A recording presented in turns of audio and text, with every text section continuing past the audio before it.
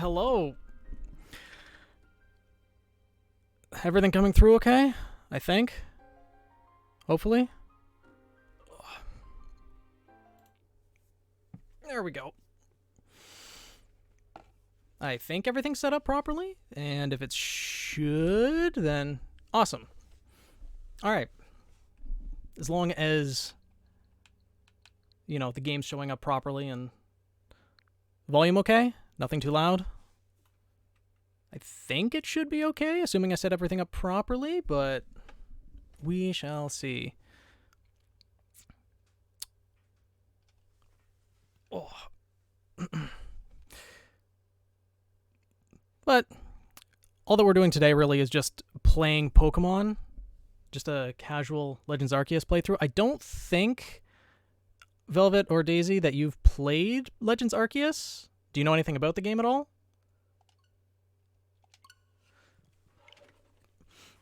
Because,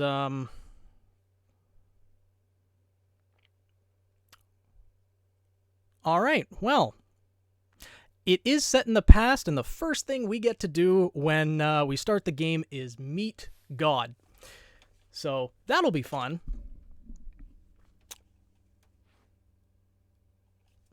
I don't know, do you want me to actually narrate what is happening on screen? Like, actually read out the words, or just skip through it all?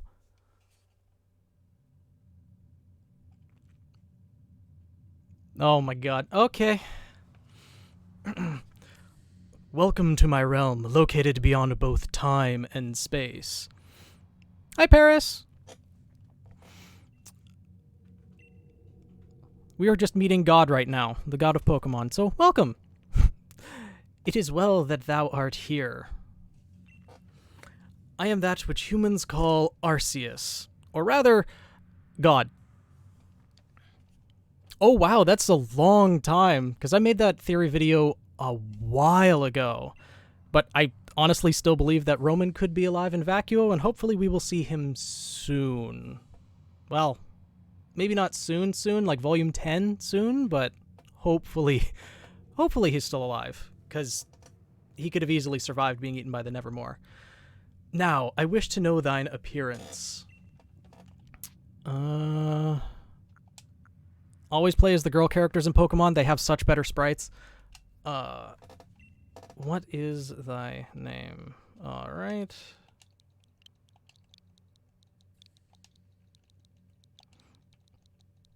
Yeah, first playthrough of Legends Arceus, I played through as Sarah, so we're gonna play as Zelina.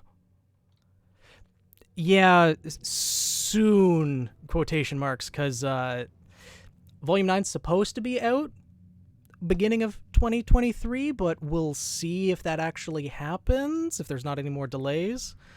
But ideally, it'll be soon enough. Though I have a feeling that Volume 9 is mostly going to focus on everything happening in the other realm rather than anything in Vacuo, because we saw how well jumping back and forth worked back in Volume 4. People didn't really respond that well to it, so we'll have to see. Soon thou shalt find thyself in a world strange to thee. Speaks real cryptic, doesn't he? A world inhabited by wondrous creatures that humans call Pokemon. You know, assuming that this is meant to be a character from the future, you'd think at this point they would, well, I guess Arceus did wipe our memories for the purpose of the game, so they wouldn't know what Pokemon are, but still. Seek out all Pokemon, and thou shalt find me once more.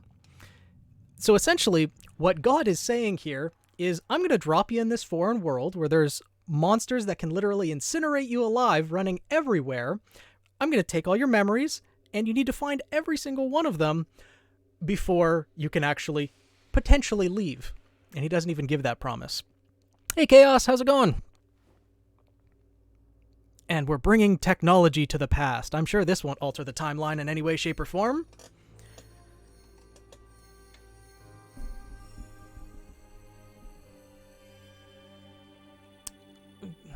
I mean, there's not that many time-space travel Pokemon games. There's just, like, Legends Arceus and then the Mystery Dungeon games. Which, by the way, excellent games. I do want to do playthroughs of them eventually, but we'll have to see. Ah, I see, Chaos. Well, we're entering into a world where Pokemon can attack and literally kill you, so, you know, evil energy might be welcomed. Never finish the... Daisy. I mean, I can't really say much against that because there's plenty of games that I haven't finished either.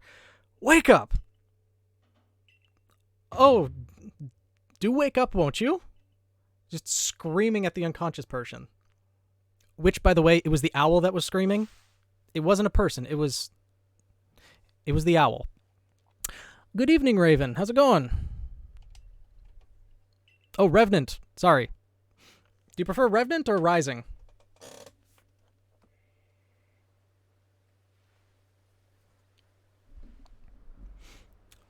And it's always a beach that they wake up on. Like, if you're being transported from the future to the past, why do they always have it seem like you were just awash at sea and then just washed up on the beach? It doesn't have to be. Especially since for the plot of this game, you are supposed to have fallen from the time rift that is on top of that mountain you see in the distance. So, either Arceus just, you know, hucked the child all the way into the sea to wash up on the beach, or you just rolled all the way down that mountain to get to this point.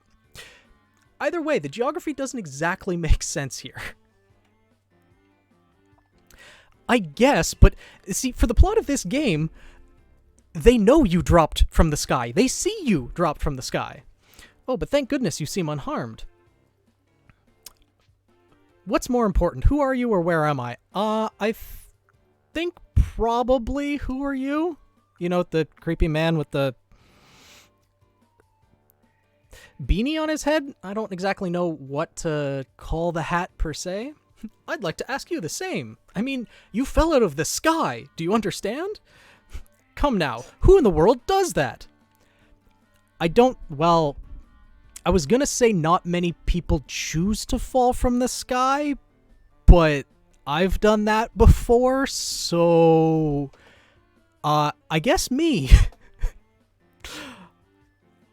And also wearing futuristic clothes, so, you know. I must say, your clothing is unusual. You wouldn't happen to have an acquaintance in these parts, would you? I doubt it. Yes, the fluffy hat. I see. You seem to be in a bit of a pickle. Might I offer some directions? Do you have somewhere around here you could stay?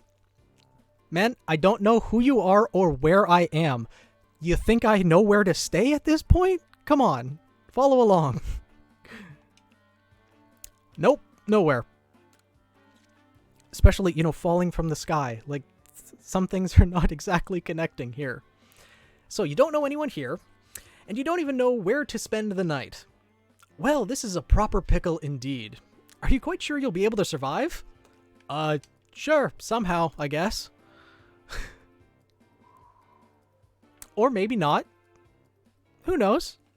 Only one way to find out, right?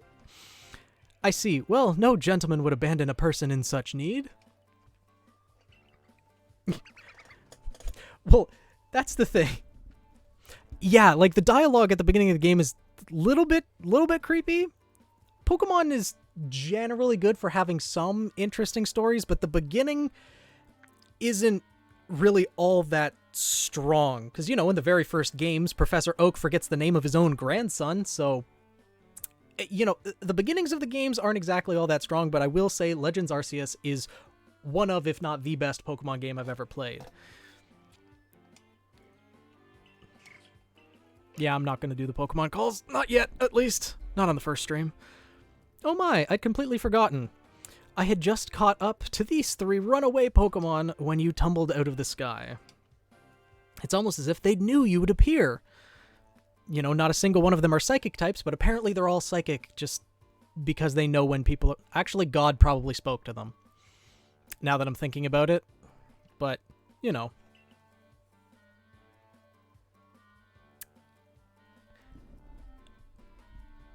How so? See, this is picking the difficulty I play at? Like, how do you mean? With Legends Arceus, or with just Pokemon in general? Ah, but do you even know what a Pokemon is? Oh, yeah, Gen 1 flashbacks. Yeah. Of course I do. You know, Pokemon really needs to learn when to skip the tutorials. Though, for this game, the tutorial is absolutely necessary if you've never played the game before. But, my, that's a relief. Though you fell from the sky, it seems you have some common ground, eh? Yes, well, these 3 Pokemon belong to me. Mysterious creatures as they are. Oh yes, and what might your name be? Oh, so you're called Zelina. That name has quite the ring to it. I imagine it must have some lovely meaning. And in fact it does. If you want to learn more, watch the character trailer for Zelina on the YouTubes. Oh, but I do apologize. I haven't even introduced myself. My name is Laventon. I am something of a Pokemon professor.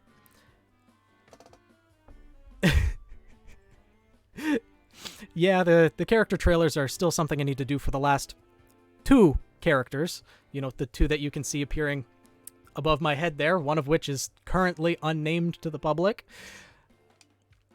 That is to say, I'm a scholar seeking to deepen our understanding of Pokemon. Yes, Pokemon such as these 3 here, and they all book it. Oh, blast and bother, my darling Pokemon. Why must you run from me again? Maybe because they're not used to humans keeping them prisoner in tiny spherical jails. Just a thought, considering this is in the past and, you know, Pokeballs are just invented right before we get here. I'm terribly sorry, but do you think you could help me round them up? I beg you. Yeah. Wait, you 3, wait. I appreciate the vote of confidence, Bloody, but I don't necessarily think my voice acting is that top tier. I appreciate it, though. Oh, they don't even let you get all the controls right away. We can't even do the hop. But, oh my, what is this on the ground? It looks like it must be important. Yes, thank you. I appreciate it. There's a glowing, beeping object over there. I wonder what it could be. Does it let us ignore it? No. Apparently God wants us to pick up the phone. I'm not good at taking compliments. I'm sorry. Something I'll have to learn how to do. I suppose. You know, one thing that's always bothered me about the design of this phone, how exactly are you supposed to carry this thing around? Because the character in this game puts it in their back pocket. It's probably your phone, but it's changed shape. I feel a strange power coming from it. Like, look at that. How exactly is that supposed to be a functional phone? I know it's supposed to be Arceus, but God, that would be uncomfortable. Especially if, you know, you sit down on it. That's gonna hurt. A message appeared on the screen. I bestow upon thee this Arc phone, and thy mission, seek out all Pokemon. God, you didn't bestow me anything. This phone was mine to begin with. You just took it, vandalized it, and gave it back. That's all that God did. And then he just gives us this mission and no real help along the way. Let's be honest here. Yeah, I guess you could put it on the belt loop, but I mean, the outfits change quite rapidly in this game. Like, you're not in the... You could stay in the futuristic outfits for longer, but still. Oh yeah, Laventon has no depth perception, by the way. Alas, yet another miss. Aha! I'm glad you've come to my rescue, my new friend from the sky. Oh, hang on now. We're not exactly friends yet. I don't know who you are. I tried catching my little runaways by tossing some Pokeballs their way, but I'm not the best at this sort of thing, you see. Really? You don't say. I'd love to give you a go at it, but perhaps I should tell you a bit more about these 3 first. It's okay. I've played Pokemon for over 2 decades now. I understand. Now that one is Rowlet. Yeah, grass flying, the owl. Rowlet can photosynthesize like a plant, and apparently it battles using its sharp feathers.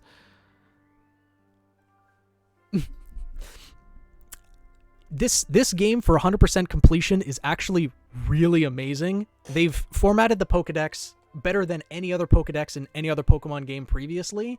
And I probably before the end of the stream, I'll end up showing my other account and, you know, how much progress I've made on this. I just wanted to do a separate playthrough because there's a couple things, or at least one thing in particular I want to test later in the game. So we'll get there eventually. Oh, poor Rowlet. What they did with your Hisuian form when you finally evolve into Decidueye is not great, I'll be honest. Cyndaquil. Can you guess which starter I picked from the very beginning? That one over there is Cyndaquil. The fire burning on Cyndaquil's back will flare up whenever it is surprised or irate. There we go. Foom. Oshawott be Naruto running. The Pokemon near the pond is Oshawott. Oshawott naps while floating on the water, and it can battle using the shell-like object on its belly. Yeah, like a samurai, hence why its final evolution is named Samurott. Almost like they think of these things. Yeah, I'm actually sitting down when I'm streaming instead of my videos where I'm, you know, standing at the back wall over there. Oh my, I nearly forgot to cover the most crucial thing. How do you go about catching Pokemon? Here you are, my girl. Pokeballs. Throw these at Pokemon to catch them. And unlike the main series games, I guess technically this is a main series game, they give you 50 here, where in the other generations they only give you like 5. And that's because you can miss far too easily, especially while learning how to throw. Daisy, why you gotta call me out like that on the first stream? I'm not that much... Well, I'm not... I mean, yes, but you don't have to say it out loud, okay?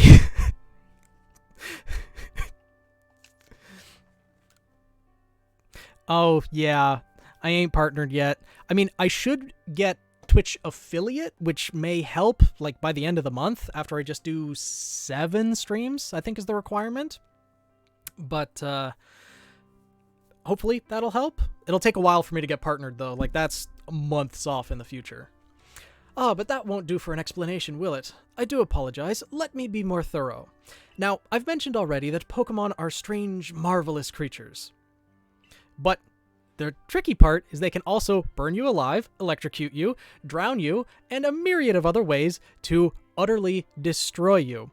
So, be careful! What's so strange about them, you ask? Well, each and every Pokemon is able to shrink itself down to minuscule size.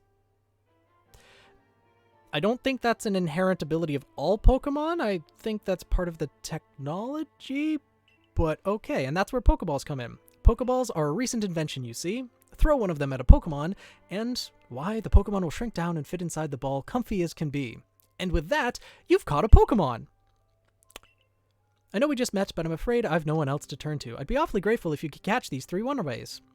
Now, the proper technique is to take aim at the Pokemon, then let the ball fly. It's quite simple.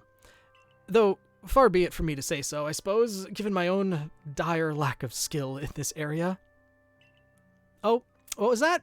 Nothing about the burning alive and the possible death that might be headed my way from catching these creatures? Oh, yeah, thanks, Laventon. You know, big help there, buddy.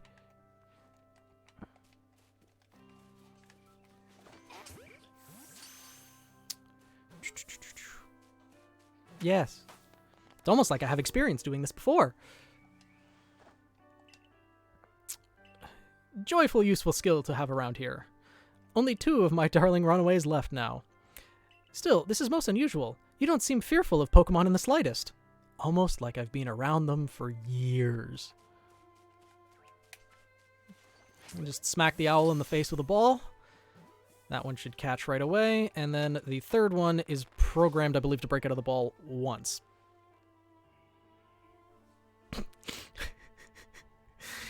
Oh, I can see how the stream's gonna go. Daisy's just gonna be tormenting me the entire time. Got it. I'm just gonna be roasted by my own moderators. Though, I guess that's the fate of every streamer. To some extent, at least. I can hardly believe it, Zelina. Incredible. You know, many people fear to even approach Pokemon, never mind catch them. Bravo indeed. Laventon, gonna be honest here. It's a little bit easier to be a bit more approachable to Pokemon when they're about shin height and very puntable. When you get to Pokemon about the size of like, oh, I don't know, a Graveler or some of the alphas we'll see later in this game, then it becomes a little bit differently. Yeah, pretty much normal VC. Yeah, it's how you know you're doing it right when you don't die. I guess he wouldn't have to teach us more if we did just die right away, so there's that. Just one more to go. Let's wrap this up sharpish, shall we? Laventon, I'm helping you. You don't need to be giving me orders now. Where did the little ferret? There he is. And he's programmed to break out once, I believe. Yeah. Oh no. Ah yes, I'm afraid that can happen. Pokeballs are hardly 100% foolproof. Give it another go, old girl. Hey. And not that old, though probably, compared to most other people, I guess just streaming in general, I might be. Yeah, I'm nearly 30. It means I almost have one foot in the grave. Oh no, that's exactly what they mean, I think. Oh, okay. I get what you're saying now, Daisy. Yeah, I suppose so. Means you have at least a relatively good relationship with the moderators. Or they just, you know, want to see you suffer. Which I guess are both the same thing and are not mutually exclusive. Thank you very much indeed. Oh, what a relief to have them all back. Why didn't you keep them in the Pokeballs in the first place? You see, the 3 Pokemon you caught have only just arrived at the village to help with our research. They won't yet listen to anyone. And as I mentioned, they bolted from the village almost as if they knew you'd come falling. God did indeed speak to them. But I must say, Zelina, I was taken aback by how well you use Pokeballs. How is it that you catch Pokemon so ably when you've only just arrived here? I played baseball back home. Skills are transferable. One can't help but think there's a reason you appeared here and now. Oh, yeah, of course, Chaos. I completely understand, and I fully expect it happening probably every single stream. But, you know, we'll see. Honestly, just the hoarding alone is probably going to be enough to get a lot of questions from people once they actually realize how much I have. Daisy doesn't even know the full extent of it, so we'll see. So, do you know anything about this? Maybe, you know, the shape of the phone, give you any hints, any ideas? Do you know what God looks like? Seek out all Pokemon. That object is an ARC phone, you say? I did not send a notification on Discord. I know a lot of streamers do ping the entire Discord server when they go live, but I feel like those pings get annoying quite often. I guess I could set up a stream notification channel and, if we introduce a bot to the server, then just have it ping everyone, or at least give everyone a separate role so that if they want to be pinged, they can. But yeah, I didn't send a Discord notification. Especially for the first stream, I didn't necessarily want to get swarmed right away, but maybe next weekend. What an odd device. Could it be guiding you somehow? Well, only slightly. If you'll indulge me for a moment, there's something I'd like to share with you. You see, I have a dream to compile this region's first complete record of its Pokemon. When we in the field call such a catalog a Pokédex. See, considering this is supposed to be the very first Pokédex, I don't think it's necessarily correct to say we in the field, since I think he's pioneering all of this. Or rather, I mean, you could do it yourselves, but let's maybe save it for either next stream on Tuesday or next weekend. Yes, a proper Pokédex is a wonderful work of research containing detailed records of all the Pokemon to be found in a region. But in order to properly document Pokemon, one must, of course, catch them. And alas, since I don't have any depth perception, I cannot do so. So I'll put it on the burden of a child instead. And therein lies the rub, I'm afraid. Pokeballs have only just been invented, and not many have mastered the skill of using them. I guess children didn't play catch back in this era. Enter you, a person with a clear talent for catching Pokemon. Your goal is to seek out every Pokemon, and mine is to have all those Pokemon caught. A situation ripe for teamwork, don't you agree? Laventon, you're exploiting children. A par for the course of every professor in a Pokemon game, but, you know. Which, by the way, how many of you have seen the professors for the Generation 9 Pokemon games? I'll say something. They're a little bit of a step up from Laventon. Laventon is like squishy and adorable, but damn, those new professors, they're something else for sure. Yeah, the internet's already taken well a hold of them, but they look like they could actually do their job well. Laventon just looks like he wants to be friends with everyone, which isn't necessarily a bad thing, but, you know. Come now, what do you say? Shall we help one another out, my girl? Sure, you've convinced me. You with your slick words. Then whoever and from wherever you may be, I welcome you with open arms. We've a Pokedex to complete. First things first, let's get these Pokemon back to the village. Yeah, Iron Daddy and Cave Mommy. That about sums it up. Guess which version I'm going to pick for the game. Well, I mean, I guess there's a couple reasons why I'm going to be picking that specific version, but, yeah.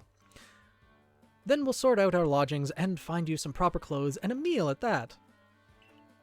Follow me then, onward to Jubilife Village.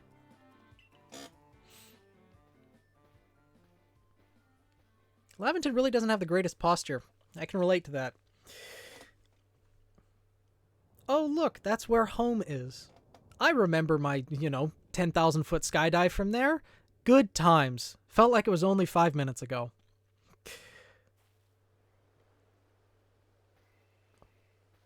I mean, I think... Okay, Professor Sada is... Well, for the Ruby fandom, the reason why I'm choosing Pokemon Scarlet is because it's the same color as my favorite OC, Seraphina Vermilion. Her color inspiration is Scarlet. That's the only reason why I'm choosing Pokemon Scarlet over Pokemon Violet. So I'm sure you can forgive me, right? How's that? You think people will buy it? Thank you for your tireless work keeping us safe, my good guardsman. Daisy, you've known I've been a degenerate for a very long time now. I do not keep this a secret. I just don't broadcast it on the YouTubes. This young lady was of great assistance to me and my Pokemon, so I hope you'll forgive my bringing her to the village for a bit. Yes. But Velvet, isn't that kind of like the pot calling the kettle black? Pot calling the kettle black. There we go. Just a little bit, maybe. Daisy, I'm sure you can vouch for that. We've all the moderators really can vouch for that. So I hope you'll forgive my bringing her to the village for a bit. Like, in all honesty, in this game, there's really not that many strangers out in the wild. If you find any humans out there, bringing them back to the village shouldn't be some... I mean, it'd be a rare occurrence, but it shouldn't be something that would warrant seeing someone as an enemy, though when you fell from the sky, that's probably a different story. This way, if you please. Yeah, one thing about the intro to this game, it is a little bit slow, but... And they don't let you run. I understand you must be more than a tad curious about the village. This road we're on now, to the locals, is the Canala Avenue. The village was built scarcely 2 years ago. There's much to do, yet no one to do it. And since we know so little of local Pokemon, people hesitate to set foot outside the village. Now, that impressive building up ahead of us is the Galaxy Hall, headquarters for this entire village, I guess. The child could be dangerous, but given that they have an entire organization that later becomes Team Galactic, I think they'd probably be set. Not to mention the first thing that the head of the organization does upon meeting you, which we'll see later on. I don't think there's anything to worry about from the child. Oh, botheration. I don't remember him saying that word from before. Laventon has an interesting vocabulary. Oh, botheration. I'd almost forgotten. I need to go and report that we successfully recovered the escaped Pokemon. Might I ask you to wait for me at the canteen? It's just past the bridge there. Then to the left. The Wallflower, it's called.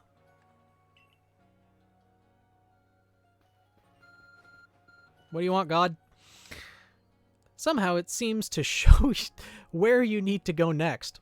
Apparently God likes to go visit the Wallflower every once in a while, too. He goes to the canteen. God's an alcoholic. Let that be known.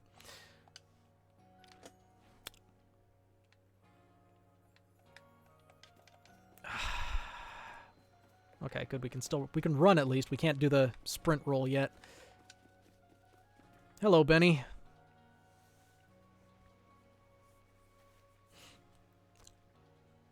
Well, aren't you awfully suspicious? Gee, do you greet all of your customers like that? The Wallflower's for Galaxy Team folk only. We don't have seats for outsiders. Move along. So I guess every single person in the town of this game is meant to be part of Team Galaxy? Or the Galaxy Team? I don't see anyone doing anything to help the Galaxy Team. They're just helping around the village. Yes. Yes. I'm sure there'll be many quotes coming from the stream. Oh god, there's going to be many quotes coming from the stream. Well, let's hope that doesn't snowball out of control. Oh no. This is not going to end well.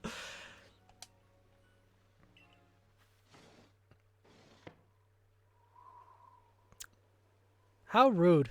Slams the door in a child's face. And then there's Ray. Who in the world are you? And what's that bizarre garb you're wearing? A Pokemon could slice right through those flimsy excuse for clothes. Dude, insulting a girl's clothes like that? You're asking to get your ass beat. Just saying. For you to get here, someone must have vouched for you.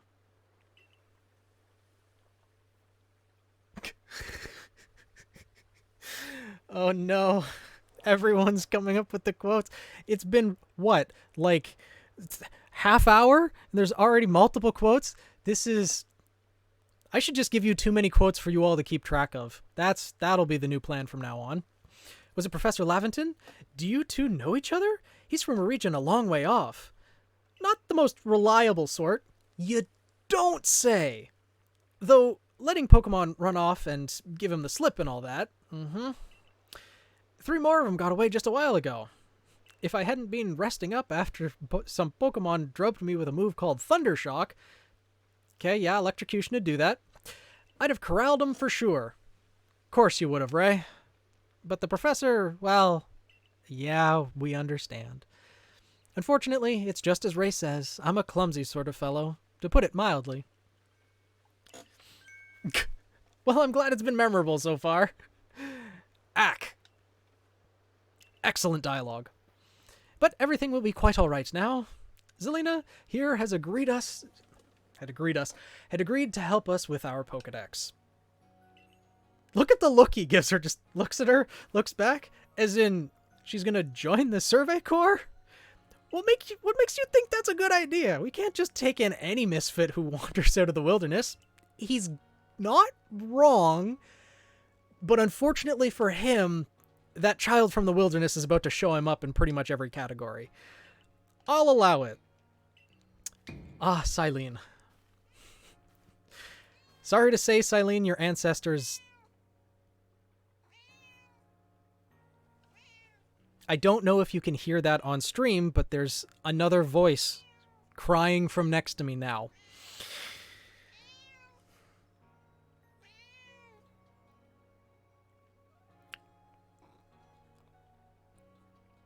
Yes, we get it. Hi. No, Cat does not agree. Cat wants him to get the attention and only him. Isn't that right? Hmm? Yeah. Uh-huh. We get it. You exist. You're cute. Now quiet. Yeah. Aw, isn't he cute? The only problem is he doesn't know how to turn off his vocal cords. Yeah, you lie down over there. Oh, yeah, he's also a big dum-dum. As apparently most orange cats are. They just... He's adorable, but he's got nothing going on between those fuzzy ears of his. No. No, you don't. Sometimes your one brain cell struggles to keep up, doesn't it? Yeah. Isn't that right, buddy? Yeah. No, nothing behind those eyes at all. Just eat, sleep, repeat. That's all he knows. Oh, and meow. Meow incessantly. That's it. Yes, exactly. That quote, I think is a good one. Assuming the individual can contribute to the Survey Corps, that is. I'm the captain of the Galaxy Team's Survey Corps. You may call me Silene. Yes, hi. I'm in the middle of stream right now. You can wait. Professor Laventon told me how you helped secure his Pokemon when they slipped his control. And now, it seems he would like us to feed and house you in exchange for your ongoing labor. At least there's some equivalent in exchange, but it's still child labor.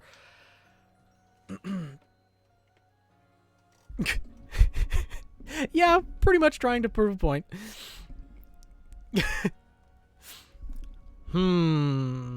Payment. The content you're receiving now? The quotes in and of themselves are the gift to everyone. How about that? That work? Equivalent exchange? Maybe? You look to be 15 or so. Quite old enough to work for your keep and be thrown into the wilds against these Pokemon. But we can't simply take on a stranger who wanders in among us. Among us. Without any idea of their skills or origins. I mean, it doesn't really matter their origins. There's no evil teams as of yet. In fact, it's your team, Silene, that eventually becomes evil, but, you know. Only slightly sus. Her ancestor, though, extremely sus. Tomorrow we shall see if you can prove yourself worthy. Oh, a most reasonable decision, Captain. Now, would you care to join us for a meal? I'm sure you've got plenty of questions for our visitor. That's quite all right. I prefer to eat alone so that I might appreciate my meals without distraction. Really, you don't want to hear the tale of how I had a 10,000-foot skydive from, the top of a mountain and somehow ended up on a beach? Aloof as always, I see. Well, no matter. The rest of us can share a meal and some pleasant conversation then, eh? Benny, old chum, the usual potato mochi, if you please. But make it for 3 today. Yeah, 15 is definitely legal working age, and it is a lot better than previous games where the protagonist is always 10 years old.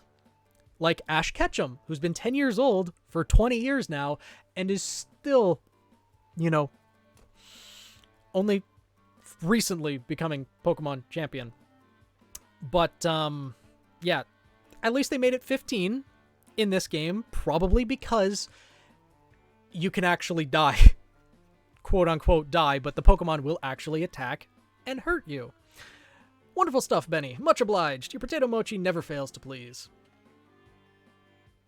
Good old Benny.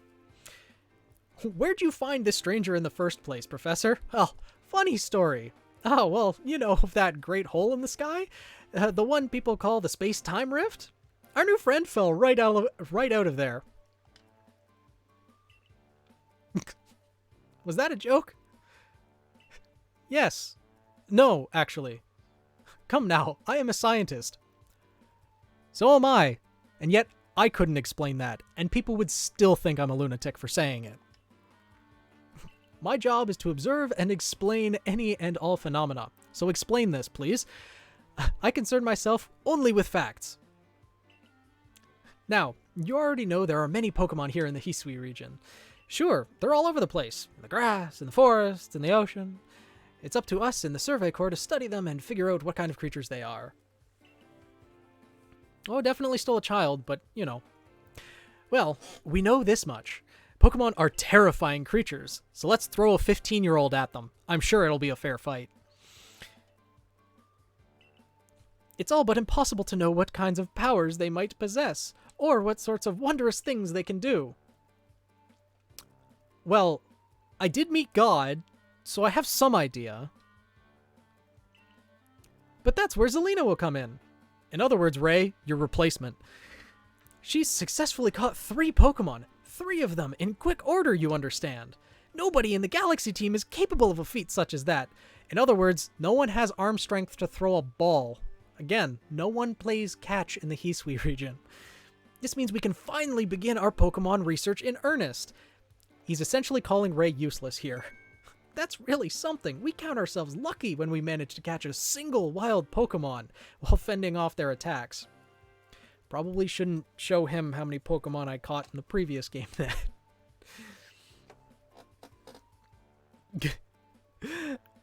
Ah, well, to be perfectly fair, the Pokemon that fled the beach weren't on the attack. But the key to catching Pokemon is getting close enough to aim your Pokeball well, and it seems our new friend is fearless enough to do just that. Does the Survey Corps really have the leeway to be enjoying a leisurely meal with this outsider? What, you want us to be out there in the wilds when it's getting dark out? You insane, Benny? Your captain just ordered 10 whole portions of potato mochi, you know. What, she's a hearty eater. She works hard all day. Give her a break. The slow progress on that Pokedex of yours clearly has her on edge. I mean, maybe, but she's also managing, like, the entire corporation. Who knows how many Survey Corps members are dying on the daily, being sent out into the wilds, having to fend off against, you know, Bidoof and Starly and all those terrifying other Pokemon out there. I'm sure we'll start to rein in the good captain's stress eating soon enough. Now, have your fill, Zelina. Just maybe not 10 whole portions of it like Silene. And think, if you make it into the Galaxy team, you'll never have to worry about a meal again. The team provides for all its members' needs, even if said members fell out of the sky. There are others, you say? There aren't, actually. Not at least members of the Galaxy team. So, he has no basis for this. The professor, who only, you know, speaks about facts, doesn't have any facts to back this up. That was quite delicious indeed. You're awfully relaxed about all this.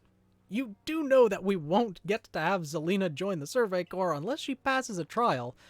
And such a terrifying trial indeed. Not to worry. I have complete confidence in Zelina's skills. Yeah. Let's hope it is not misplaced. Zelina, was it? For tonight, at least, we will provide you with a place to sleep. You may use our quarters there. Looks off in the distance. Over there, in the shack. In the shed out back. I mean, they were just kind of oh, this will allow you into the village. Then it's the next 3 that actually count as the trial. So, because the first 3 Pokemon weren't actually attacking, but, you know, these other ones will. But if you fail to pass the trial we put to you tomorrow, you must move on. You'll be expelled from the village to meet your fate, and perhaps your death, in the wilds. So, you know, real nice person. Someone is actively wanting to help out, and they're just like, you need to prove your worth. We're just going to throw you out there, even though I know for a fact there are other people living in this village in particular that aren't really contributing that much, but, you know. And considering they upped the age limit to 15 for the main character, they can actually threaten death upon them in a Pokemon game. Captain Selene's like Hisui, in a way. They're both plenty harsh. You don't say. Now, she simply puts on a stern front to help keep us all safe. Throwing someone out into the wilds is keeping them safe. Got it. And anyway, I think it's time we turned in for the night, eh? It's a good thing one can't fall out of the futons we sleep in here. I imagine our new friend has had enough falling for one day. And with that, I bid you both good night. Yeah, I mean, skydiving twice in one day doesn't sound that bad. Honestly, 10,000 foot skydive, it's pretty fun. You all should try it sometime. Seriously. Yeah, honestly, like, threatening death in a Pokemon game, something we never really imagined possible, but Nintendo, I'm very glad they were willing to push their boundaries with this one. Also, hi Axe, how's it going? Still, people falling from the sky? That's some kind of story. The fact that there's a space-time rift in general, and you're calling it a space-time rift, implies that there's some understanding that space-time might be at work. It's not that far-fetched. Hello there, General Kenobi.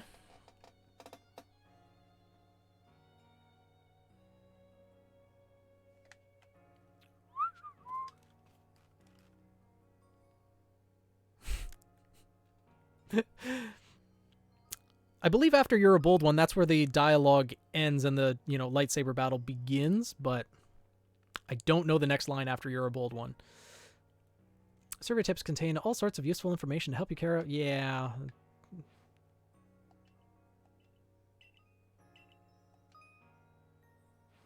Got it. I understand. Yeah. Yeah, the meme is just everywhere. Hello there, Among Us. There's all sorts of memes. Oh no, what is happening over here? The energy from God is correlating, condensing, and lightning strikes the tree. Honestly, the concept of this game is so good with the noble Pokemon. A little bit of Dark Souls in your Pokemon games. Mungus. The next day, I will say, it's more than just a shack they give you. They give you some nice accommodations. Hey in there, you awake? That was some wild lightning last night, right? All I can imagine is just Ray sitting out there getting stoned and watching the lightning happening, the lightning storm. Anyway, if you're up, come on out. Also, the Obsidian Fieldlands is a ways away. What was he doing looking off in that direction? Did you sleep all right? I know that's not easy in a strange new land. We better not keep Captain Silene waiting. Let's hurry to the headquarters. Here. Probably was a good night. And now that there's someone else to pick up the slack, I don't think Ray has to worry about much. Because I'm solely responsible for the entire Pokedex. Ray does nothing.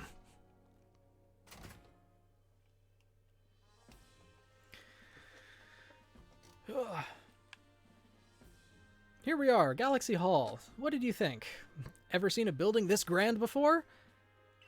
There's a couple. Don't give up. Keep those eyes open. The wild Pokemon, they were everywhere, attacking from all sides. I sent out my partner Pokemon, but against a whole pack? Outnumbered? Oh god. This is what happens when you go so far off field. But the Medical Corps will put you to rights. Correct me if I'm wrong, but putting someone to rights is essentially like reading them their last rites, or, digging the grave out back, giving them a tombstone, giving them your eulogy type thing. You, do realize that if you fail your trial and get flung out of the village, you could well die out there. Well, you might die even sooner than that, if you have to take on this trial without a Pokemon to be your partner. Oh, you don't say. Captain Silene, ma'am, I brought her. Ray's just quivering in his boots in the wake of Captain Silene. You may enter.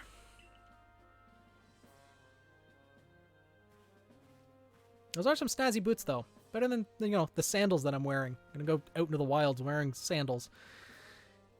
Not exactly the best for running and escaping Pokemon, but they seem sturdy enough, I guess. Let us get straight to it. If you wish to join the Galaxy Expedition team, prove yourself capable by going out into the Obsidian Fieldlands and catching 3 different species of Pokemon. Bidoof, Starly, and Shinx.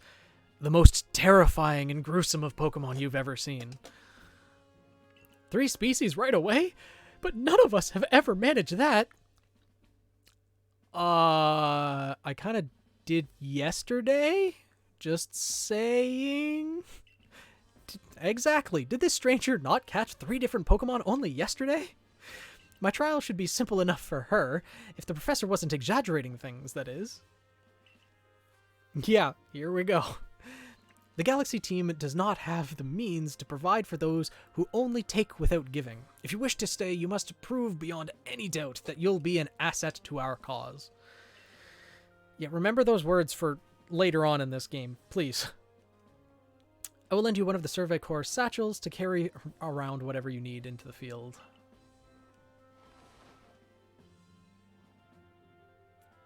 Ah, the satchel. The thing that will be used to extort ridiculous amounts of money from us in the entire run. Because, you know, to learn how to fit more things into the satchel, it ends up costing more and more money, up to the point of costing hundreds of thousands of dollars. And I'm not exaggerating. That, whatever it is you're wearing, it doesn't suit our satchels in the least. Oh, thanks, Ray. Again, commenting on a girl's clothing attire. He's asking to get smacked, I swear. Ray, I'll expect you to step in if anything goes awry. Uh-huh. Yeah. Very reliable. Pardon, Zelina. Come with me a moment. Yeah, quite literally. Now then, a jolly good morning to everyone. We're going to pick our starters here. Do you think we should pick a different one than I did before, or do you want to go with the same? What do you need, Professor? In order to complete your Pokedex, and, well, simply survey this unforgiving land, Zelina absolutely must pass this trial. And, as a professor of Pokemon, I've got just the ticket to help accomplish that. The 3 from yesterday, who would have thought? Rowlet, Cyndaquil, Oshawott. Go on, Zelina, pick the Pokemon that strikes your fancy. With a partner of your own, you'll be able to fight off wild Pokemon outside the village. Not all of them. These little darlings are very dear to me, but it's plain to see that they're rather curious about you. Probably because of their orders from God. Well, my girl, which Pokemon would you like to keep as your very own? Let's see. It's not Rowlet, I can say that much. I like Cyndaquil. Given the layout of the game, we can catch water Pokemon fairly early. I think, actually, I'm going to go with Oshawott this time around. There we go. Yeah, sure.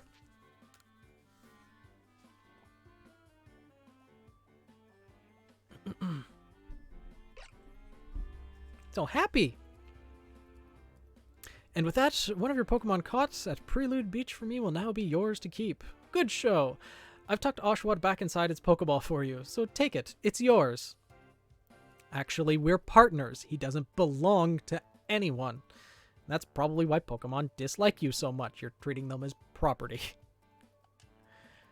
I mean, it does save on having to hunt water Pokemon later, but as you'll see, I don't know if you've played the game or know much about it, Chaos, but there's pretty much every type of Pokemon available fairly early from the start. Water Pokemon being one of the more abundant ones. We can catch Buizel very early, and we can also catch Ponyta fairly early as well. So, a word of advice, my girl. Pay close attention to which Pokeballs are empty and which ones contain a Pokemon when you're out in the field. What? It's... Look at those two cheer on their pal, Oshawott. Last one was X and Y. Okay. If you have the opportunity to and you have a Switch, I highly recommend this game. It's very, very good. But X and Y was very good as well. I loved with Xerneas and Yveltal that they actually went into the concepts of life and death with those Pokemon games. Though the introduction of Fairy type and some of the Fairy Pokemon are give and take, but... Axe! Oh no! Well, this can be your first experience with a Pokemon game then. I highly recommend it if you have the inclination to play Pokemon games, to give them a try, but if you don't, it's not for everyone. I've just been addicted to it for 2 decades now and there's no escape. Or maybe they just wanted to help Zelina with her trial. Maybe. Maybe they just don't like people that they just met dying in front of them. That could be it as well. That could well be. They did go dashing from the village when Zelina fell out of the sky. The village when Zelina... Oh, after all. Well, not to worry, you two. I'll have you assist me with my research for now. Yeah, X and Y were really short. Right, Gen 6 was when they introduced Mega Evolutions. Because Omega Ruby Alpha Sapphire are part of Gen 6 as well. I forgot about that. Yeah, Mega Evolutions were really, really cool. I don't know how I feel about them introducing a brand new gimmick with every single generation, but Digimon is amazing too. Unfortunately, Digimon just didn't have the same quality of games that Pokemon did, and Pokemon just quickly outgrew it. But Digimon and Pokemon, they're definitely distinct and different. A lot of people say that Digimon is a Pokemon clone, which it's absolutely not. It's actually a Tamagotchi clone. But yeah, both are good. Yeah, Digimon did actually have games. There's the Digimon World games that were for, I want to say the original PlayStation, and like it was the PlayStation or Sony, I guess, that had the license to the Digimon games. It's just they never came over to Nintendo because, well, Nintendo's Nintendo.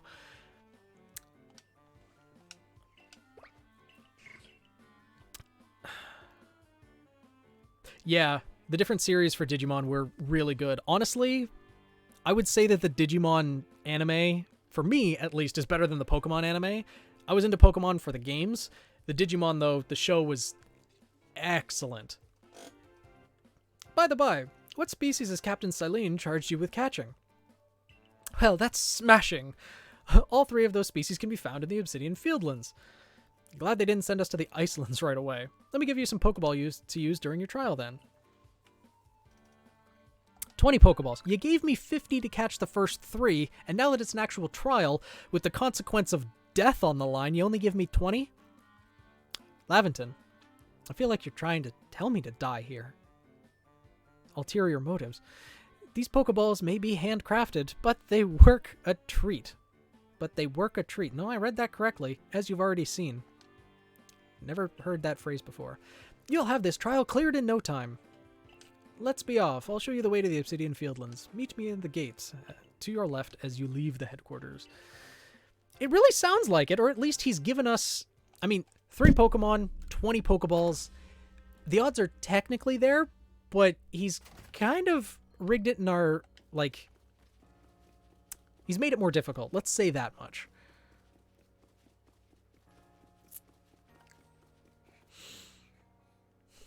And there he is. There's Volo. Oh, what a curious getup you have there. I can already tell you're quite the character. Is that so, Volo? I'm Volo of the Ginkgo Guild, the go-to choice for any of your mercantile needs here in Hisui. I've heard talk about you. Fell from the sky, didn't you? Word travels fast in Hisui, apparently. Now that's certainly a tale I'd like to hear. I'm sure you would. Oh, and you have a Pokemon. You're certainly full of interesting surprises. Investigating the odd and novel is key to any good merchant's success. So what do you say? How about you and I see how our Pokemon stand up to one another in battle? Sure. Whose side is he on? Well, from his words, he's on our side the entire game. But as you'll see, he shows up a little bit too conveniently, a little too often. I like you better and better. What a delightful find. I've also heard about this trial you're to attempt. Let's have a quick battle to get your blood pumping before you head out. Though, I hope you know you'll lose if your Pokemon's HP reaches 0. Like every other Pokemon game before that.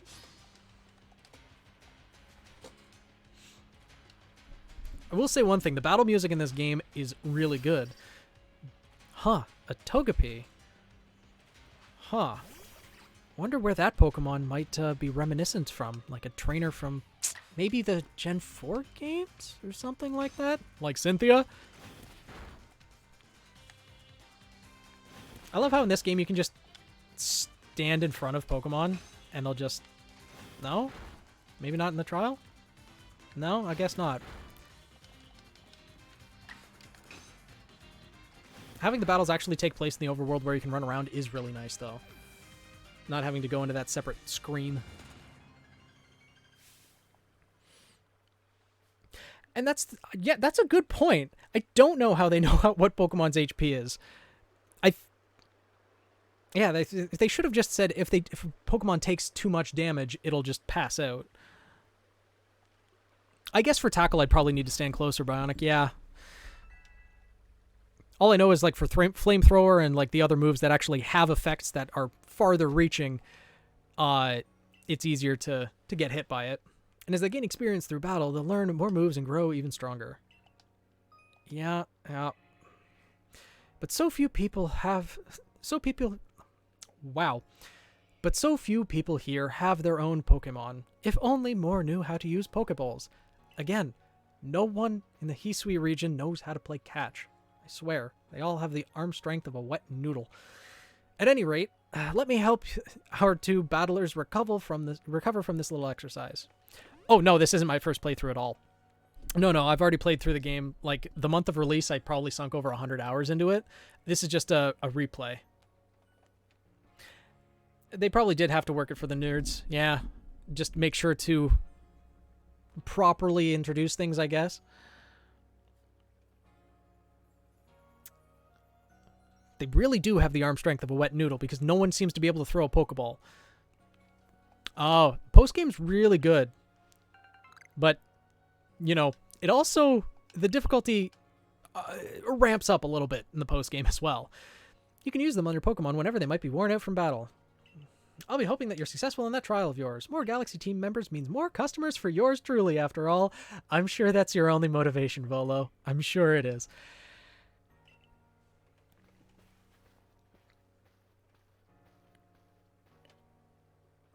Makes sense.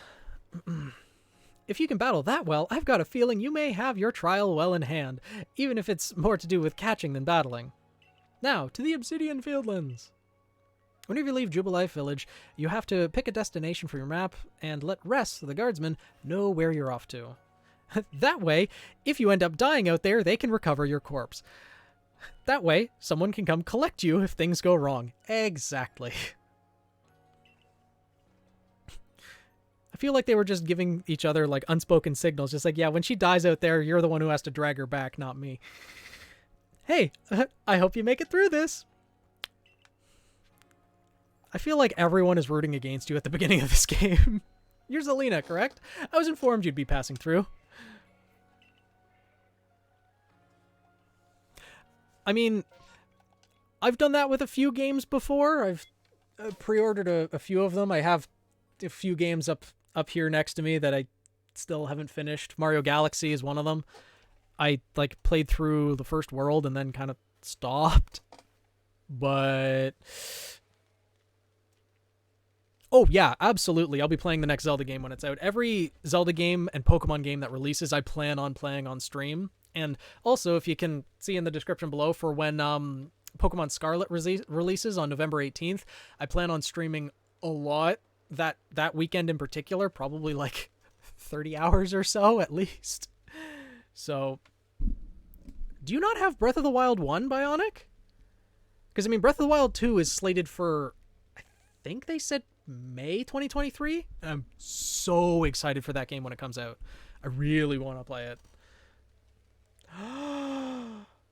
No. Well, there's still time. There's still time. Breath of the Wild is an incredible game that I put too much time into. I did not 100% it because getting all of those little Koroks, there's way too many of them in that game. This is our base camp. It's where we start and finish our surveys. Ugh.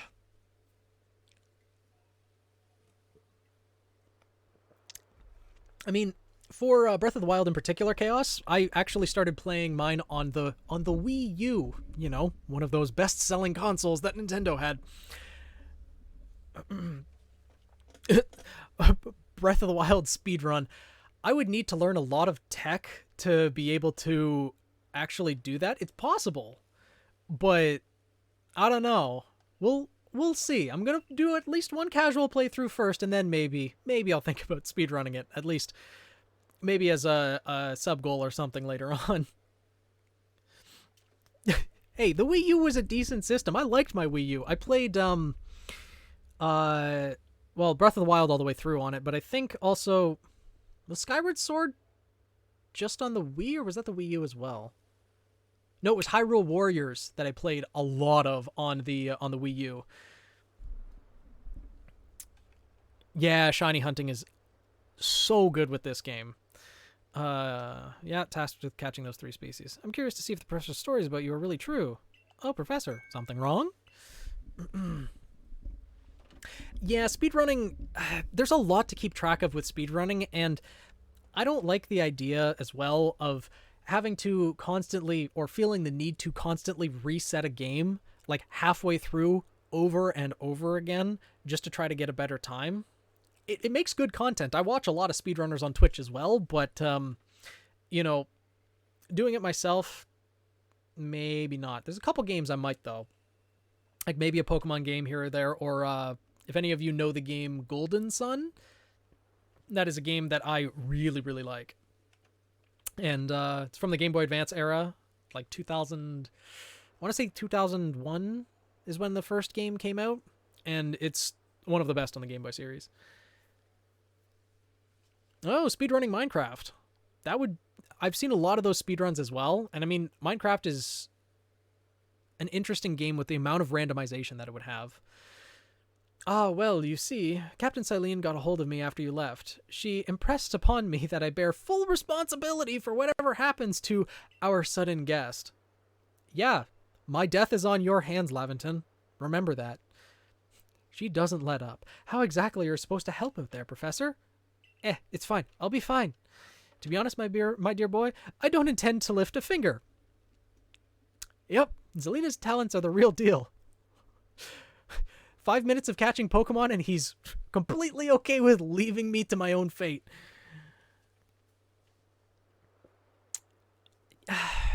Are there a lot of cheaters in the Minecraft speedrunning community? I know, like, Professor Laventon really is useless. Like, he's a bit of a cream puff of a professor, to be honest.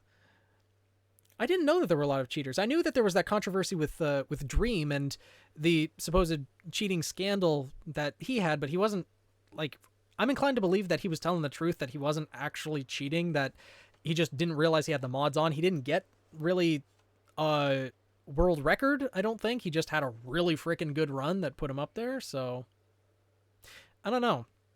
A lot of the Minecraft speedrunners that I watch don't really cheat, as far as I'm aware, but to be honest, my dear boy, I don't intend to lift a finger. She'll pass with flying colors. You'll see. You know, I kind of feel like just dying to a Bidoof just to spite the man, but, you know, not going to do that to Zelena. So in other words, I'm still the one bearing the responsibility here. Not my ideal state of affairs. So Lavin is just shoving it on Ray. Let's be honest here. Neither of these two are very useful. Let's just get started. You'll be more than equal to this. Zelena.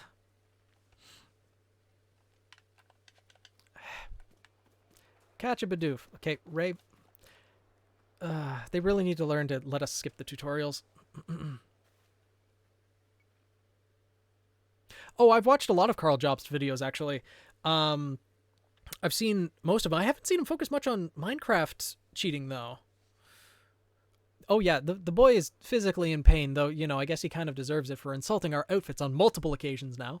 This is Aspiration Hill, where aspirations go to die. To Bidoof. The most worthy Pokemon to die to. There's the little monster now, the true god of Pokemon. Look at his derpy face.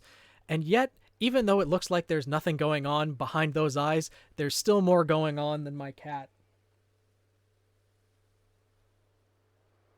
Sleeping peacefully right there next to me. Nothing going on. Not a thought in his pretty little head. The immortal killer known as normal Pokemon.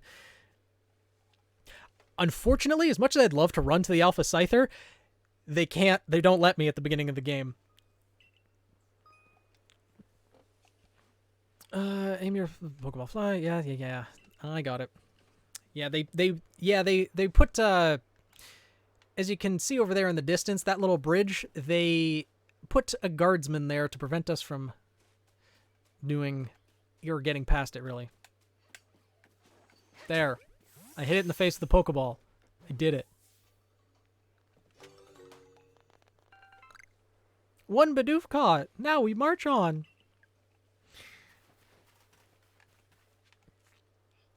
What do you think of Cleaver as the new evolution for Scyther, though? I still prefer Scizor, personally. I think Cleaver's alright. But Scizor's definitely my preferred still. Now, Starly here is the type to run at the drop of a hat. So you need to sneak up on it. Yes, you can change your hair color in the game, and I am going to change it to green as well as the eye color to purple. I do intend on doing that.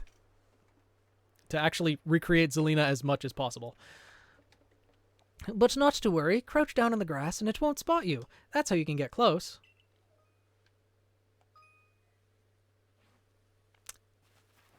I love how Ray's just standing there watching.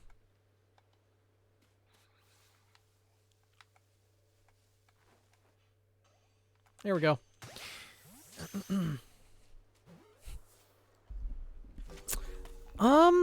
I don't know. I'm kind of just going to pick the Pokemon that I want to along the way. Considering that she uses 4 different types of dust, I pretty much can open myself up to an entire team. Yeah, crafting materials for healing items is a bit annoying. Same with crafting Pokeballs, though, too. But if you just catch enough Pokemon and get enough money, you can just buy healing items. That's what I always did throughout the runs. Oh, that's Starly caught, too. I admit, I'm impressed so far. Tiny bird and a dopey Bidoof. But now there's the most terrifying one of all. The Shinx. Smidgen of Wisdom. How to throw your partner's Pokeball. To quote Cylene's wise teaching, have an item at the ready, but want to send it a Pokemon? Press X. Cylene's words. Word for word. So every person in these Pokemon games knows what the X button is. I mean, I spent some time in the town. Like, there's quite a few little missions and things that you can do in the town that make things quite fun, actually. Gives you a little bit of extra experience, some good items, honestly, and is also where you trigger the missions to get Manaphy, Darkrai, Shaman, and other things later on. Then once you've got a Pokemon ready, try aiming for certain trees or rocks. Your Pokemon will hunt for berries and things, and it'll bring back whatever it finds. Yeah, tutorials suck, honestly. But I will say, although a lot of people I've seen online have a problem with this tutorial, it's nowhere near as bad as the tutorials in Sword and Shield and Sun and Moon. How, the rival from Sun and Moon, for those of you who don't know, the rival's name is literally Hau, H-A-U, and then Hop, another 3-letter name that starts with an H in Sword and Shield. Both of them are the most annoying people in the games that I have ever seen. As much as I'm going to be ripping on Ray throughout this run, yes, hi, Cat. Hop and Hau are worse. Now it's time for your partners to shine. We've reached your final hurdle, catching a Shinx. Why am I facing the opposite direction now? Yes, the cat. Hop does get better. One thing I liked about Sword and Shield is Hop actually had a bit of characterization throughout the game. He actually started doubting himself. One of the first times a rival did that. I think Gen 4, the rival did that a little bit because he kept losing and he actually lost to Team Galactic in Gen 4. But with Hop, whenever he lost to Barry, that's his name. But yeah, Hop, got discouraged because he could never beat you, the player character, which makes sense considering his brother is the actual champion of the region. So he did have some characterization, though in the tutorial he's just so annoying. How though? How was really really a pain. Shinx has an aggressive disposition.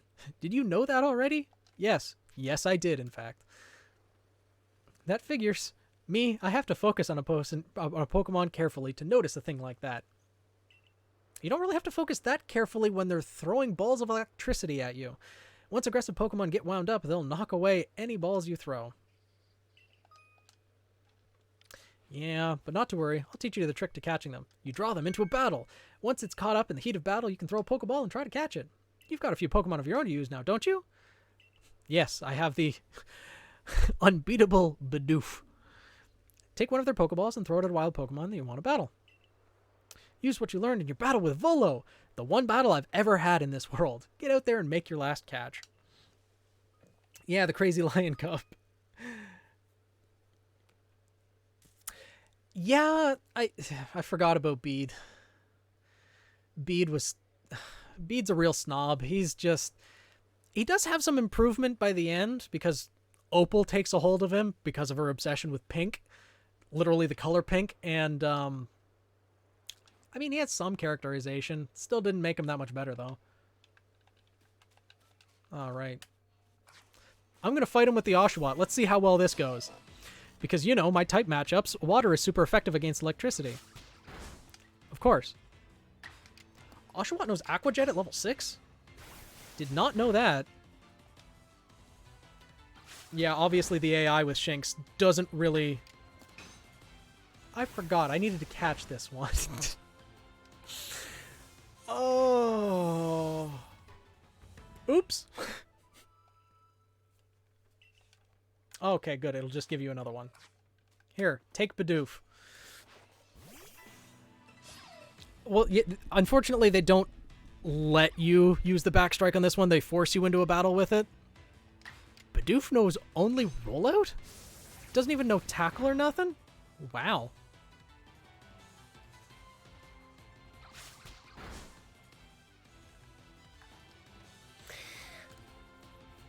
Yep, essentially. I need to catch this. This is my trial. My life depends on this. Oh shit, I killed it. Oops.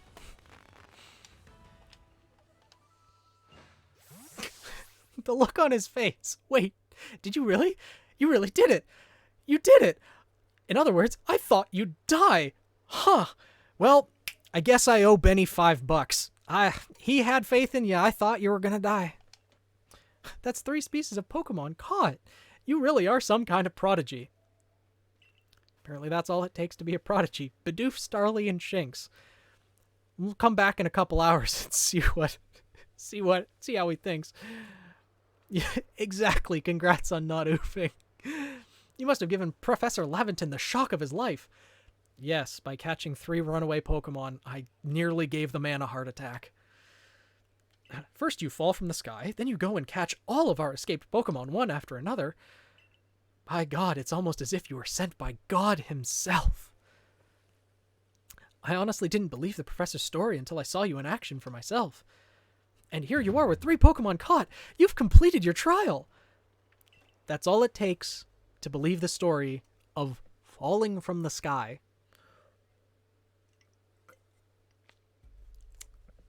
Yeah. Oh-ho! I said you'd pass the trial with flying colors, and it seems you went and did just that. Congratulations, Zelina. You've taken your first step towards seeking out every Pokemon. This calls for a commemorative photograph. I think you're not supposed to blink during the photograph, just saying. I've got to admit, it's true. You've got real talent for this. Now then, we'd best report to Captain Silene. Time to head back to the village. What are you doing, Cat? Yeah?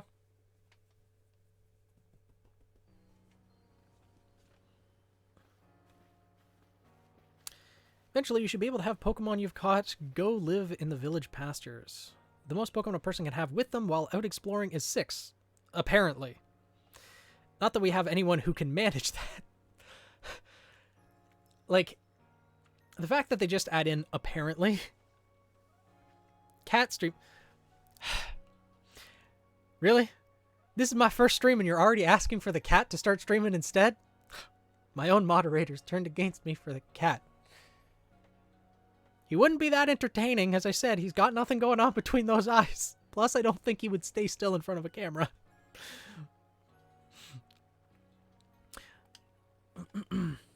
Yeah, cat do be cat, though. Come now, you two. Let's not dilly-dally. Captain Silene awaits our reports. Honestly, yeah, the internet seems to love pets more than, you know, the owners of the pets themselves. Oh no, I fully did expect this. Doesn't mean I have to accept it. Just because I expect it doesn't mean I have to accept it. There's a bingo card? Oh no. As long as there isn't an option on the bingo card of getting canceled, then we'll see. I can't wait to see the captain's reaction. Okay, good. I mean, if I started banning the mods, I'd probably run into some other issues. Yes, hi cat.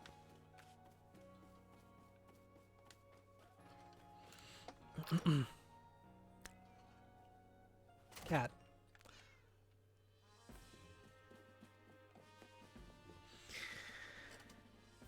Okay, so the cat's vocal cords are even reaching the outside world. You're meowing to more than just me. Realize this, cat. Choose your words carefully. Don't get me canceled, you orange little fluff. No cursing on the stream.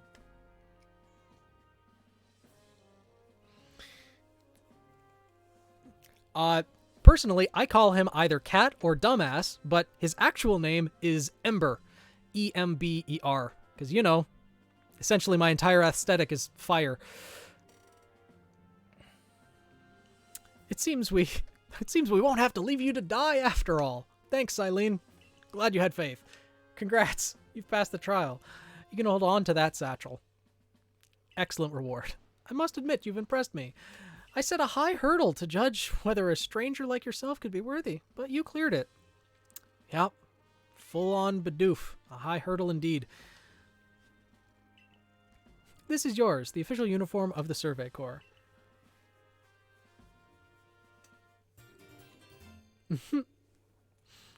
Yeah, fluff butt indeed. Fluff everything with this one. He sheds like it's his life's purpose. Yeah. Yep.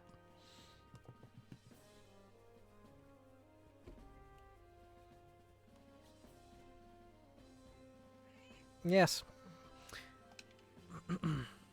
Now go get changed in your room, then report to duty on the 3rd floor. Present yourself in uniform to our commander. This is your first official order from your captain.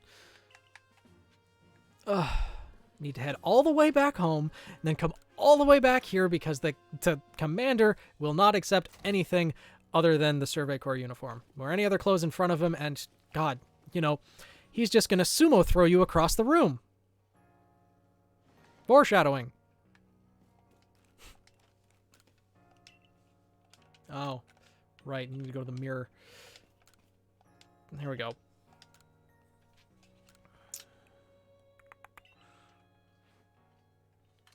There it is. I will say, like, the actual outfit in this game, it's pretty nice. Having the actual, like, kimono-style garb, and the sandals are a little bit clunky, but given at least one of the areas where we have to go to, it does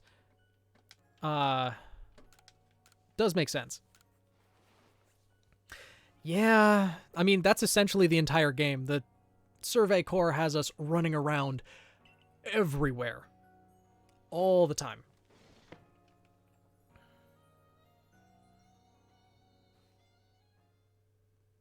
Oh, okay, good. It fast travels you here. Look at you in the Survey Corps' uniform. Now it finally feels like you're one of us. But I do wonder when the captain decided to go ahead and get a uniform ready for you. It's almost as if she had faith in us all along. Unlike Ray here, who was extremely surprised that we passed the trial. He was definitely betting in the dead pool. I see you've changed. Regarding your accommodations, you may continue to use that room you slept in last night. You may wear this as well. Handkerchief. I really wish they would have added on that we could see our rank on the handkerchief, because it has like 3 stars on it now, and the stars are kind of the checkpoints in this game. So, yeah, game's character design was really, really good.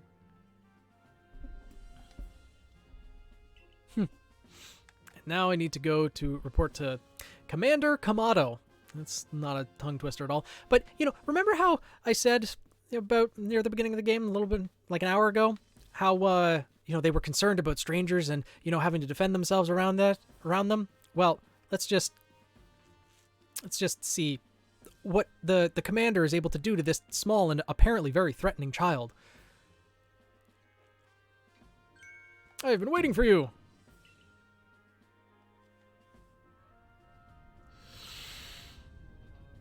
I am Kamado, commander of the Galaxy Expedition Team. So, you or Zelina? Yes.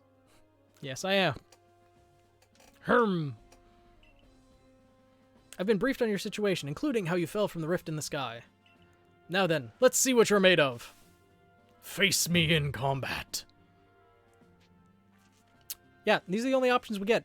Try to throw a man that's probably 2 times our size and weighs twice as much, or just charge him. That's how we're supposed to greet the commander.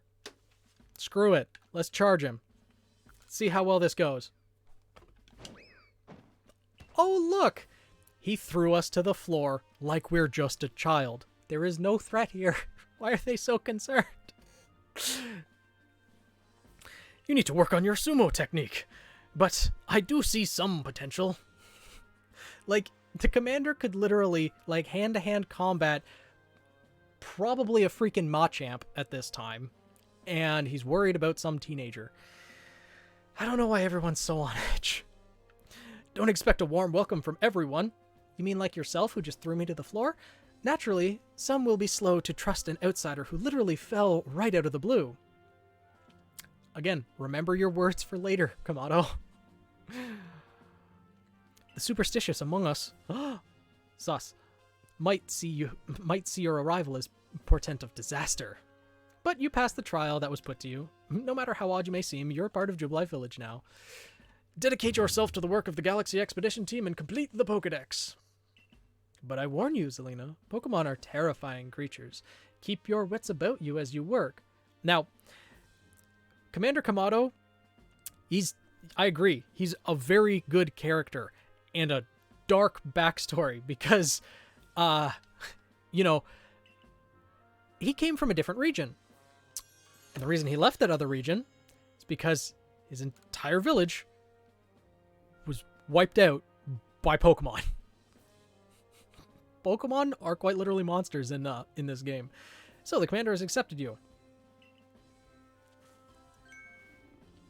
Yeah, I mean, in this game, it makes sense how no one's completed the Pokedex. That's something that's always confused me with the other games, though. Set in, you know, the present time, there's technology everywhere. The data is widely available. People know what every Pokemon is. And yet the professor just hands you an empty Pokedex and says, go catch Pokemon. In the anime, it makes sense, mind you, because Professor Oak knew that Ash's mom was single, so he wanted to get the kid out of the picture. So that's why he sent that 10-year-old away. For the actual mainline games, I have no idea, though. They really do. They really do live up to the game of Pocket Monster. But understand this, you begin as a no-star recruit among our ranks. In other words, you have no rank at all. Great, so I'm essentially nothing. Perform well as a member of the Survey Corps and you will move up through the ranks. Indeed.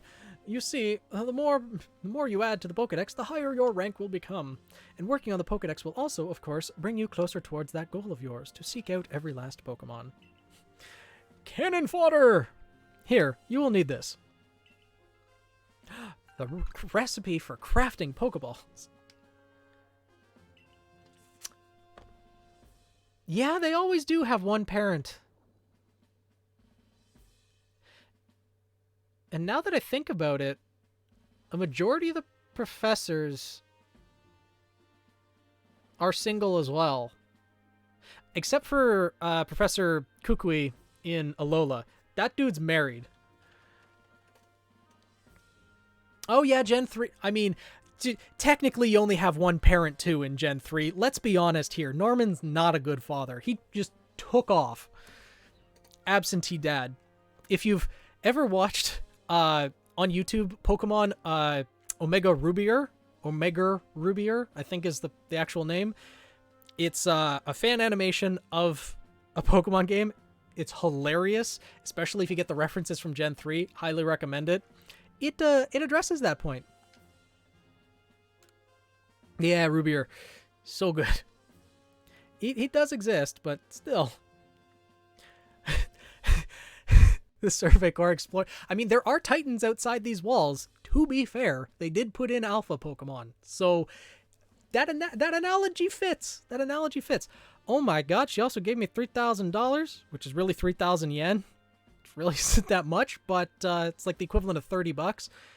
Still, it's something. It's something to start. Ray, you're an expert at crafting yourself. Teach our new recruit all she needs to know.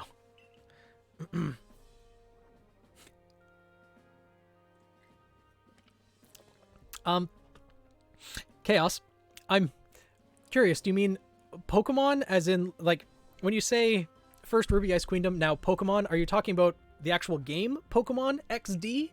Or just Pokemon with the XD, like, emoji? Because there is actually a Pokemon game called Pokemon XD. just wanna clarify that for a moment. Oh god, I hope everything doesn't go back to AOT. That would that has some foreboding consequences with it. Crafting means making items from scratch. Yes, I understand. Some things you can buy at the general store, but it's good to be self-sufficient. This way, we can even craft or even catch Pokemon with the Pokeballs we craft ourselves. XD emoji. I thought that was the case, but just wanted to make sure because there is a Pokemon XD game. I actually have it here. I'd have to move stuff out of the way to get it, though. Visit the Craftworks to learn how to craft items. Okay. Yeah, I know. Money is money. Money is money. I'll take it. Says the streamer. Says every streamer ever. Well done earning a place in our team. My name is Anth. I'm the local clothier. The professor asked that I ready you a change of clothes, so here you go. I do hope they fit. Unfortunately, you don't unlock every pair of clothes, like, right away. Because I'll get the green aesthetic eventually. I hope you'll avail yourself to the village's humble shops. Yeah, the streamer motto right there. Money is money. Give me the money. But see, right now, you can't. Because I'm a nothing streamer. Not even an affiliate on Twitch. So if you have your Prime subs available, every single one of you, go to another streamer that is a full-time streamer and, you know, living off of streaming. Give them your Prime subs. If you haven't used it already, do it. Take the money from Jeff Bezos. He doesn't need any more. Legit. Give the money. Like, don't... If you have Twitch Prime, give it to someone. Don't keep giving Bezos the money. This here's the Craftworks, and there is a workbench where you can craft things. Pretty self-explanatory, right? Yep. Alright, see you, Revenant. Thanks for dropping by. It's been good so far, I think.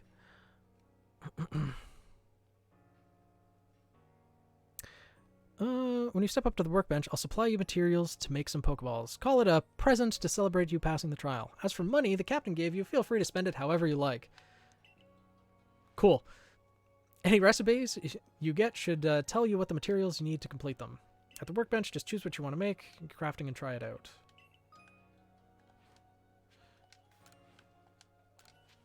Cool.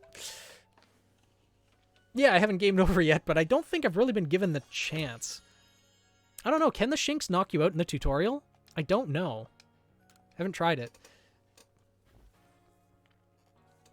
The first actual, like, death that I had in this game, I remember was from drowning, because I accidentally fell into the river just off of the bridge.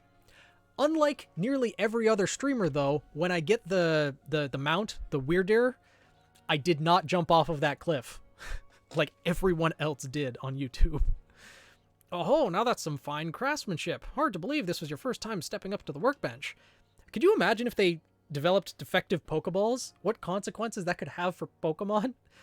Like, if it glitches out and, like, breaks in half mid-transformation or while a Pokemon's still in there, like, how badly could that mess up a Pokemon?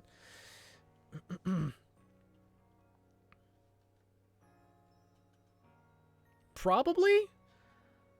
Because I know in the later Pokemon games, with the technology that they have in the PC, Pokemon are converted into data in the Pokeballs and then stored in the PC. Here, in this game, apparently they just shrink down and minimize themselves to fit in the Pokeball, but in actual Pokemon games, probably that would either, severely mentally mess them up or just straight up delete them. You'll recall, of course, that Pokemon possess the odd power to shrink them. Okay, yeah, well, I guess that's fitting we were having that conversation then. With the Pokeballs we craft, we can make use of the power to catch them. Maybe, but you'd probably just end up with a missing no at that point. Also, that more Pokemon species can be duly recorded in a Pokedex. And on that note, here you are. We get the Pokedex!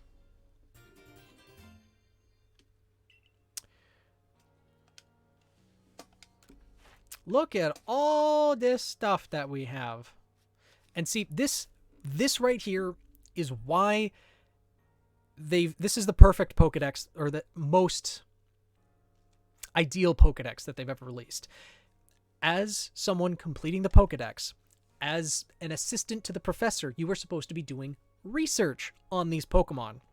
And this is the first game where it actually feels like you're doing research, where you have to go through and do repetitive things. See how many times they use different attacks. See how many times, like, catch a certain number of them. Are there going to be differences in the way that each Pokemon uses an attack? Is there going to be a different way that they appear depending on how many you catch? You get a decent sample size to draw conclusive results. As someone who's done research in the past, I appreciate this Pokedex so much. There's a lot of people that have complained about the repetition, but as a researcher, this is one of the best things about it. Yeah, so Pokemon has finally actually applied the scientific method properly. And yeah, research tasks is, it makes things pretty difficult, but getting everything up to research level 10 really isn't that bad.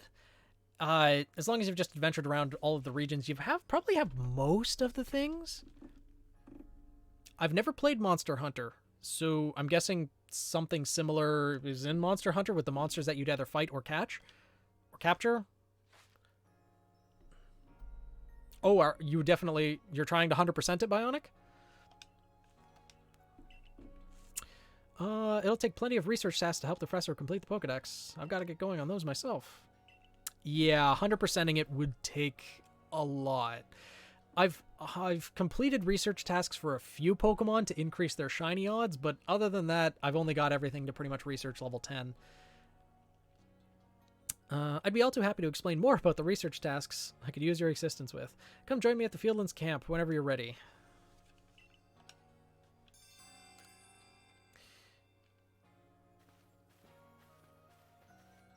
Excuse me, I couldn't help but overhear. If you're going to the Fieldlands camp, would you mind taking care of a request for me? I'm standing guard, so I can't leave my post, but I'll be here at headquarters if you want to talk about it. Excuse me. Could you help me with something? This poor man. Hey, so there's this Pokemon called Wurmple. Have you heard of it? Yeah. Well, you see, I was having a chat with Professor Lavington, and he told me that after a Pokemon gains a certain amount of experience through battling and the like, it will sometimes change its appearance and become stronger. He said it was a phenomenon called evolution. Honestly, the evolution screen in this game goes so hard, it's incredible. And so I decided I want to raise a Wurmple myself and have it evolve. You're part of the survey corps, aren't you? If you could catch a Wurmple, could you let me have it? I'll be sure to reward you, I promise. Just get me a Wurmple if you can. I'll think about it.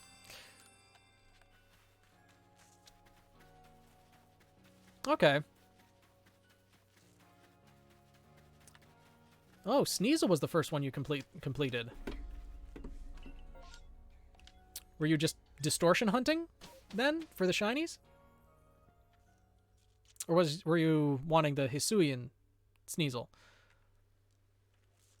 Ah, yeah, that makes sense.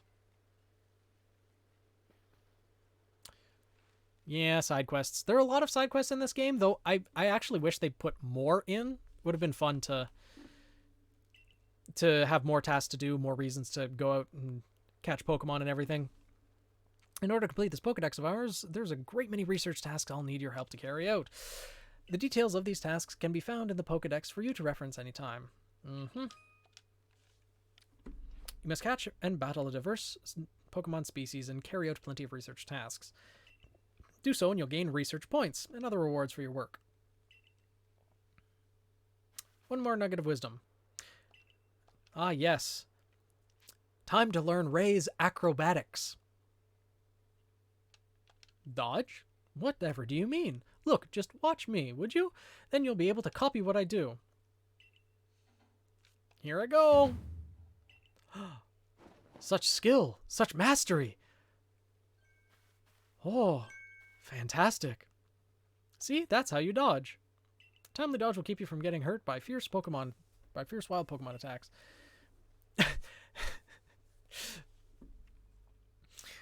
Doing all the side quests before the first boss. Yeah, this game, you can do so much before you battle the first noble. Like, you can overlevel yourself so easily in this game. And not end up blacked out in some field. When those Shinx got me with Thundershock, I might have been done for if the Survey Corps hadn't come and saved me. Yeah, see, that's why he was hoping I blacked out, so that he would feel justified that he did his first time round. But hey, no need to worry. You've got me here to give you tips. I'll teach you plenty. You know, I appreciate it, Ray, but you're not exactly inspiring the greatest amount of confidence here, I'll be honest.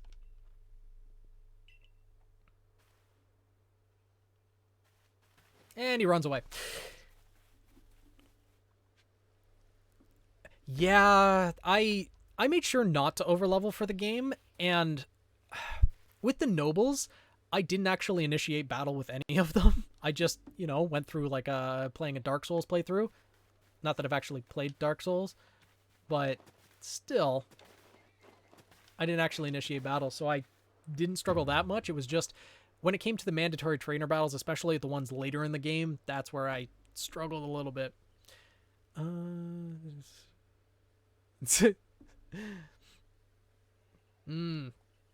I've seen speedruns of the Dark Souls game, especially that one person who did the no-death speedrun of all 5 Souls games in a row without dying, which is insane.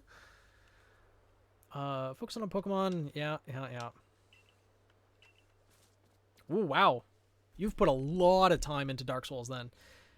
Did you see the research tasks for Bidoof? Include the one about how many you've caught? That's right, catching just one won't do. You've got to catch 2, then 4, and then more and more. Yep, we get the idea. Again, with the X button. You people and your X buttons.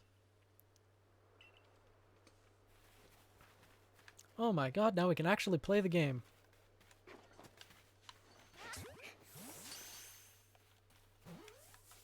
Go around and smack the little beavers. That's right, that's what kind of Pokemon he is. I was gonna say Weasel, but no, that's Weasel. Bidoof is a beaver. I know I'm laying it on thick, but don't forget to open your Pokedex when you focus on a Pokemon. Check your research tasks. Just hold ZL and press down.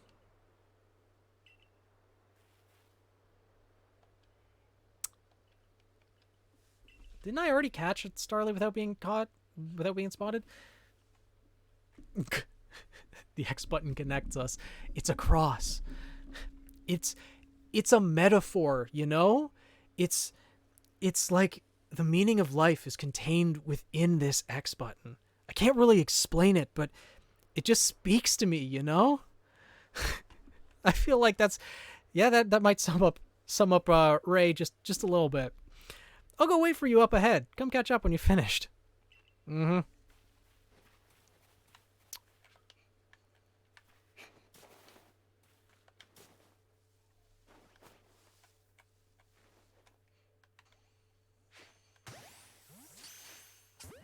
Kobe.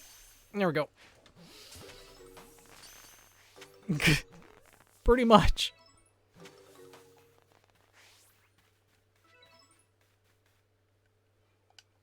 Did I catch them without being spotted? Yeah, okay, good.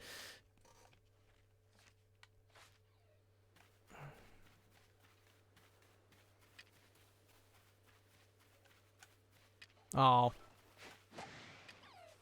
Yeah, take an apricot to the face. Ugh. Love how you can just throw rotten fruit in the face of Pokemon and then just throw Pokeballs at them. You abuse them so much. I guess I'll get this tutorial bit over with first.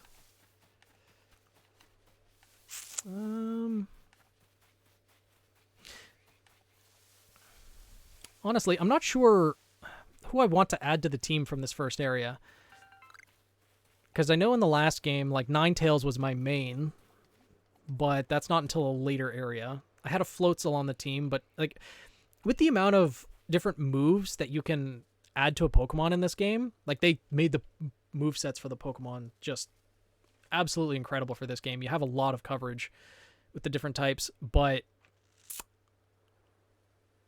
I don't know who I actually want to use. I might just use Oshawott, to be honest.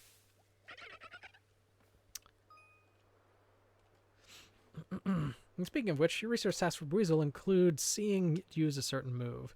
You gotta see the move in battle for it to count towards a task, so battling is extra key here. Great.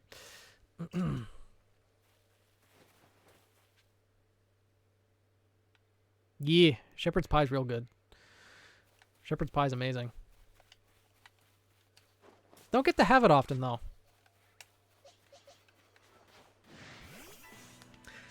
Okay, come on, Buizel. Use Aqua Jet. I'm pretty sure that's the one that it needs to use.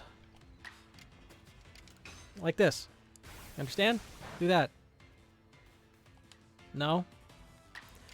Oh, they haven't... Okay, there we go. Yeah, Shepherd's Pie's so good. Okay, quick attack. It's not Aqua Jet. Come on. Use Aqua Jet. Okay, well... Buizel doesn't want to cooperate, so just get in the ball. A little weasel of a Pokemon. It's a good Pokemon, though. I really do like Buizel's design.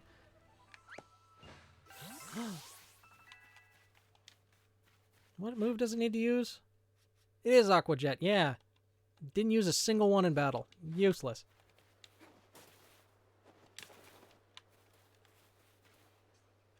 What was that? Couldn't see it, but let's catch it anyways. Oh, it was a Bidoof. Of course it was. I know Eevee spawn around here a little bit, so I was hoping maybe it was one of them.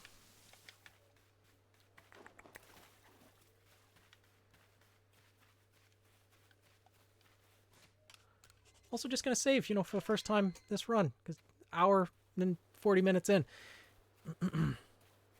I've never had it with garlic salt, no. Oh, homemade shepherd's pie is really, really good. But I've never had it with garlic salt. Hey, look, there's that worm that the guy was looking for. Get in the ball. Let's see. Did you... The worm hopped out of the... Stay in the ball. You're like level 3. Oh, and it's gone. Yeah, it's literally a level 3 Wurmple. How dare you hop out of the ball?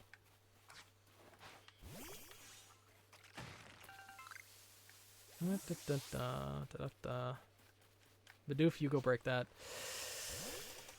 Let's see. Random guardsman standing out in the middle of the fields. If you're feeling worn out, have a rest at the tent at one of the base camps. It's a little ways away from here. Rested to pass some time. If it's nighttime, you're scared to be out surveying, then a tent is fine. Oh, actually, I could try getting a ghost Pokemon to put on the team. That'd be nice. One spawned. There's an Eevee. Yes. Okay.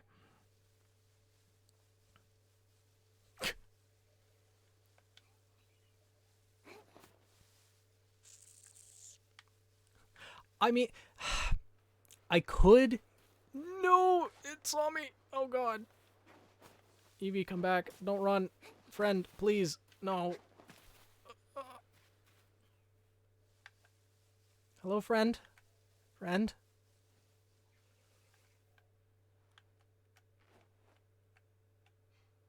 Oh, the tree's hitbox is in the way. Is it? There it is. Okay. Okay. Okay. You're running further away. Can I hit it? You little... There we go. Oh yeah, I forgot I could throw berries. No, it ran away. You're right, I should have used the berry. That's my own fault. Oh well, I'll try to catch another one. They spawn so infrequently, though. Can they spawn up here as well? I know Shinx spawn up here. Maybe there's an Eevee, because I know this is where Eevee outbreaks are normally in the post-game, but... Yeah. Come on. Be angry. Hit me, cat. Do it. Missed. Yeah? Yeah? Be mad. What? There we go.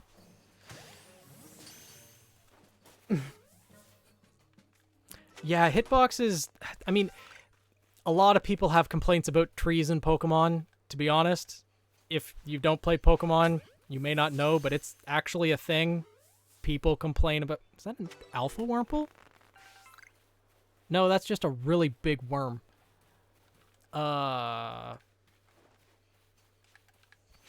But people have issues with the textures of trees in the Pokemon game because, you know, they aren't great. They're not great. Trees have looked better in video games, I will admit, but the Pokemon look amazing. Like,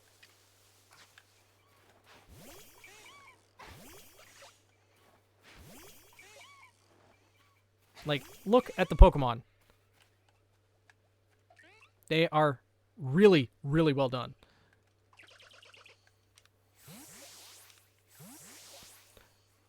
Oh, I mean, I could... Why are you doing here? Aren't you normally the skittish type of Pokemon? Why'd you get in the ball? Yeah, I could. I mean, I have, like, a ton of Wurmple now. I could just give them any of them. It is called Pokemon, not Treemon, but I do understand where they're coming from. Nintendo really does have the resources to make it look better, but as long as they make the Pokemon look good, I really didn't notice the textures at all until people started pointing it out. You're doing pretty well for a mystery stranger from the sky. Yeah, I've caught about like a dozen Pokemon so far, which apparently is absolutely unheard of in your town. Here, a little reward for keeping up with me. Your own crafting kit. So you know those crafting tables they taught us to use like a while before? Now they're useless because we have our own. I really do like they added this though. Now we can craft whatever we need to. Oh yeah, getting the ball. That's pretty much every Pokemon player ever.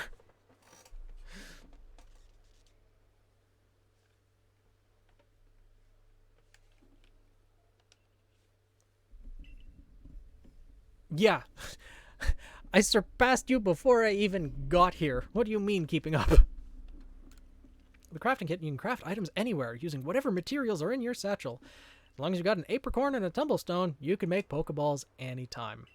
Or with that Oranberry and Medicinal Leak, you can make a potion, so heal up your Pokemon whenever you need to. Or just, you know, fast travel to camp and take a nap. That works too. Research going all right? You can see if you've got tasks ready to turn into the professor. Just a few. Just a couple. 22 of them. Oh, number of different forms. Bidoof has different forms? I did not know that. I will catch an Eevee. Yeah, we're literally playing Minecraft now. Minecraft? Who's the creator of it? Isn't Notch the creator of it?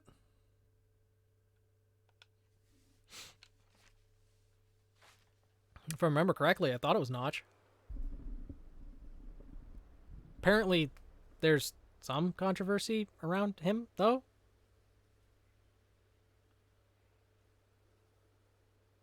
Philza is not the creator of Minecraft. Not even close. He's good at Minecraft, but I'm guessing this is an inside joke from Philza's stream or something. I'm not very well versed in the Minecraft community. Once you've got some tasks good and done, go check the Professor Laventon. See you soon. Okay. Let's see.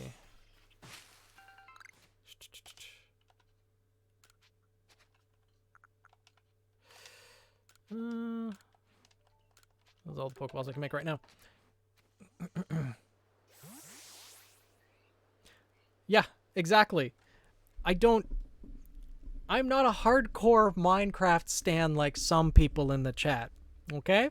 I play Minecraft. I have played the Minecraft. I don't live in Minecraft. Hint, hint. Nudge, nudge. If Eevee can spawn, then definitely. Yeah, pretty much, Steve. Yes.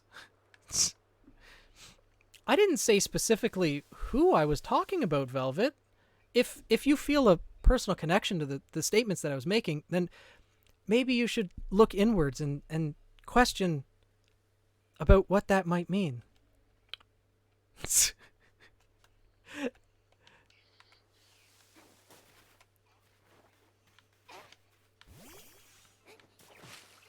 That's another Bidoof. Not an Eevee. Not what you're looking for. We need a different normal type.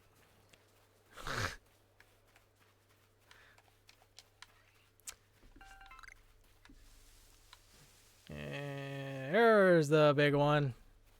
The big pony. My little pony, my little pony. It grew up, and it's terrifying.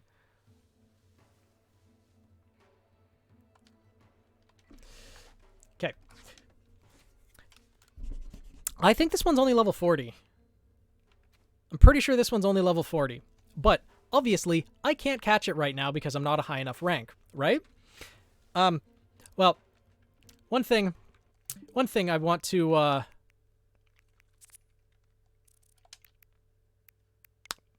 yeah, this was from my first playthrough. Shinies appear in the overworld. Alpha shinies, when the game first came out, were incredibly rare, right? Let's see. Look at the timestamp on this.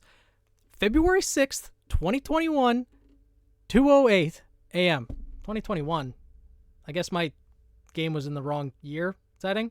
But this was literally 2 hours after release. No, this is not lucky. I couldn't catch this thing. I was not a high enough rank. That's the thing. The shiny trolled me. This damn shiny was the first shiny I found in the game, and it was one I literally could not catch. No matter how many research tasks I completed and handed in to the professor, you can't actually increase your star rank until you go... Yes, AM. I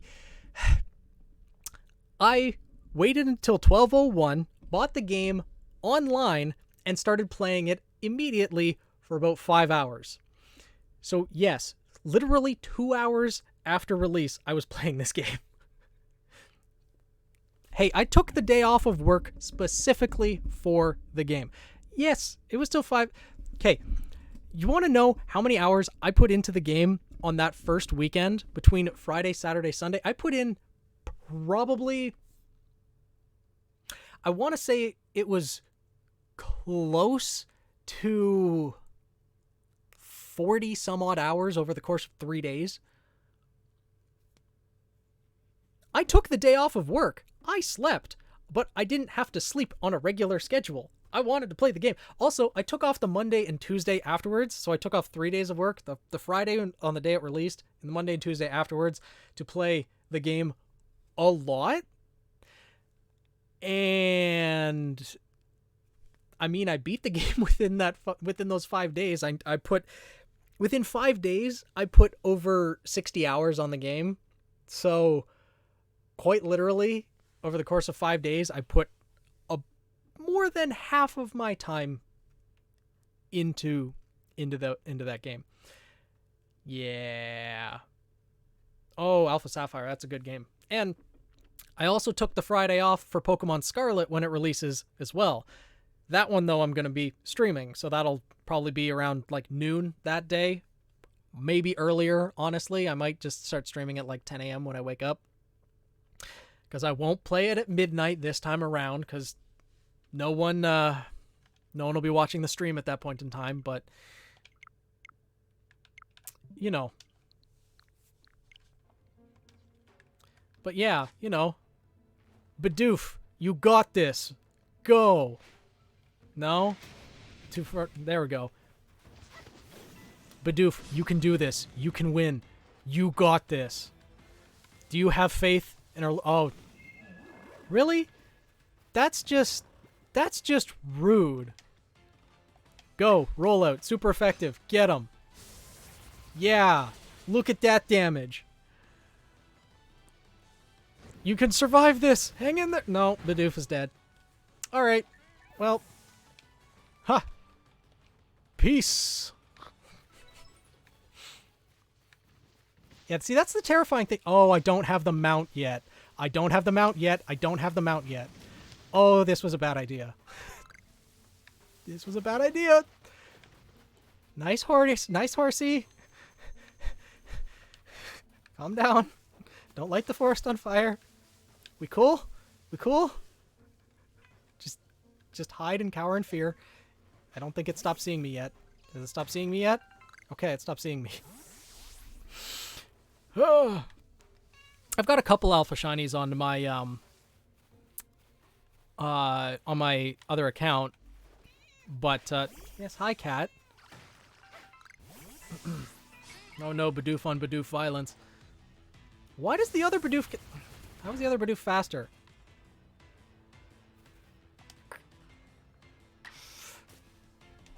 Fine, let's see how this goes. Yeah, pretty much.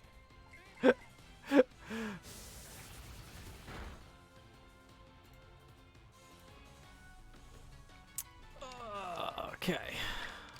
Yeah. Yes, hi, can I help you? Yes, you're needy for attention. We get it. Hi, you exist. Yes.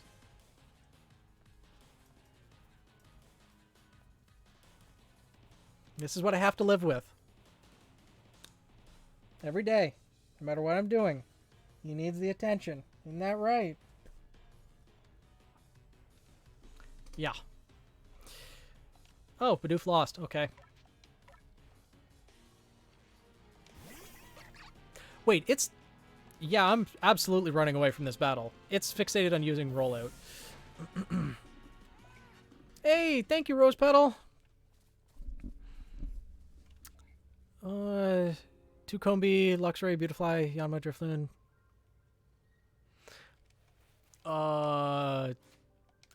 Okay, I guess this is as good a time as any.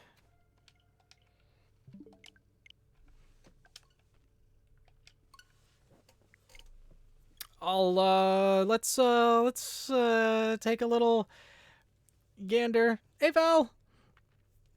Yeah, Wildcat showed up. Although, I will say this one's got nothing going on upstairs, though. He's got maybe a single brain cell. That's about it. I don't know if you want to relate to him. I'll be honest, this cat right here is a bit of a disgrace to his own species. A single field mouse will really mess him up. He'd lose to a squirrel. Let's see. So, Bionic, you were talking about shinies? This is my main account. the one that I sunk like well over 100 hours into. How many hours did I sink into this game? Oh, almost 200 now. Okay. Yeah. So there's this box of shinies. And then this box of shinies. And then this box of shinies. Oh, and these shinies as well. Yeah, I've got a few. Just a few. I haven't,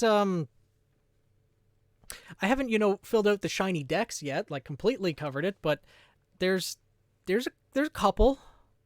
There's a couple. Just a few. Also, I have a complete living dex. Oh, whoops. Yeah, complete all 240 Pokemon there. And then Darkrai and Shaman are down here with all the unknowns. Oh yeah, I was shiny hunting a lot. So yeah, full Pokedex there, and then I was working on getting the full Alpha Dex. Like, each of these are all Alpha Pokemon, which you can see designated in the top right by that little red monster icon there next to the gender. All of these are Alpha. All of them. There's a few that I'm missing, mostly distortion Pokemon, but yeah, I was hunting a lot. Actually able to get a Porygon 2 Alpha, which only appears in distortions. Same with a Magnezone.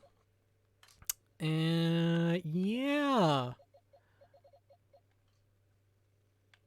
First shiny I ever found, like legit shiny. I mean, I guess, technically all of these are legit shinies, but full odds back in the day because this game, honestly, it's pretty easy to shiny hunt. The first shiny I ever found was actually in my original Ruby version, and it was a shiny Cascoon in Gen 3. I still have that Dustox on my original Ruby version, assuming that the game hasn't corrupted. I haven't checked in a while. I should probably transfer that into Pokemon Home and just try to save it so I can get it on future generation consoles and use it. But, Also, the second shiny I ever found was in Leaf Green version, I think? It was either Leaf Green or Fire Red, one of the two. It was a shiny Oddish. And I killed it without realizing. Made me very sad. And those are the only two shinies I've ever found outside of this game. Outside of Legends Arceus. So, yeah. Masquerain, probably Omega Ruby or Alpha Sapphire. You mentioned Alpha Sapphire before, so I'm going to guess that one. Yeah, I know I should save the data. Yeah, no, that was the I need to catch this Kaboom Oops 1.0, because that was back when I was like 10 years old, maybe? Because I remember I'm pretty sure I was grinding at the time, and just in one of the routes, I think it was near Koga's gym. I think his gym is the 5th gym. But, yeah, I was just grinding in a patch of grass, found the shiny Oddish, and then just clicked, I can't even remember what attack it was, but just clicked the button without realizing it and killed it. Oh, Zweilous is a really good shiny.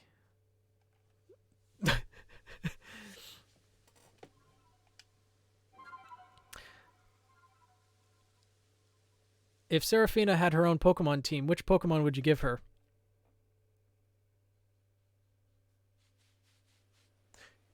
Give it a moment. It'll get there. There it is. Arcanine. The artwork above me is all of Team Seraph with the Pokemon that I would give them.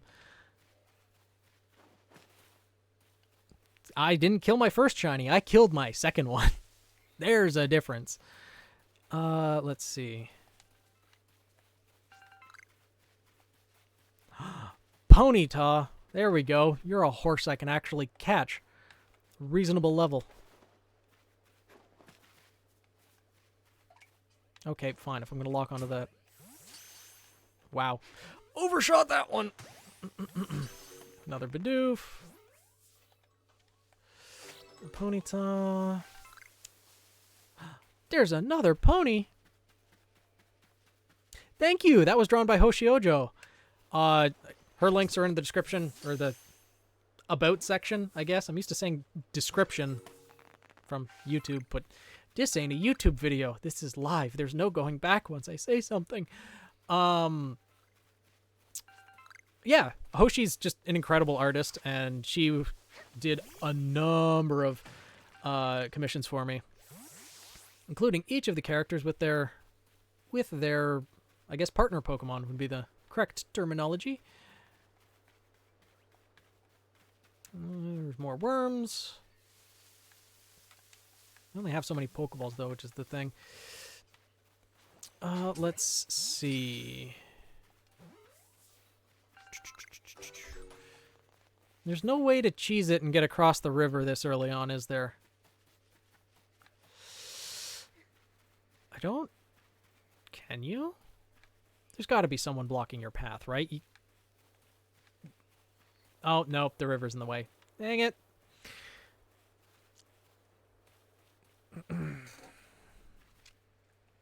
Yeah, this is live. I can't undo. There is no going back. I wanted to see if I could get a Geodude and maybe keep a Graveler or Golem on the team early on, but maybe not. Also, that's where the Alpha Heracross is, isn't it? That's a little too...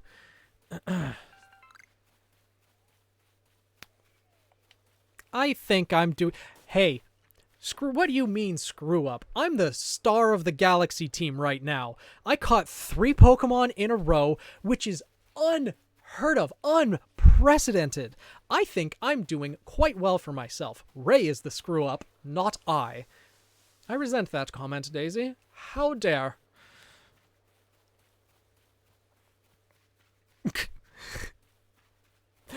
I unfortunately don't get the reference. However, I do understand that you're joking. I hope. I mean, Talonflame would fit, but, you know, if we're being honest here, if Sarah was going to have a bird Pokemon, it needs to be a flaming dodo bird, because she can't exactly fly. So... Haven't watched Gravity Falls either. I feel like some people may not be happy with that, but yep, I have not watched Gravity Falls. Oh, I know. I've watched a lot of anime in my time, but I have not watched as many, you know, Western cartoons. Unfortunately. Go watch it right now and stream. Just right now, this minute. Do I need to? I don't know. Kind of liking Pokemon at the moment. And I don't think I can stream that. Because if I stream that, I will probably get in trouble. Oh, wait a minute. Just realized we can go a little ways over this way, too. I don't know what you're talking about, Daisy. There's no horde wall. Horde... I don't know what you're talking about. There's no such thing. I think you're imagining things, to be honest. Yeah, the Owl House is another one I haven't seen. The mouse will come for your knees. Perhaps. But at the current moment, I think there's a country between us. So... my kneecaps are safe for the moment. If I ever go to... a RTX, then maybe my kneecaps will be forfeit. I don't know. It's possible.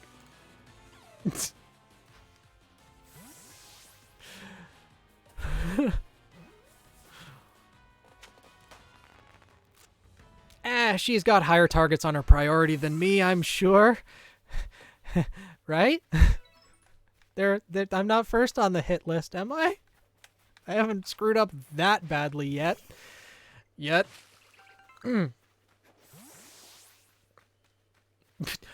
Yeah, Ireland, it's really, they take kneecaps for all their visitors right at the airport. They just, sweep the... Oh, wow, Pichu spawned. That's a rare spawn, actually. I'm gonna remember the berry this time.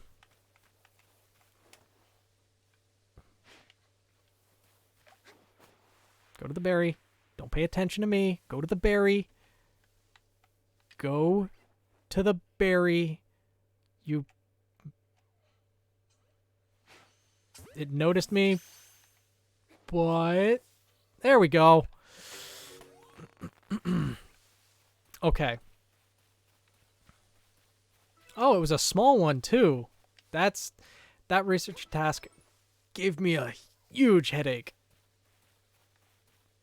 in my other playthrough. So, wow. Oh, Shinx, you're fine. Cats. Always a pain in the ass. And there's the Alpha Luxray. Or Luxio. Can...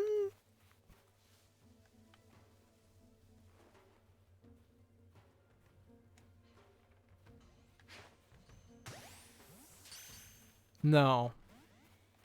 I don't think we can catch this at no star ranking. Get in the lamp. Where's that from? Obviously Markiplier must have said it, but I don't know what game that would be in reference to.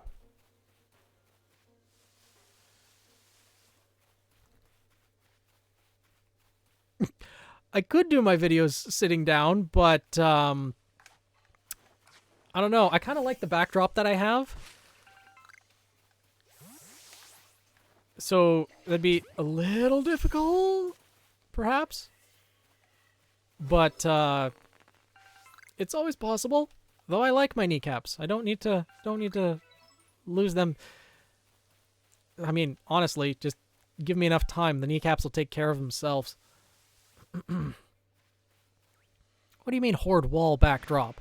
It's just pictures on the wall. It's all just pictures. I don't know what you're talking about. Oh. Oh, stun spore.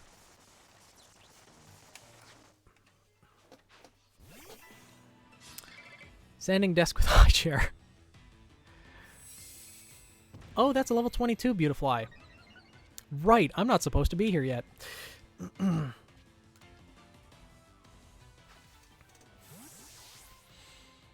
Hey, Coco.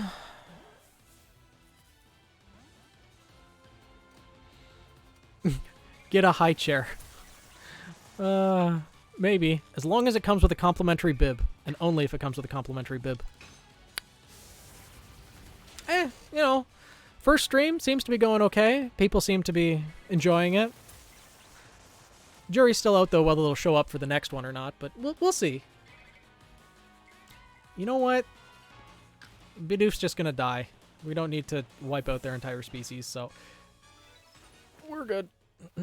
And yes, cup holders are necessary. More things need cup holders. Honestly, they need to make gaming chairs with cup holders.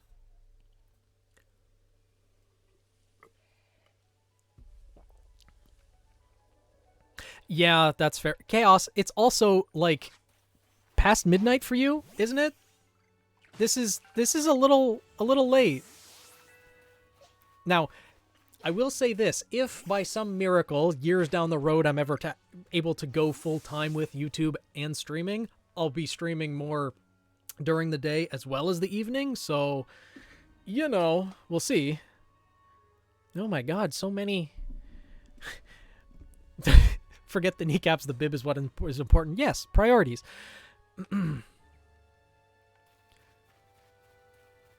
So many things. Yeah. There's the AU time zones. There's people from Europe. There's a lot of people that are just from all around the world, which is pretty incredible considering everyone came from Ruby, which just shows the reach that Ruby has.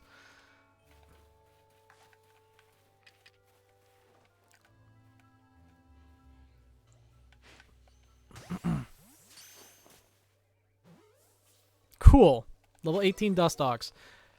Stronger than literally anything I have currently. And this is how the game can easily... You can easily overlevel things. Bib, cup holder, horde wall. Why do you keep saying horde wall? I don't understand where you're getting that from. You're listening to Daisy. I mean, she's right a lot of the time, but, you know, you have to take everything with a grain of salt. She sees things sometimes. I don't know.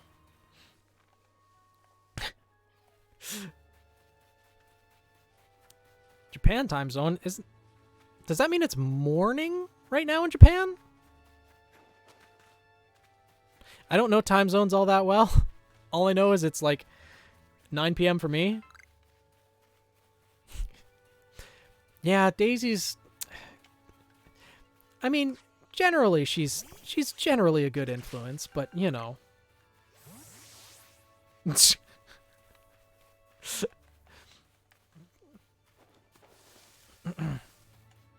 Well, I mean, you have to make it to Canada first, so... Another Pichu, really? I thought these were supposed to be rare spawns. Eat the berry. Don't pay attention to the mysterious creature in the grass. Now strike it in the back of the skull. There we go.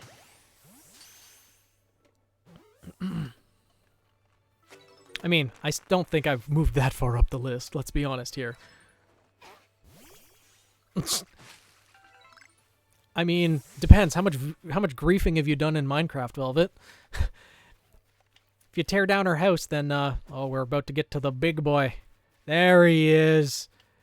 Hey, buddy. How's it going? You don't want to hurt me, do ya? Let me just waddle through here. Look, a berry. Don't do it. Go for the berry. Go for the berry. Go for the berry. Waddle over. You can do it. I have faith. Oh, you. Go over there. Look, a berry. Go get it.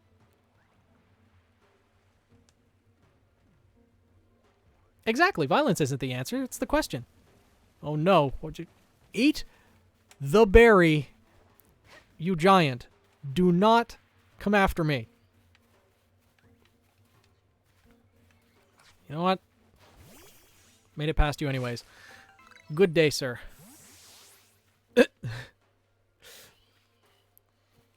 Yeah, Velvet kind of did the exact same thing to me. First thing Velvet did when I showed up was just, you know, lop off my head.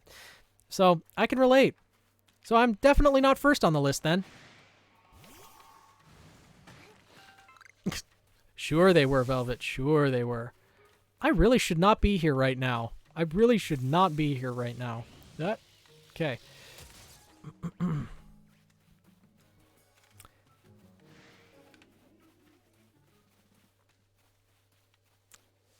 know what? Even the research. Okay. What was the purpose of your research? What was your hypothesis? What were you testing? And what was the end results? The conclusions that you reached off of this one data point of killing me? Please, enlighten me, Velvet. What was the purpose you took my head?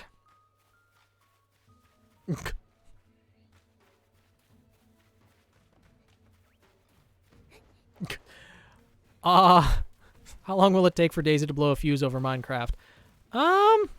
It really depends on how much Velvet griefed her, honestly. To hang on the wall, I see. That's all people's lives are to you, Velvet? Are trophies? I'm appalled. That was the entire purpose my life was forfeit. Was for a trophy. Mounted on the wall like some animal being stuffed and taxidermied.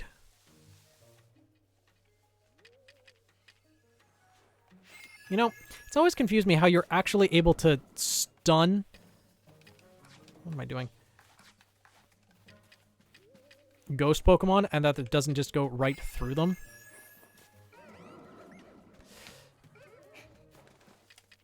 Because they're ghosts. They're... Oh my god. There we go. Ugh. I didn't know you could collect the pillager heads, to be honest, in Minecraft. I thought you just... Or is that something that was included in the new update, that you're able to collect the heads? Because I thought it was really only player heads that you were able to get. Ah, server mod. Makes sense. I mean, a lot of mobs have heads.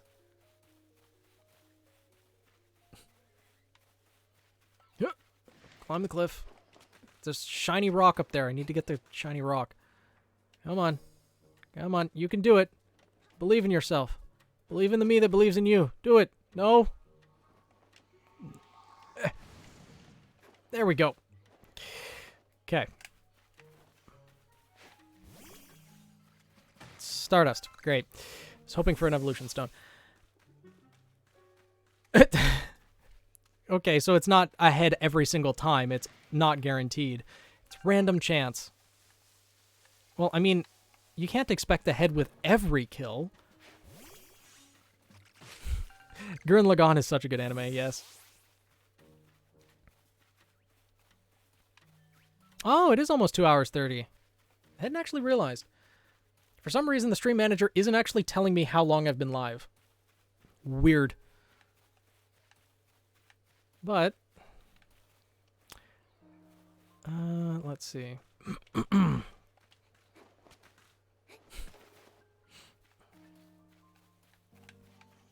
a Pokemon gives up a piece of juice, it'll give the trainers a material rifle. Oh, that would be interesting. Antimatter rifle in Pokemon. That, I don't know how well that would go. I mean, technically Giratina is the Pokemon of, like, antimatter, so... Oh, if it isn't the crafting kit, you must have listened attentively to Ray's teachings. Excellent work. Seems a good time to explain to you about the survey reports and the rewards that they offer. You'll receive money based on the level of Pokemon you've caught. Yep. Okay. On that note, let me check. I've caught a few. $4,000. Cool.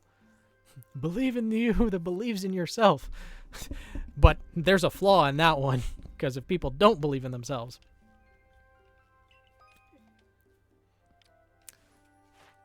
Oh wow, I've completed Shink's research already. Cool.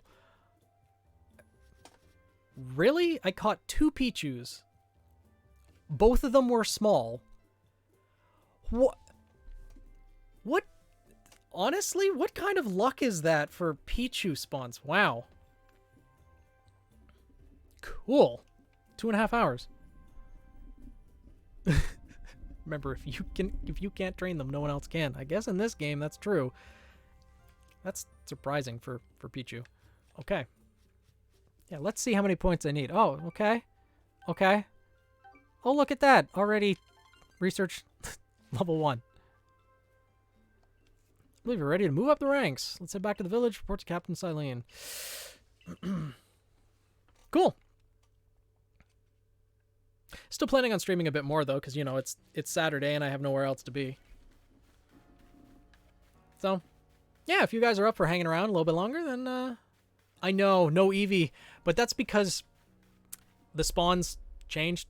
So, I'm, gonna go back there, though, because I'm probably gonna put an Eevee on the team. Though, which evolution do I evolve it into, is the question.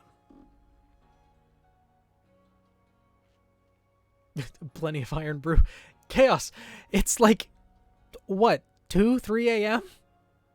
Where you are? I don't know if that's healthy. Of course you are. The Survey Corps must have you go about to get pile the Pokedex.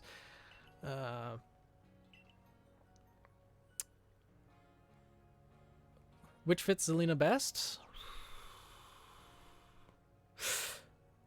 Yeah, Umbreon actually, Daisy. Yeah, it's AM. It's after midnight. I know that much, Chaos.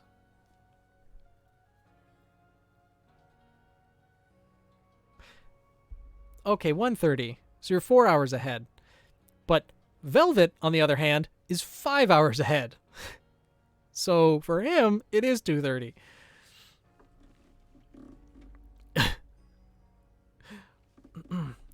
Find out about Starly. But when I see Starly, I feel simply whole. Not that I have least desire to actually touch one, mind you. Please let me see Starly's entry in that Pokedex the moment you've completed it. Okay. I don't have Wurmple actually with me. Okay, so I can't give it to him. No. Oh, it's 1:30 now. Really? You guys have daylight savings time right now. When's daylight savings time for us? I'm gonna check that right now, actually.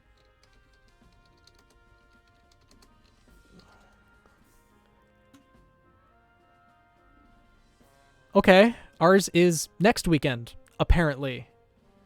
Weird. Why would they have it on a delay like that? Huh. Yeah, why is it the 6th?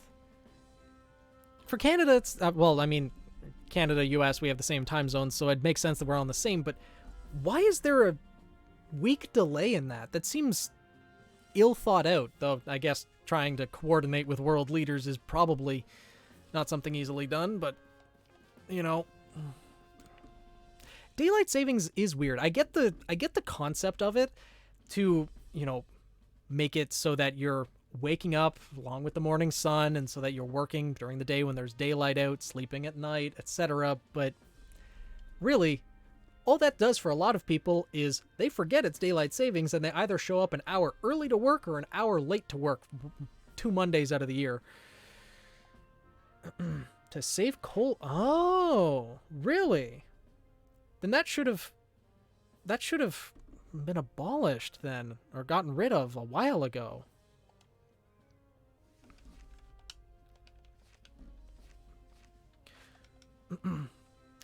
You have made progress. It seems you've earned yourself a star. See? I'm not a screw-up, Daisy. I'm a star. With this, you have officially attained the rank of first star in the Galaxy Expedition team.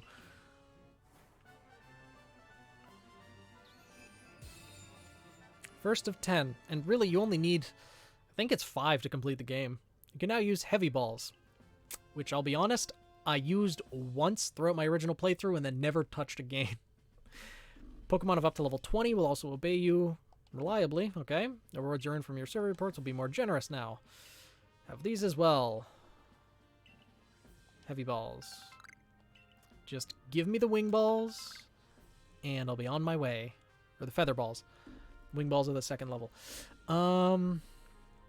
Well, yeah, I guess it's just how things are. That's fair. Stranger like you should fall from the sky and yet flourish among us like this is a testament to your native talent and hard work. Most people prefer it when things are simple enough to be judged on face value alone. Twitter. And proving your worth by moving up through our ranks is something anyone can understand. Keep at it, and even if you did fall from the sky, people may be more willing to accept you. Working your way through the ranks will also be a help if you wish to make a life for yourself here. A higher rank will grant you access to more types of Pokeballs and greater rewards.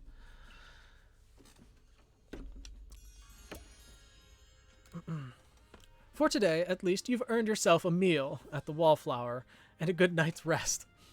Just like you get 1 night's sleep and a single meal. That's all you've done so far. Cylene's quite cold, but out of literally everyone else in the Galaxy team, she actually does seem to care the most. Exactly. You get the right to eat. I mean, to be fair, though, if it really came down to it, you could just spit roast one of the Bidoof, you know, slow rotisserie over the fire. It'd be edible, at least, I'd imagine.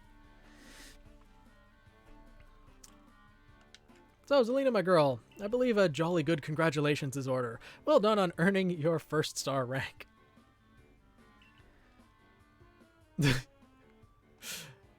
Our usual order of potato mochi tastes even better when there's something to celebrate. Hey, by the way, have you taken on that request to the Beauregard had? Why'd they name the... Oh, never mind. I was about to say, why'd they name the guard Beauregard? But no, that's exactly why. Bidoof are plentiful. Their species isn't in danger. It's not like I'm, you know, cooking up a Lapras or anything. Those things were endangered for years. Besides, Bidoof will have quite the godly taste to it, will it not? With a side of peanut butter, maybe? You know, it'd be excellent. if people get that reference.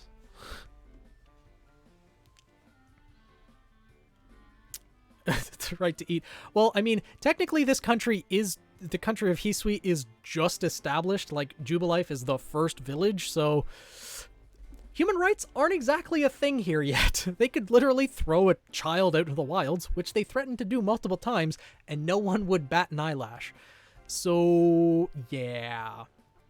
Well, most people here don't know much about Pokemon. You noticed, right? Just a little. So it's our job as the Survey Corps to...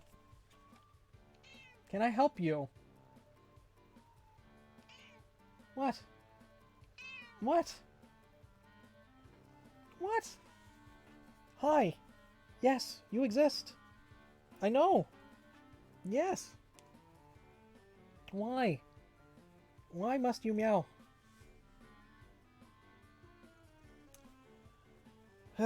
When you were made, someone forgot to install the mute button, didn't they? Yeah. Okay. Yes, the cat is there. He demands all the attention. He's not a wild cat, trust me. If he was let outside, a squirrel would kick the crap out of him in 2.3 seconds. A tiny little mouse got into the house at one time. He ran scared. For as much as he sits at the window and looks at birds that are at the bird feeders in the backyard or at the squirrels, and he would aggressively scream if a cat ever wandered into our yard to come up and greet him. You know, other cats are trying to be friendly. He's apparently very territorial, though if there wasn't a pane of glass separating him from any other animal, it would kick the crap out of him. He's a cream puff. He cannot stand up to a fight. He will cower in fear. He's all meow and no claw, no scratch. He's got nothing. Let's just say that much. Yes, exactly. Oh God, so many quotes. No. I mean,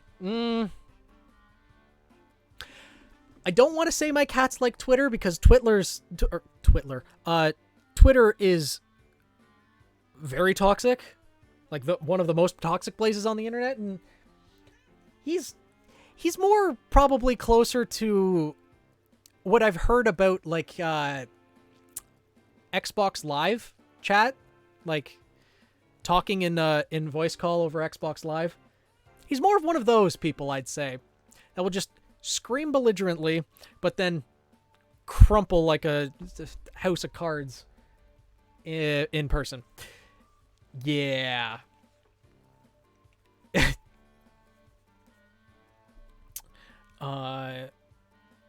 See, okay, Coco, your cat actually has a backbone. My cat doesn't. He's all fluff, nothing else. Inside and out.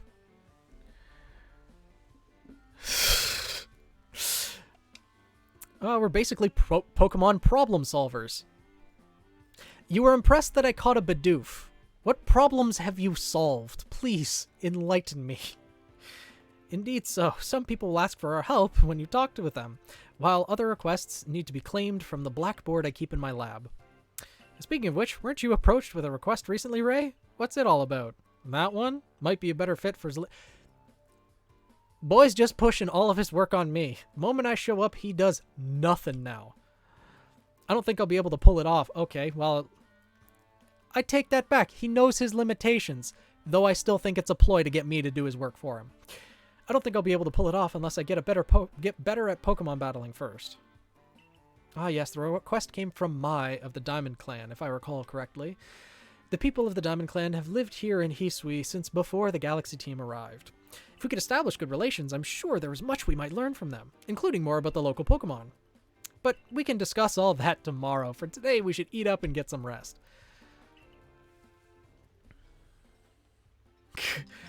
I'm glad I never experienced Xbox Live Chat, to be honest. My cat is a clip-on. I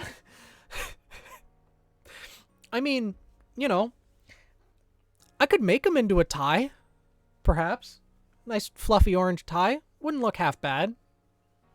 Right, buddy? What would you prefer to become? A tie? A clip-on tie? Or maybe a pair of mittens? Yeah. Pair of mittens might be nice.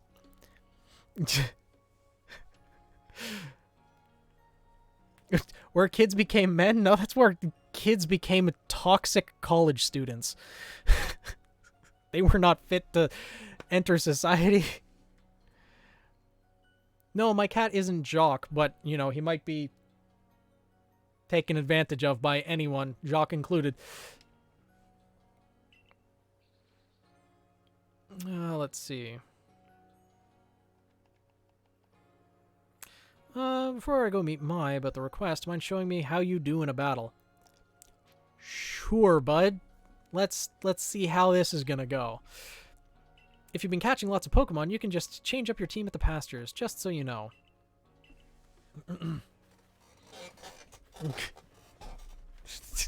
Yes, exactly. Oh god, this is gonna be a running thing for every stream, I feel.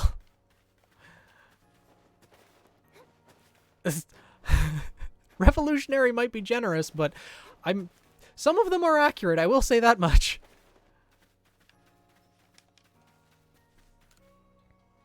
Well, thanks for taking a minute for me. I know your plate's full right now.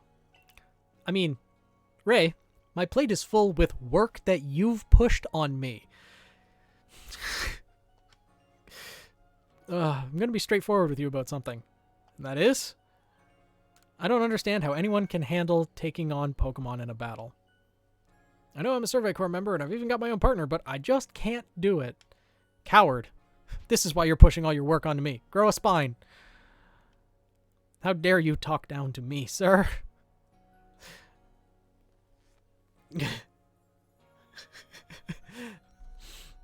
I'll do my best, but I can make no promises. The facts will come as the facts are presented. You have a Pokemon? You are actually able to catch something? That's right. Take a look at my very own partner. You basic bitch. You have a Pikachu. Hey, Roman! How's it going? Okay. I want everyone's opinion on this. What do you think of Pikachu as a Pokemon? I think it's a good Pokemon, but my god, is it one of the most overhyped Pokemon in existence. Like, oof.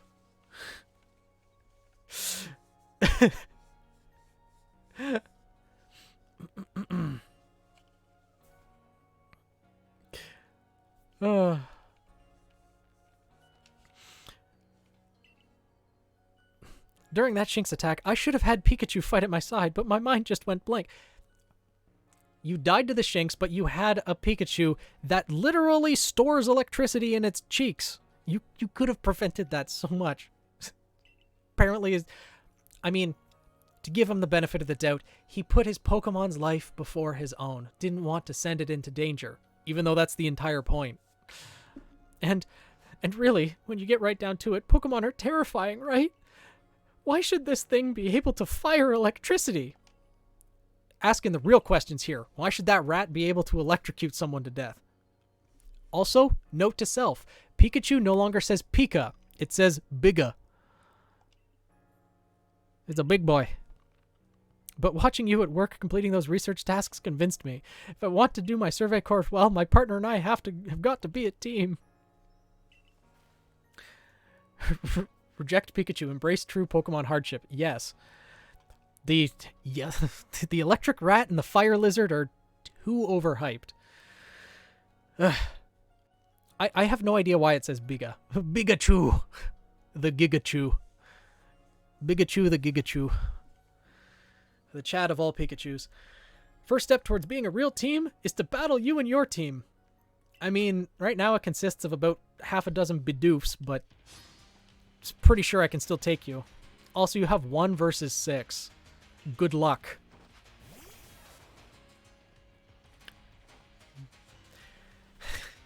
Bionic, I share your sentiment. Charizard, it's a cool Pokemon. What? Level 9 Pikachu has priority off...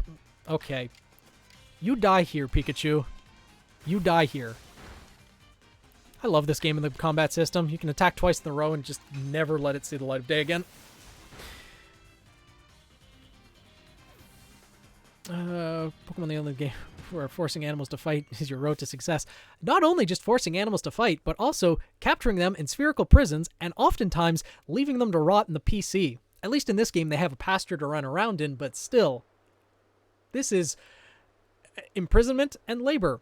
And if you think about it too much, you can do that from the moment they're born, because the shiny hunters that breed from eggs can immediately start fighting with level 1 Pokemon, and also those 1,000 others that they've hatched, they just throw out in the wild to fend for themselves. A level 1 baby Pokemon that's been alive for all of 5 seconds gets thrown out into the wild, and don't think too hard about what happens to them out in the wild, because it's nothing good. Whoa, you seem so in sync with your Pokemon. Yeah, the Pokemon show does, at least. You know, Ash and his, 20-some-odd Tauros. But, yeah. No one knows what's in the Pokeball. Is it a white abyss? Is it total darkness? Built-in home? I like to think that they do have, it's either they're put into stasis, but even in the show, there's awareness of what's going on. So they're obviously not in stasis. But they don't seem to hate being in the Pokeball, except Ash's Pikachu. He hates it so much to the point that he'll electrocute Ash to get out of it, at least at the beginning of the series. But, kill your Pokemons and traumatize you with the effect. When did that happen, Coco? If you had a pirated copy of a Pokemon game, Nintendo would kill your Pokemons and traumatize you to buy the official version? When did that happen?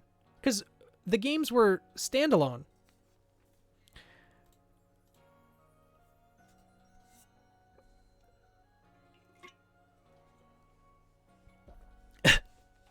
Yeah, both just wanted to make Ray shut up. Exactly. The way you fight alongside Pokemon, you don't seem one bit scared of battling. Of course not. The Pokemon's the one in the fight, not me. Well, we'll just have to catch up best we can. Right, Pikachu? I love how it turns its back on him. I love how it just turns its back on him. Pikachu even has no faith in you, man. I'm sorry. Biga. Fair enough. Pikachu's got a bit of a tendency to attack, you see? That's why he normally stays in his ball. Oh, that's great. Oh, that's so good. They give Mewtwo a giant spoon, or that they fuse the I knew that they fused the legendary birds. Also, they behead an Arbok in one of the first chapters too. The Pokemon manga is something I've wanted to make YouTube videos on for the longest time, because the Pokemon manga is so good. Pokemon attack the trainers. People get injured. It's more quote-unquote realistic than the actual Pokemon games, where no one's ever injured. Luckily, Legends Arceus is one of the more accurate ones, but Night Val, sleep well. Oh, yeah, Pokemon becomes such a dark game, especially when you start looking at some of the Pokedex entries. Apparently how tasty Farfetch'd is. Little duck Pokemon. Ugh. I guess the first step for Pikachu and me might be getting a little friendlier with one another. Yeah, getting it to not turn its back on you might be a good first step. Oh, by the way, the professor said Pokemon have these things called types. Bruh, you didn't even know about Pokemon types? Which apparently make a big difference in how battles go. Yes, you might want to study up on that, Ray. How are you? Pikachu, you don't say. The Pokemon that can fire electricity out of its body is an electric type. You don't say. See, at least they give you the type chart. That's... Ray, take a look at this. Learn it. Understand it.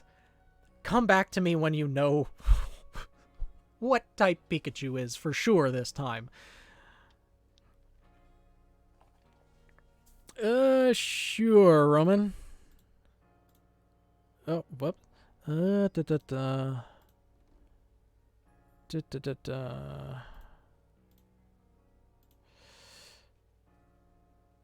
That should have... Yeah. There you go. Hey, Violet. Oh, no worries. I mean, everyone is free to come and go as they please, but glad you made it.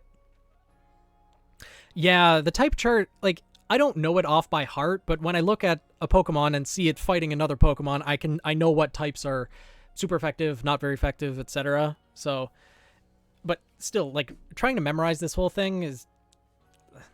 Honestly, as long as you can just know one type to another, you don't need to know it. You need to know it for each battle, not, like, off by heart, I guess. Oh, Zisu. The name's Zisu, Captain of the Security Corps. I see you've got some fight in you. Figured I'd stop by and give what advice I could. Honestly, she's one of the most useful people of the entire Galaxy team, because she can teach Pokemon all sorts of different moves. Captain Zisu is a master of an ancient martial art where you guide Pokemon in battle. I think those were called Z moves back in the Sun and Moon era, where they did all the sorts of, like, you know, random poses to get Pokemon to actually do moves. I mean, you don't necessarily need two types, Chaos. It does help with a lot of things depending on the typing, but sometimes one type is better than having two. Because, I mean, ground rock types, for example, there's no benefit to having both types. Sure, they get the stab bonus of having the ground typing, but then they're quad weak to grass and to water. So, you know, yeah. I remember how fighting is effective against dark, and then you hit the dark ghost type. And then it doesn't go that well. Also, actually, there we go.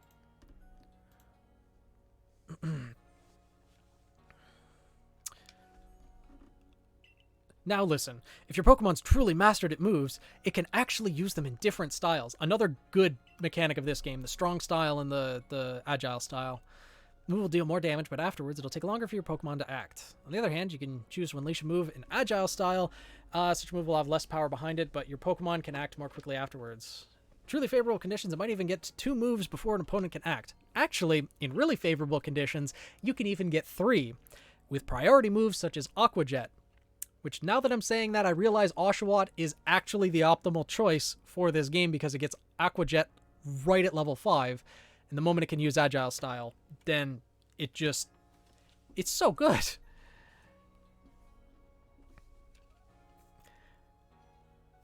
Yeah, Adobe is a bit of a curse. A little bit. Literally, the app froze. I tried to close it with Task Manager. It froze and crashed my Task Manager. Adobe can crash Task Manager? Oh my god. So, in other words, Adobe's gonna lead the mechanical uprising, I see. Level 15 to Master Aqua Jet. Okay, 3 levels away. That's not bad. Choose which is right for a Pokemon given the situation. Direct your Pokemon with a little nudge. I mean, if you nudge a Pokemon, it will nudge back with electricity or fire. I don't think you want to nudge a Pokemon. Oh, one more thing. If you want to teach your Pokemon some powerful moves, just let me know. I don't know if I'm a high enough star rank to... I mentioned earlier, I'm heading down to see about Mai's request. I'm supposed to meet her down by Aspiration Hill. You should come along too. Get ready to meet us down there. By ready, I mean double checking what Pokemon to bring. Yeah, I'm going to see what moves. Adobe Skynet in disguise? I wouldn't doubt it. Absolutely would not doubt it. But see, the sad thing is, the mortals are the ones who brought Adobe into the world. So it's really mortals... Well, let's be real. Humanity is going to destroy itself. It already is well on its way to doing so. So, you know, Adobe is just another stepping stone along that path. Here at the training grounds, your Pokemon can learn new moves.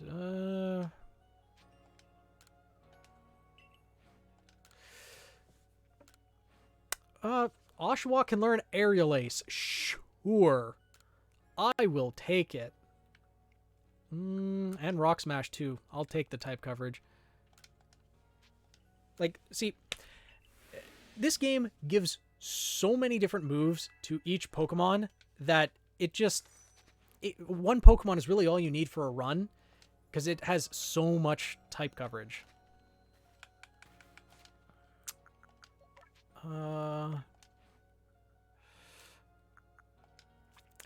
I don't need Swords Dance. I don't need it at all. You never need stat increasing moves. I mean, not really in this game, but you know, my child brain way back when never used. I mean, I don't think any kid used stat increasing moves because they didn't do any damage, so they were all useless. Meanwhile, nowadays, we know how terrifying it is when a Garchomp uses Dragon Dance. Back when I was a kid, I just had no idea.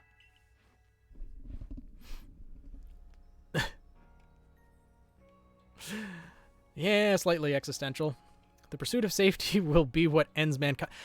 No. See, the thing is, too much of mankind doesn't actually care about safety anymore. The ones in power, the ones designing all of these things, care about profits. Which is really sad to think about, honestly.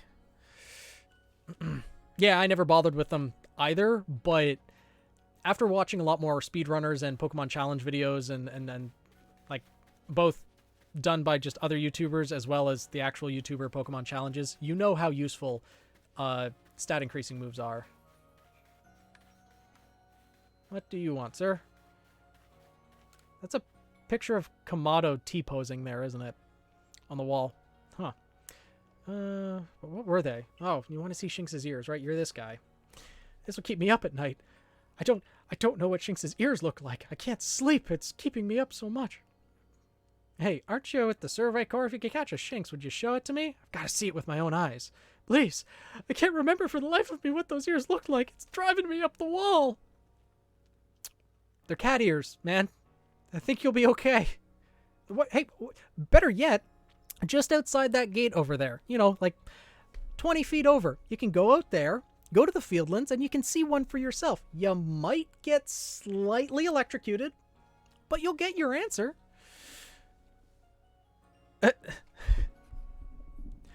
Chaos. I mean, I appreciate you staying up for the stream, but... Ooh, Dark Magics, thank you for the follow. I appreciate you staying up, but, you know, if it's 2 a.m., feel free to go to bed. I'm probably going to be streaming for still another couple hours or so, as long as people are willing to stick by me, though it's probably going to get late for everyone. Still, what do Shinx's ears look like? It's amazing how much simple things will freak people out. Velvet, it's the same time for you now, isn't it?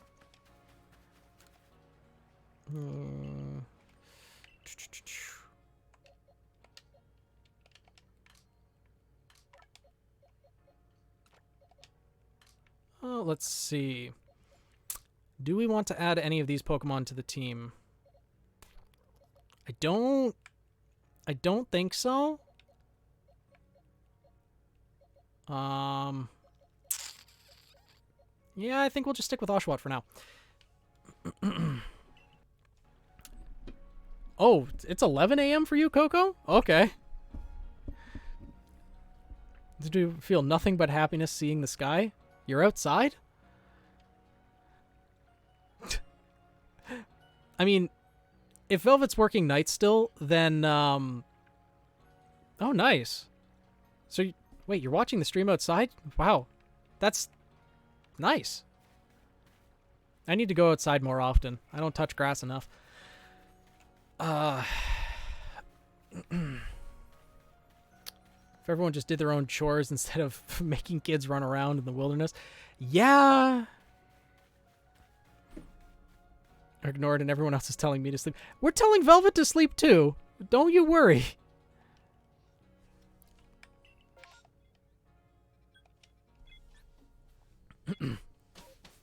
Yeah. Yeah. Another quote. You know, I say these things without even realizing it, and yet Volo sneaking up behind teenage girls, you cretin. Did I surprise you? I bet I did. I was trying. You suck, Volo. There's a secret technique to catching Pokemon, you see. It's I call the secret backstrike technique. Hitting a Pokemon's back with your Pokeball will surprise it, making it easier to catch or giving you an advantage once battle starts. Yeah, cracking someone in the back of the head with a Pokeball or another Pokemon will probably stun them just a little bit.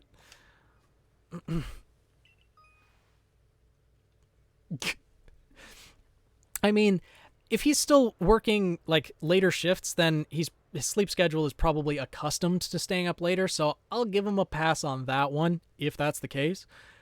But yeah, I suppose we can make a stream quotes chat in the Discord server.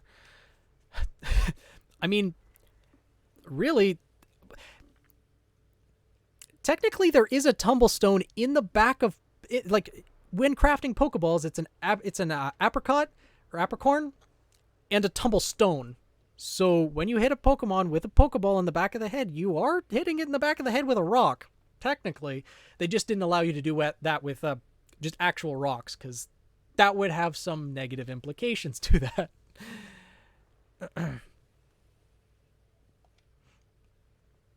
Yeah, Daisy is the primary person for doing that. They're always in Minecraft together, can just constantly whack-a-mole until Velvet goes to sleep, but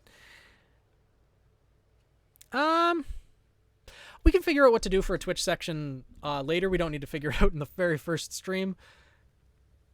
Probably we can do that tomorrow or something.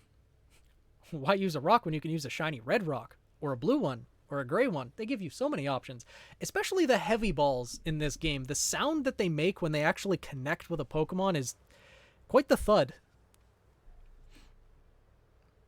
I mean, if she's just beating you with a stick, fight back with the diamond sword. You'll win. I have faith, Velvet. It's just you might sacrifice your kneecaps in the process, but, those have kind of been sacrificed long ago, I feel. Daisy has all of us on a list. If you're part of the Survey Corps now, working to create a Pokedex, as they all are, you might end up meeting every last Pokemon here in Hisui. Really? Is there a particular Pokemon you're wanting me to meet, Volo? Is that... Huh. Interesting you should say that. You should know I'm already looking forward to the day... Oh, yeah. I'm looking forward to the day you accomplish that. I'm sure you are. Got a real great mushroom recipe. That's nice. I don't like mushrooms. Okay.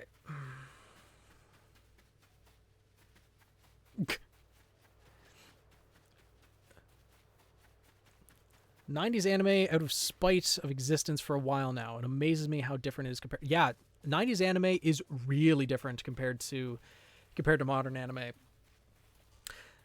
I mean, that's where we got, gems like Neon Genesis Evangelion after all. I know a lot of people like it. I don't.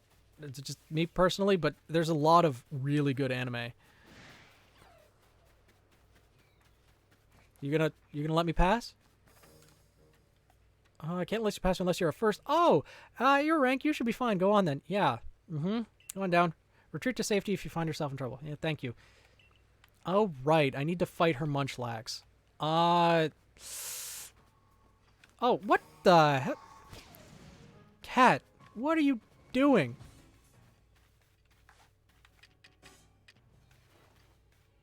There you go. Take a rotten food to the face and then get in the ball. What anime is my favorite? Fullmetal Alchemist Brotherhood.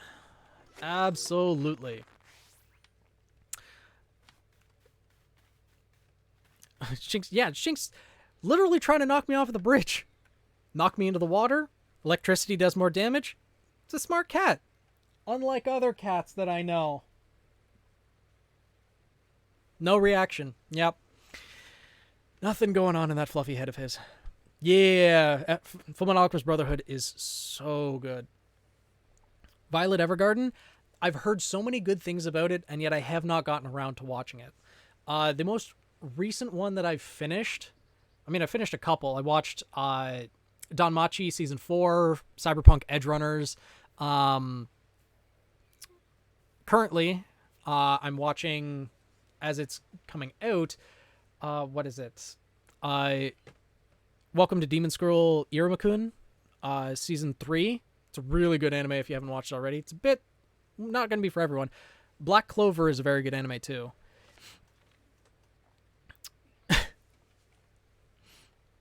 Trapped in a Dating Sim, that one's really, really good too. Gurren Lagann, Spy Family, yeah, all good ones. Dating Sim was surprisingly good for, the harem anime archetype, because normally those are all pretty cut and paste, but this one was really good.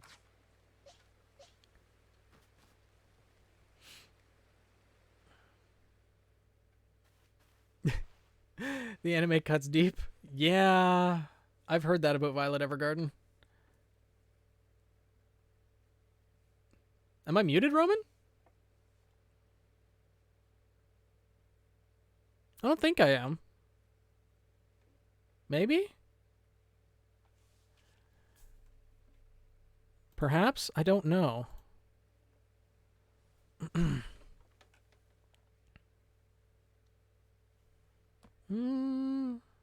Okay, so I should be fine then. Oh, that's an important question. Who in here has seen Arknight's Prelude to Dawn? I have not. Is that the Arknight's anime that was meant to come out, or is that a one-shot or a special?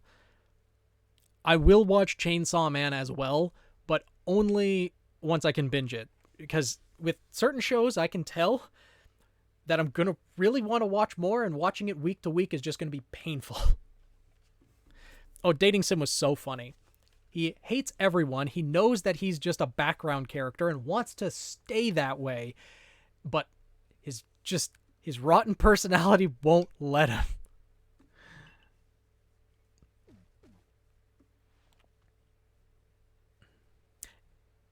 I've read it all. Like, read all of Chainsaw Man, I guess? Is the manga actually finished? Exactly. Yes, here is Zelina. My, a new face in the village. The character, is saying my. I see what they did there. Not that it matters to me if you're new. If you're here, I assume you're prepared to be a bit of help. She's got a really good character design, though. Holy. I'm one of the wardens of the Diamond Clan. You may call me Mai. I suppose you might not even know what a warden is if you're new to Hisui. But such talk can wait. For right now, I'd rather we get straight to the point. I have a problem that needs solving. So the more important question is, do you feel confident that you can lead your Pokemon in battle? I think so. It's good to hear. Security court of yours certainly wasn't... Just slapping the entire... Konosuba is also in my top 10. Konosuba is one of my favorite anime as well. Like, it's so good.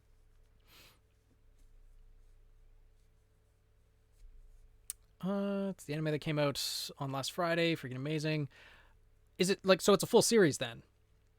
Or is it just like a one-shot? But taken to a harsher level.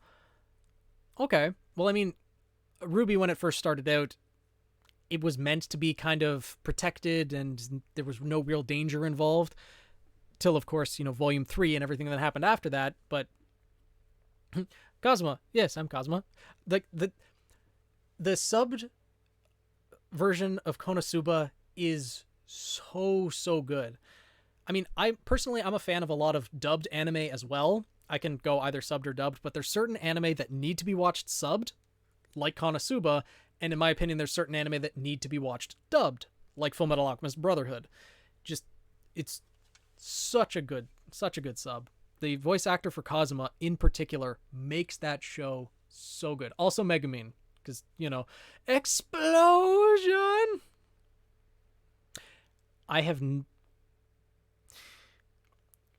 Brace yourselves, chat. I have not watched Mob Psycho 100. That is one I have not actually watched yet. There was movie T-34 because it was only... Oh, okay. Okay, a couple people haven't watched it. And then there's Rose Petal. You what? Daisy hasn't even heard of it? Oh, no. Oh, no. Chapter 1 to 97 finished a while back. Oh, it's split into 2 different parts. I'm guessing there's a time skip maybe in there. What? Now I'm confused. How have so many people not heard of Mob Psycho 100? Yeah, same creator as One Punch Man. Assuming you've heard of One Punch Man, given the memes around the show, I would assume a lot of people have. But, oh no. I mean, if you've never watched One Punch, that's fine, I guess. Season 1 is incredible. I highly recommend giving it a shot. Completely parodies Dragon Ball Z, but Mai is a gem, though. The security core of yours certainly wasn't up to the task. Just slap in the face to everyone. Here's my partner, Munchlask. We were raised together as like siblings. He battles by my side by choice, without needing any silly little balls like you use. Watch and learn. You sure Munchlask isn't there just for the food? Oh, okay, we're doing this, huh? This is level 12, isn't it? It's level 12 Munchlax? No, level 10. Alright, well, got Rock Smash for this reason. Let's see how much damage. Oh, you thick boy. This is gonna take some... No. No. Well, let's just Rock Smash and hope for the best! One Punch Man is really good. Season 2 wasn't as good, but it was still pretty good overall.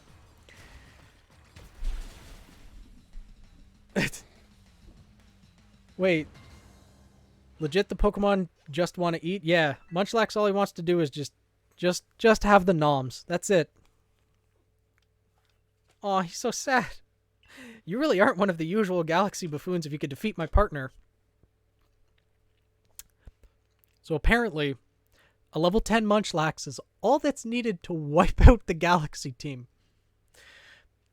Doesn't exactly boast confidence, I'd say. Pretty much. Well fought, Munchlax. I'll take care of the Pokemon you battled. Oh, thank you. Did also perform the right... Oh, really? They performed the song for Arknights? Damn. Jeff and Casey Williams, they're really good singers and songwriters.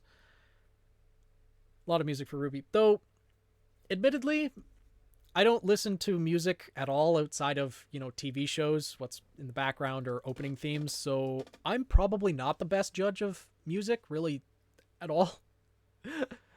But, yeah. You people make all kinds of things with your crafting, don't you? These should prove to be useful materials. Yeah, that's true. Ray immediately knocks everything down a peg. Galaxy Team are actually the precursors for Team Galactic from Diamond Pearl. Because the Hisui region in this game is actually the past of the Sinnoh region. The Hisui region ends up getting renamed to Sinnoh. And a lot of the characters in Legends Arceus are actually ancestors of characters we meet later on in the Diamond and Pearl era. So, like, what they did with this game is so good. And Legends Arceus is either my favorite or my second favorite game for the Pokemon series, like, right after or tied with Pokemon Emerald. But I hope they really continue this trend. Given the sales numbers that this game had, I hope we see more Legends games in the future, because I would love to see a Legends Celebi or a Legends Jirachi game that would go into Gen 2 or Gen 3. And there would be ways for them to... oh, Night Bionic! Because there would be ways for them to actually do the entire time travel bit again with different Pokemon. Because, yeah, I'm really looking forward to Scarlet Violet too. I'm going to be streaming that entire weekend for probably at least 30 hours, in all honesty. But, with the Legends games, if they want to do the time travel shtick again, there's Celebi, which is literally a time travel Pokemon. And, as well, Jirachi, the Wishmaker. Someone made a wish that's, back in time that ended up sending someone else back or whatever it could be. They could make a Gen 3 game with Legends Jirachi or a Gen 2 game. Well, I mean, based on my entire aesthetic, I think my starter is going to be the chunky croco boy rather than the posh duck or the weed cat.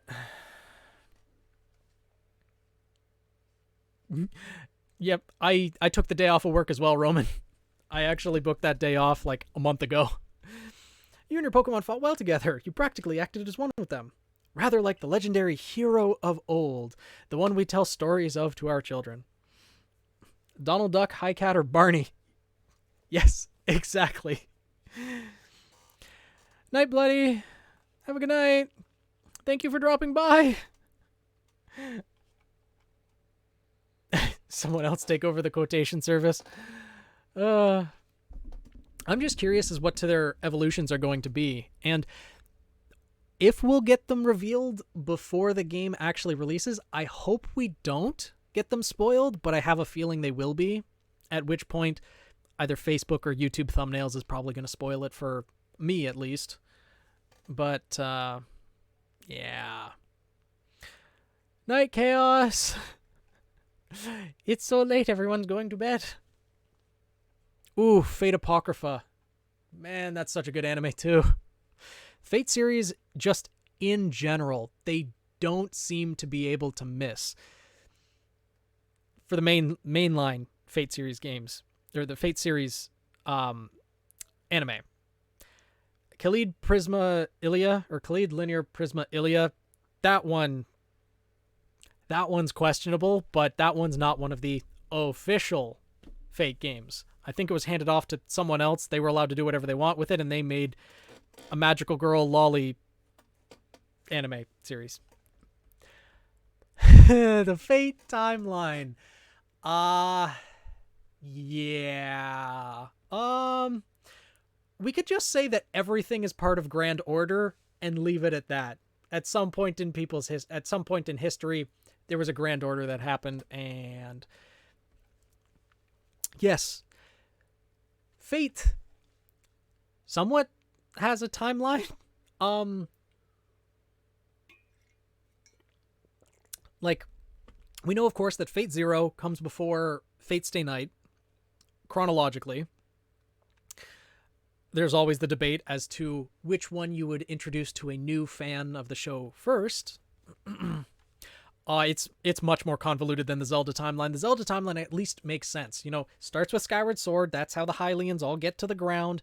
And then, you know, goes along a few games until it gets to the point where there's the Hero of Time. And then there's the different timelines that branch out of there, whether the hero loses or they win and stay as a child, or win and then stay as an adult, and etc. Like, Zelda timeline makes a bit of sense. But the Fate timeline...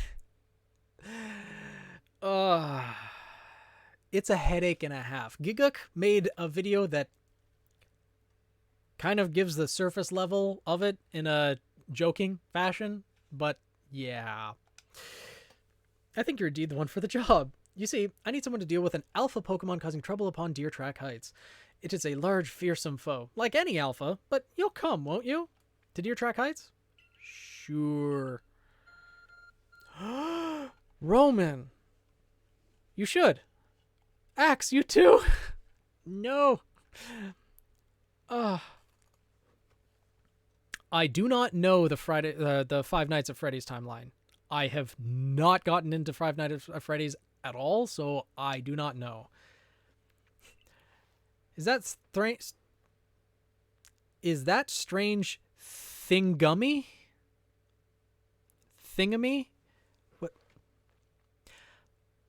What is your vocabulary, Ray?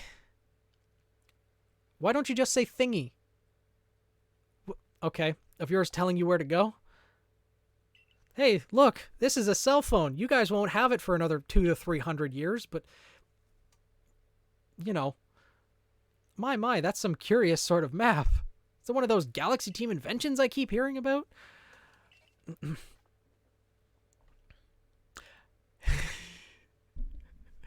Yes. Yes, I have seen the most legendary dubbed anime in existence, Roman. Ghost Stories is absolutely legendary. If you are like sub only or dub only or whatever type of anime fan you are, watch the Ghost Stories dubbed anime. It's fantastic. Holy. Like, to give some backstory, it was an anime that did so poorly in Japan, sold so ridiculously poor, that they gave it to a dubbing studio in America with like pretty much no restrictions attached to it, like no story that they had to do. They just gave it to them and said, please try to make any profits you can from this game or from this anime. So what the studio did is they gave the voice actors free reign. Go in, dub whatever the heck you want over this scene, and the next person in the booth has to then, follow that up. And you get a whole lot of dialogue that is unacceptable by today's standards, but is absolutely hilarious. Oh, it's such a good dub. I should play Five Nights at Freddy's at some point. It'd be fun for you. That doesn't boast very much confidence, Daisy. Fun for you means pain for me. I don't know. When you talk to someone who recognizes the Ghost Stories dub and knows what you're talking about, that's normally the reaction you'd see, given the nature of the Ghost Stories. Jump scare game. I mean, I would be interested in playing that because I've never really played a game where I get jump scared that much. I don't think I would give that good of reactions. It'd mostly be like just jumping back in my chair more than anything. I mean, that's kind of my point as the streamer. I need to keep all of you watching entertained, so that would be... It's definitely a possibility. For those who've seen Girls in Panzer, remember, it's all about saying, yeah, fuck physics, only speed matters. Exactly. Makes sense, Roman. Yes. Alright, night, Marcus. Certainly does seem to show the way to Deer Track Heights up ahead of us. I'll leave this bit to you. You shouldn't have any problem handling the Alpha. And you're just piecing out as well, Ray, huh? Seems you're quite the asset to the Survey Corps, new one. Unlike Ray over here, the useless one running. Tough. Before we continue, I must ask, do you already know about the Almighty Sinnoh? Of course. My, how about that? Though I'm not certain you've been told the true story. The true story is this. Almighty Sinnoh steers all time. It's said to have created the very universe using its power over time's flow, and this land of Hisui was born in the process. It's by the grace of Almighty Sinnoh that Pokemon can live and thrive here. Is he also the one who's kind of messing up the environment? You know, that mountain back there? Maybe, just a little bit. We of the Diamond Clan are descendants of a people who crossed the sea and settled here in the Hisui region to venerate Almighty Sinnoh. However, it stole away from the world long ago, hiding itself from our sight. It has only rarely been seen by any human, if the old tales are to be trusted. But there are still Pokemon here today in Hisui with a connection to Almighty Sinnoh, and it is the duty of the wardens like myself to attend to their needs. Pokemon that graces Deer Track Heights is one of those honored few. It is directly descended from a Pokemon that was blessed with Almighty Sinnoh's protection. Follow me and you may understand. We're gonna go meet the giant deer.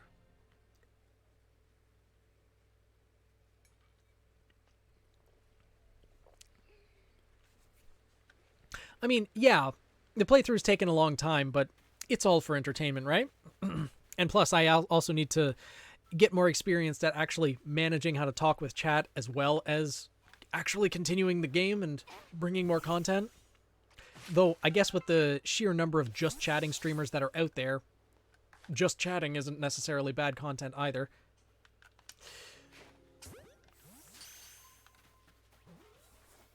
Nope, too short.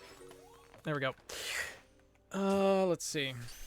First playthrough saw big wormhole in the background. I'm like, cool.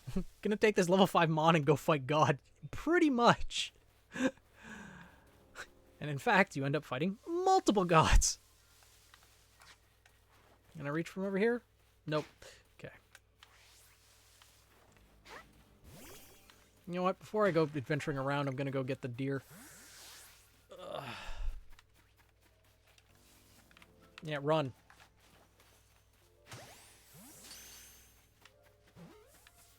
Let's see.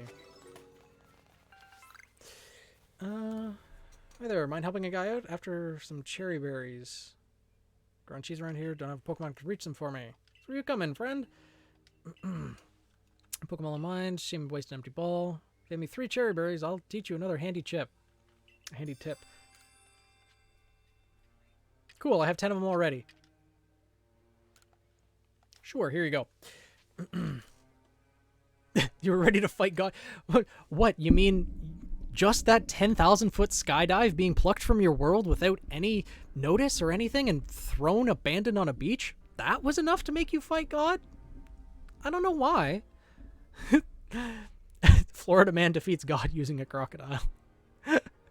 I don't know if I want to put Florida man on that much of a pedestal. Axe, that that may not be the best idea.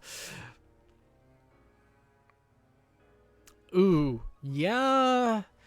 I hope you've been able to avoid a lot of the hurricanes at least then Roman, because just the southern border of the U.S. has been just getting devastated. It's true. Yeah, Florida man would throw a crocodile at literally everything that came in its path. Yeah, then here's a handy tip I was talking about. You can throw berry near... Oh. Great. You can throw berries to distract Pokemon. I did that already. Though I didn't do it on the Eevee, so... Could have given me that advice a little bit sooner. Speaking of, I'm going to go back and check for the Eevee. Because if we're catching more Pokemon, then leveling it up is going to be ideal. Yeah, no new Pokemon directly here, but... Exactly, just throw stuff at it. Whether it's a berry, rotten fruit, like a berry, a rotten berry, other berries, even more berries, or Pokeballs that are made from rocks. Give them a concussion, that's the best way to do things. Apparently.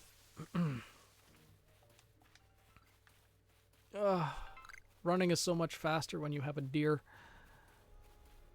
But, oh well.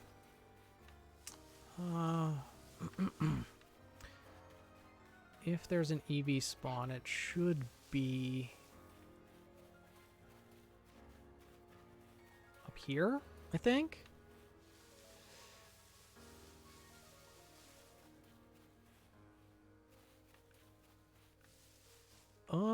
Yeah, it's just over here. There's an Eevee. Okay. Don't screw up this time. Go to work dressed up as... Oh, nice. They have a costume thing at my work as well, but it's a chemistry lab. So it's probably not the best idea to be...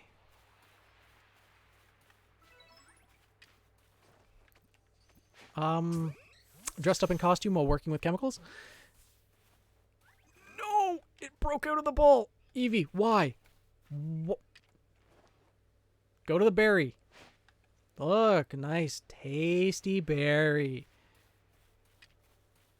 Now take the concussion and get in the ball. Yes, okay. I mean, is chemistry wizardry? I guess sciences could kind of qualify. Chemistry's more like alchemy, though.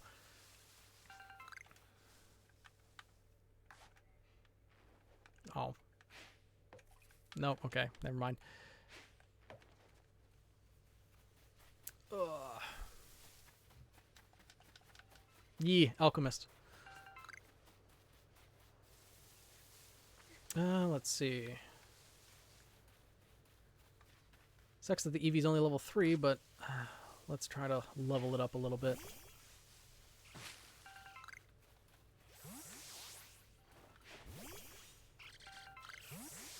Nope, okay. Well, if you think about it, going to the past with a water gun would technically be called a...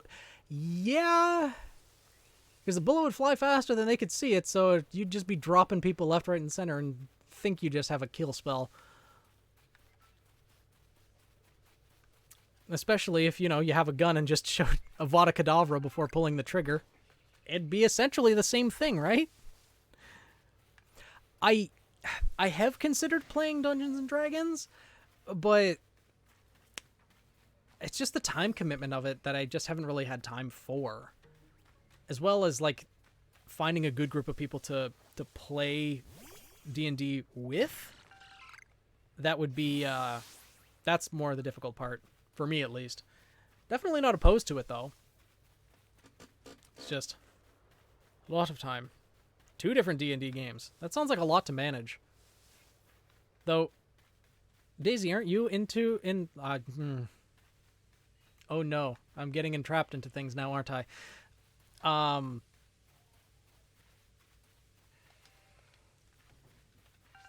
It's just committing to the time that I would need. It's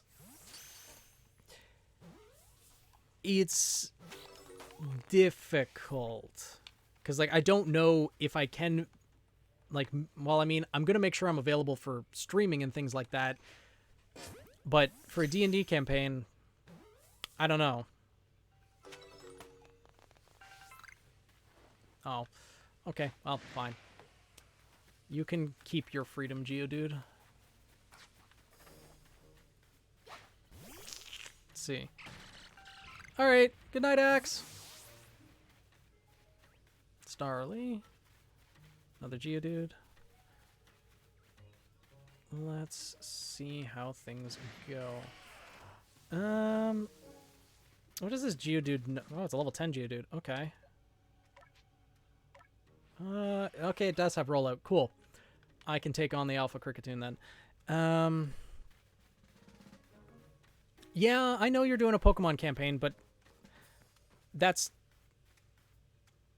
I don't think that's a group I could even join in on.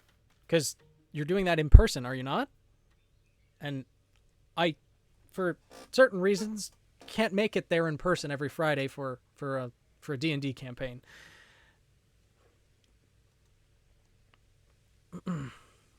Oh, so even your professor? What? Oh. Damn, he got some legs on him. Whew, thank goodness I got here in time. I wanted to witness your death. As a Pokemon researcher, I could hardly miss out on a chance to observe an alpha now, could I? Well, I suppose that's your business. Fine, as long as you stay out of the way.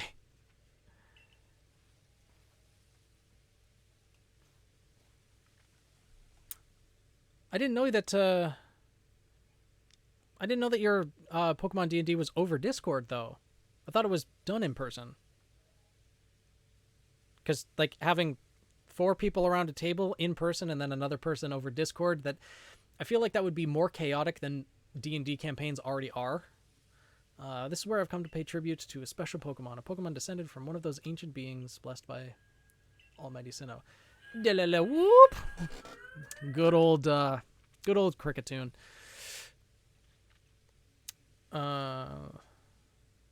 Live for chaos. Yeah. That's not it. It's only a troublemaker here to disturb the peace with its racket. Sounds about every Cricketune ever. And that's why you're here.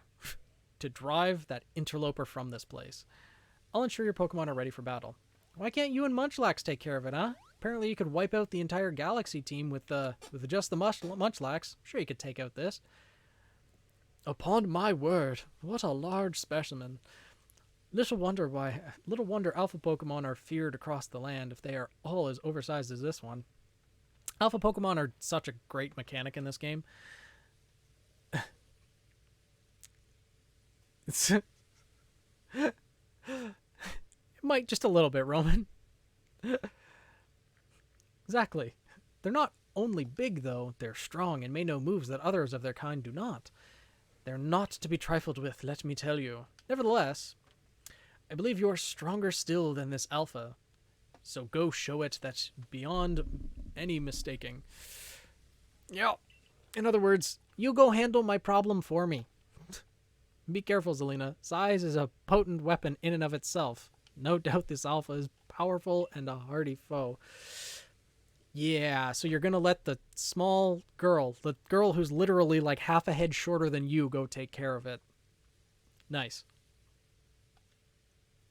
If you must face it, make sure your Pokemon have some strong moves at their disposal. Yeah.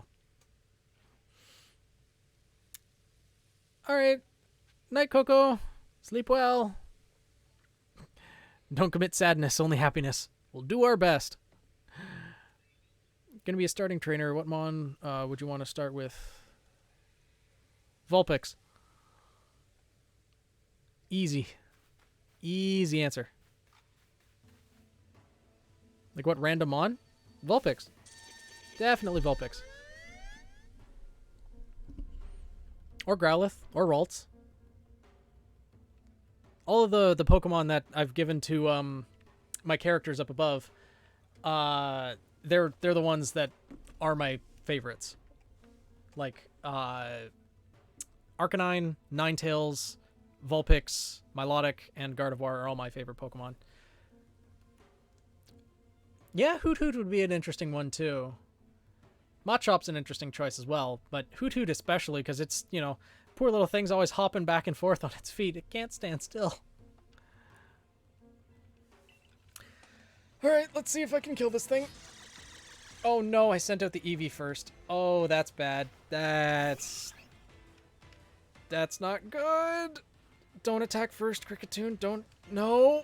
Eevee. Oh wow, it lived? That's actually surprising. You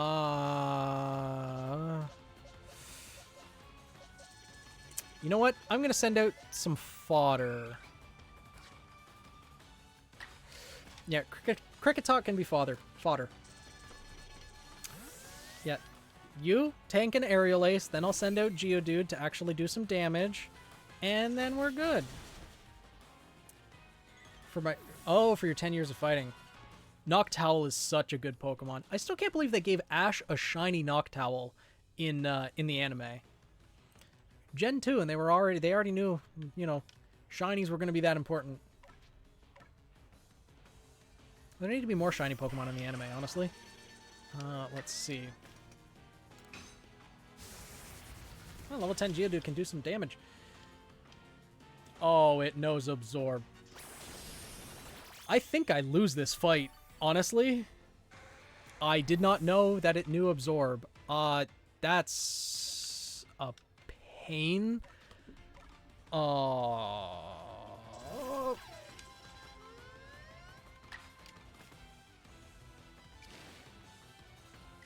Oh, that's such a pain. Please paralyze it. Oh, that does nothing.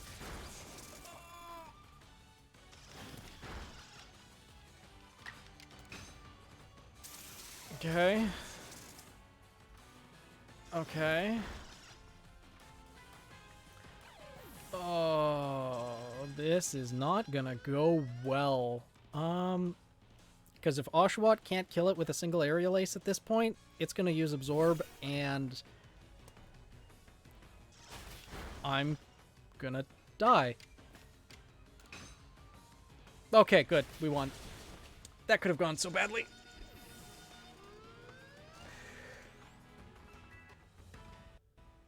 Oh, cool. Cricketot can already evolve. You really are an impressive one, aren't you? Seeing someone best in Alpha like that. Well, to be fair, it was only a level 12 Alpha. Most of them are a little bit stronger. Reminds me of the legendary hero of old.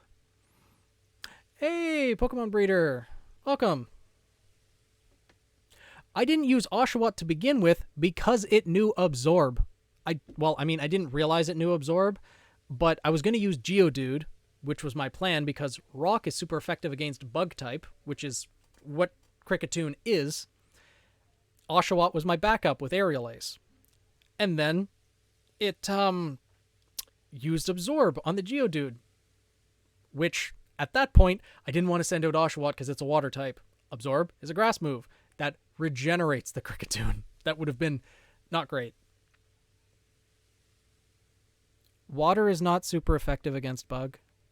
It's neutral. Shall we review the type charts? It's water. Water is not super effective against Bug. I'm sorry. It's not.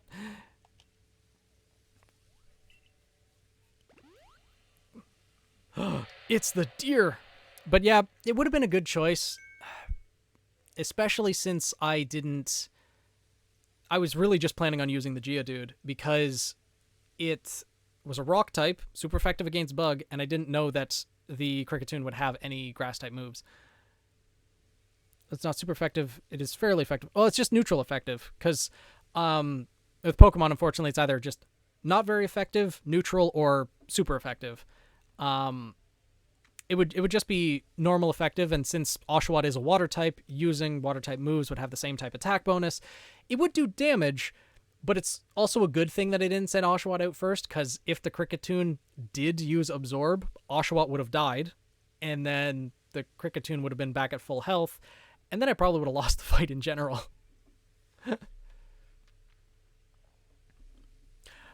Doing my best to teach the type matchups, but, you know.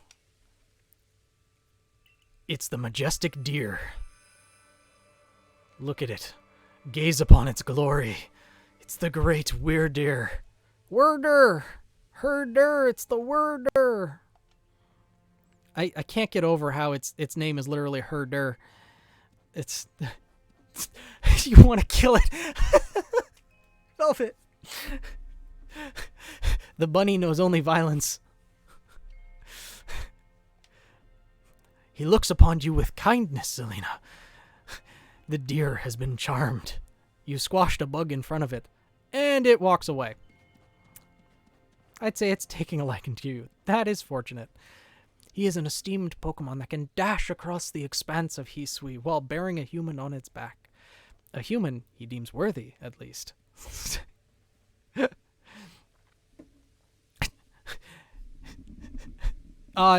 Let's be fair here. I thought Roman was the unhinged one. See? Roman, with the recipes in hand, probably sharpening the knives, starting the fire. But, I mean, if it's an old deer, wouldn't that mean that the meat would be kind of tough? A little bit chewy? I guess you could make it into jerky. That's always an option. Don't need to have a fresh steak. I mean, exactly. Roman's always been the unhinged one.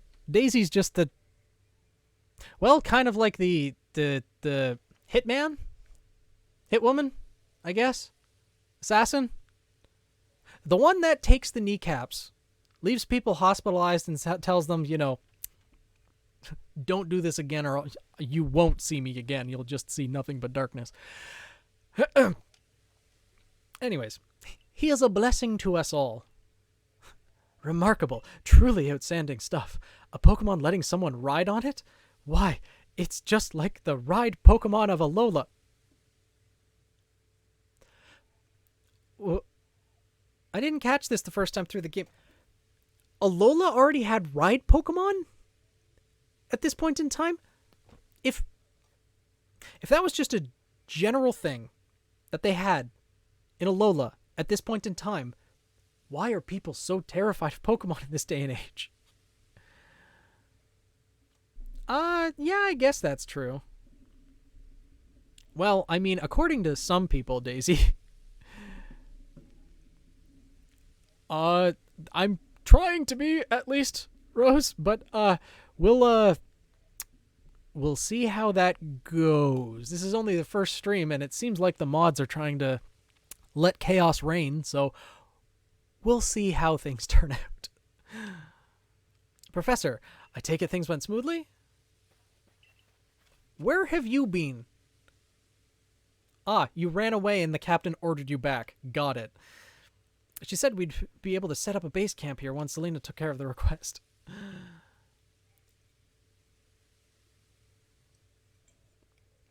Yeah, Bun is known for the red face. The blush. That's it.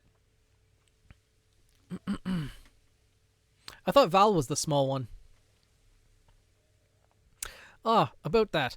I know this was a joint decision by Adaman and the commander, but still, is it truly fine for us to set up more base camps like this?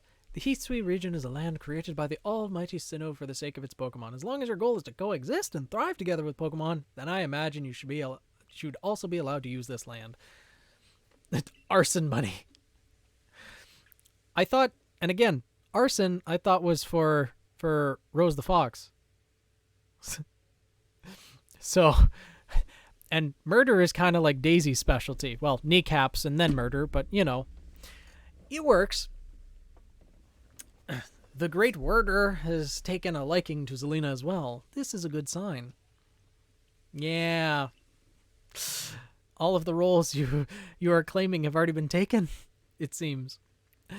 You have my thanks for what you did today. Our clan leader will hear of how you aided us. I'll come show my appreciation with a proper reward as soon as I can. Cool. Except we don't actually get Weirder as a rideable mount yet. Well, if we are to coexist and thrive with Pokemon, we'll need to know them better. First step towards that is completing the Pokedex. Construction course should be here soon. We'll have a new base camp pitched in no time. Good.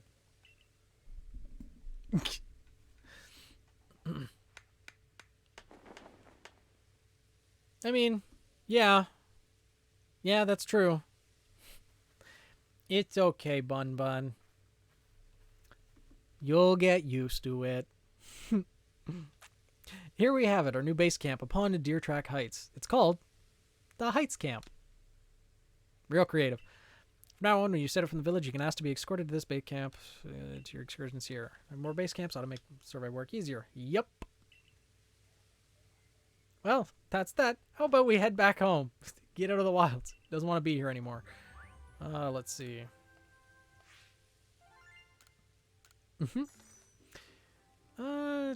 Not that much money, but... Oh, okay. Counter for that, counter for that. Cool.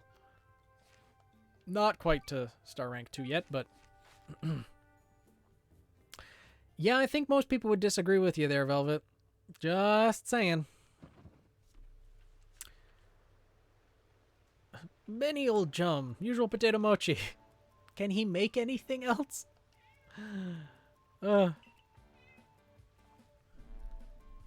I agree. I agree, Rose Petal. I agree.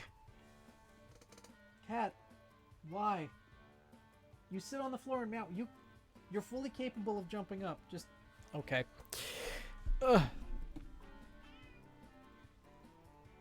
Don't meow at me. Jump. You're fine. I'm not going to lift you up. Have you all heard the grave news? The frenzied cleaver from the rumors.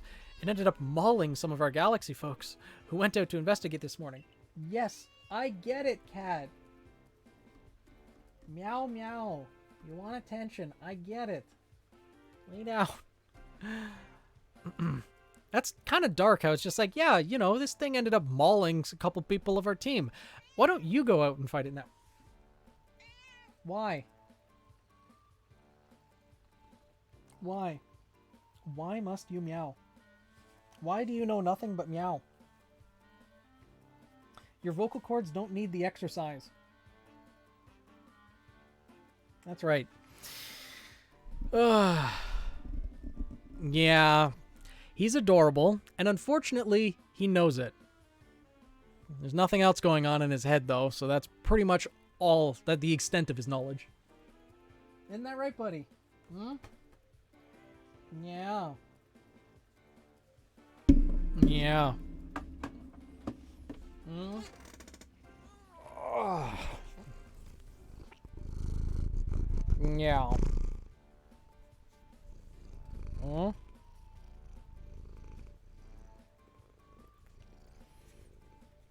Yeah.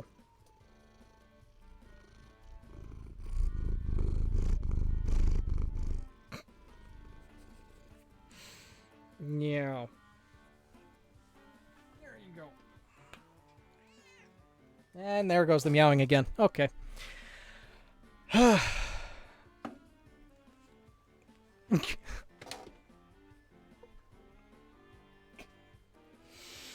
Yes, yes, the cat is so cute. The cat's more popular than I am. I mean, it's a well-known rule that, or well-known fact, I guess, that the pets always get the more views than the streamer anyways, so yeah, spread the word. There is cat here. Ugh. Meanwhile, on screen, they were just talking about Security Corps members getting mauled by Cleaver, so, you know, a little bit of a contrast there. Medical Corps had a hard time getting all the injured back on their feet. Great. Yes, the Cleaver that was reportedly struck by powerful lightning, yes? I did hear he's been behaving most erratically since then. Still, if further investigation is in order, the Survey Corps will, of course, be up to the task. You're volunteering me for work again, Laventon. How dare you? A certain amount of danger is inevitable when researching unfamiliar Pokemon, but I'm sure Zelina can handle things just fine. There it is.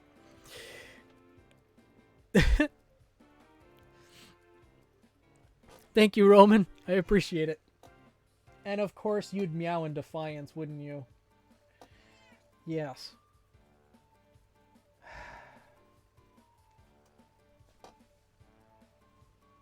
Arrogant little schmuck. Are you calling yourself an animal, Mr. Bun? Oh, I am absolutely getting emotes for Twitch. Sarah and Zelina emotes are 100% going to happen, as well as the other two characters of Team Seraph. Unfortunately, I don't get emote slots until I unlock Twitch affiliate, which to do so, I need to hit 50 followers, which I have hit already. And then I need to have an average of at least 3 viewers watching at all times across 7 different streams that must last at least a total of 12 hours. So essentially, by the end of, in about 3 weeks, I think, I'll probably have that. I'll hit Twitch affiliate. I think it updates automatically, and then I can start adding emotes. I just need to commission the emotes to be made, which I'm going to do as soon as that happens. So once December hits, I will be, I'll be getting those emotes. They'll be available both on Twitch for subscribers and in the Discord server as well. So that will be happening, but I just need to yeah, I mean, to be fair, I technically don't know how today has gone, considering I don't have the little icon up. Oh, 6 to 12 viewers? That's pretty good. Because I was just saying, I don't have the, I don't have it up where I'm looking at what, or how many viewers are watching at a given time. So I see that people are in chat, so I know that at least some people are watching. And given that there's 3 people in chat, I know at least 3 people are watching at all times, but I am unaware of how many people overall, which is honestly better for the mental health, not knowing how many people are there. But, I mean, if Discord emotes could be used on Twitch, that would be pretty insane, honestly. But a lot of people subscribe to streamers just to get access to the emotes, so it's a little bit of an incentive for the streamers to make more money, which I do understand, especially for those that are streaming full-time and rely on streaming for their livelihoods, putting food on the table, essentially. Still, Laventon volunteering me for things. But that Cleaver is said to be much, much stronger than even an alpha Pokemon, isn't he? At least Ray's got my back on this one. I'm taking all the work off of his shoulders. He doesn't want me to die right away. Now, anyways. Now. You forget that strengths of Pokemon are the key items of information that we of the Survey Corps are duty-bound to research. Great, so you want me to throw a whole bunch of Pokemon at it as fodder. Ugh. And since the perilous work of ours calls for a clear head, I do believe a good night's sleep is in order after this fine meal. Sleep, eat, repeat. It's all Laventon has on the mind as well. Sounds familiar, right, Cat?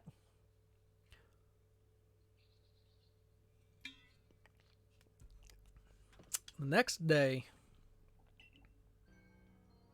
Rise and shine! The boss wants you. Man's just yelling outside a girl's room. Kamado, that is. Get yourself to the commander's office. Okay, then. You could say it a little bit more nicely, couldn't you?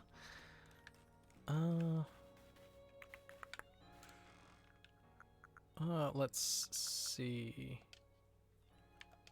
Favorite that. Favorite that. Probably favorite that. Everything else can go in storage. Yes. Yes, I do have to call the cat out like that. Because this cat, I'll tell you guys this story. I have a feeling I'll be telling this story a few times in the future, but this cat, there's a little bit of a history here.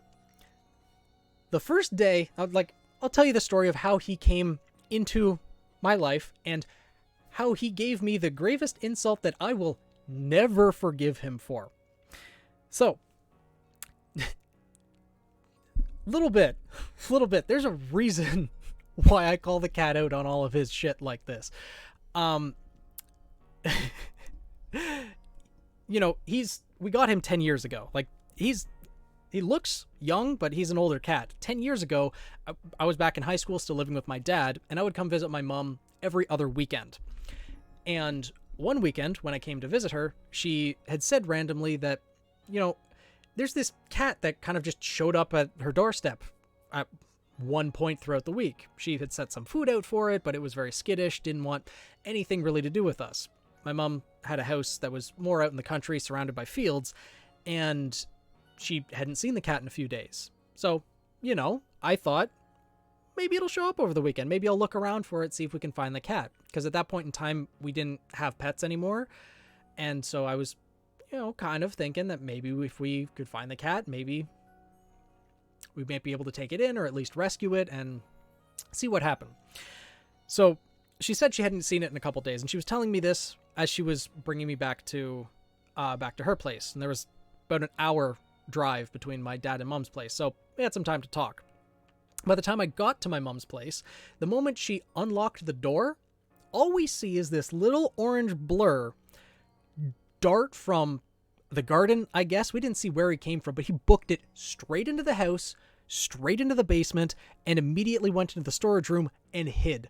Would not come out for anything. So, I was, you know, a little bit excited. I hadn't had a pet for a little while, and cat looked cute. He was scared. I wanted to help him, right? So, where the storage room was located, there was only the one entryway. It was just an open door, and we put some food out for him. We got a litter box, because we had numerous pets beforehand, like earlier in my childhood when my mom and dad were still together, but hadn't had pets since then. And so we still had litter box and some tuna and stuff to put out for him. So we did, and in that doorway, I set up a hammock. And I sat there in that doorway, playing my Game Boy, trying to tame this cat. I set it up so that he could not go through the doorway. If he wanted to get his food, if he wanted to get his litter box, he would have to walk underneath the hammock.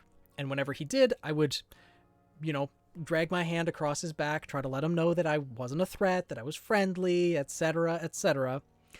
And I did that until 5 or 6 a.m. I sat in that hammock, not moving, for like 7 to 8 hours. Thought I made no progress. Because, I wanted to protect the cat. But by like 5 or 6 a.m., I was like, you know what? I'm tired. I can't do this anymore. I just need to go to bed. I'll try again tomorrow. Because cat has his food. He has his litter box. He'll be fine. Probably just going to stay there hidden all night. So I go up, go to bed. What wakes me up in the morning is my mom hollering from downstairs. About 10 a.m., 11 a.m. And what is she hollering by chance? He's friendly! He's friendly! This little bastard, after I spent nearly my entire night, like 7 hours dedicated to trying to befriend him, he went to someone else. I'm never going to let him forgive that. forget that, because that that was such a slap in the face. I walked downstairs after just being woken up, and he's all happy, you know, weaving himself in and out of, you know, my mom's legs and just purring and happy, and I'm just standing there just and now look at him. Now look at him. He's just sitting there next to me. Like,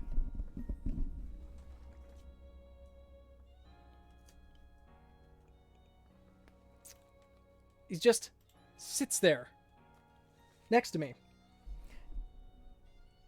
Like he's just, you know, he's been friendly here all along. Been friendly all along. He doesn't remember it, because, you know, he's got the brain the size of a walnut, but I remember, and I will not forgive him. Because that was just, that was, yeah, just slightly insulting. Daisy, what? Velvet, are you seeing things? I don't know what you guys are talking about, but yeah, I understand the logic behind it, that I was the one to make him feel comfortable, and he just went to the first person who was nearby. I was nearby him for 8 hours. He showed no signs of friendship until he went to her. Still unforgivable. Still very insulting. But anyways, yeah, that's how the cat came into our lives. We didn't choose him. He forced himself upon us and then slapped me across the face, metaphorically speaking. I guess that could be the case, but I'm never going to get that time back. Never going to get that time back.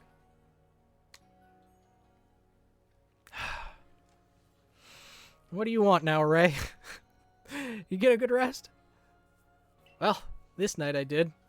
Not the night I was up and trying to look after that cat. Look who's being punctual. Finally realized you're wasting Almighty Sinnoh's precious time by bowing to a sham. Ah, Adaman and Irida, the leaders of the two clans. Yeah, now he just sits there. I will say, though, for this game, Irida is such an amazing character. She's a real mood throughout this entire game. I love her so much. Adaman's great too, though. There you go again, insisting your false image of Almighty Sinnoh is a ruler of time. My people follow the true Almighty Sinnoh, the font of all creation and ruler of space. For those of you who might know some lore of Diamond and Pearl, they're talking about Dialga and Palkia, two Pokemon that very much exist, one for time and one for space. Meanwhile, they're both wrong. Neither of them is really the one true god. But still, their rivalry is adorable. Huh, you could have all the space there is and still not know what to do with it. Excuse me? Are you really suggesting that you make better use of your time than we make of vast Hisui's space? How dare you, sir? Better than some. It's a miracle you showed up on time, O mighty leader of the Pearl Clan. I worried you'd get lost in the pointless vast space you're so fond of and never show up. Me get lost in Almighty Sinnoh's great gift to the Pearl Clan? In our world's very basis? My. You wish. Like, she's such a mood throughout the entire game, both of them are. Fine then. I wish that I hadn't let myself get dragged into arguing with you. Almighty Sinnoh, forgive me. What a waste of time. I'm off to Commander Kamado's office. I really had to call him Commander Kamado, huh? Still, though, like, I believe it was you who started this. She has the butt cape, though. The butt cape is such a fashion statement. Oh my god. Just another day with those two. Man's name is Adam, and he's the leader of the Diamond Clan. They put a lot of importance on time, as you could probably tell. Yeah, quite literally. This game not only introduced, Pokemon, like, killing you, actual death and the threat of violence against humans into the games, they also introduced religious conflict. They kind of introduced religion back in Gen 5 and White and Black with N and Getsus and his entire organization, but this one is literally religious conflict. And the girl is Irida, leader of the Pearl Clan. They're all about space. You heard what she called it, right? Our world's very basis. Oh no, Petal, you sleepy? It is getting kind of late. It is 11 p.m. here. I've been streaming for over 4 hours now. I mean, we can always call the stream here if everyone wants to tap out. It's fine. Whenever they run into each other, those same arguments flare up. Seems like they've inherited some bad blood from their predecessor's strife. Oh well, not our problem. But you'll have problems if you don't get yourself to the commander's office. We can always do that next stream, too. Oh, wait, that guy...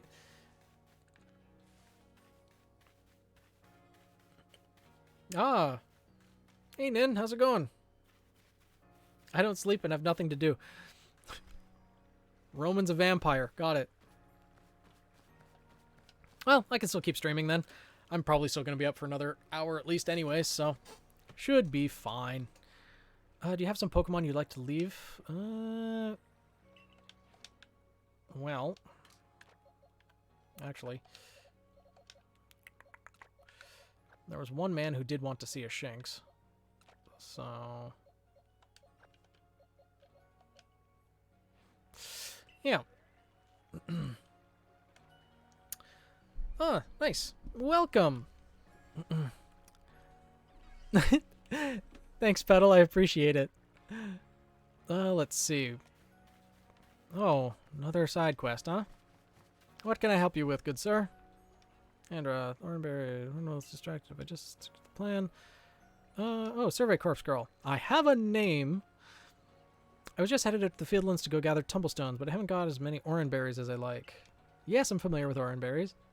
There's some HP. Okay. They restore some HP to Pokemon that eat them. Mm-hmm. Throwing Oranberries, great way to distract wild Pokemon.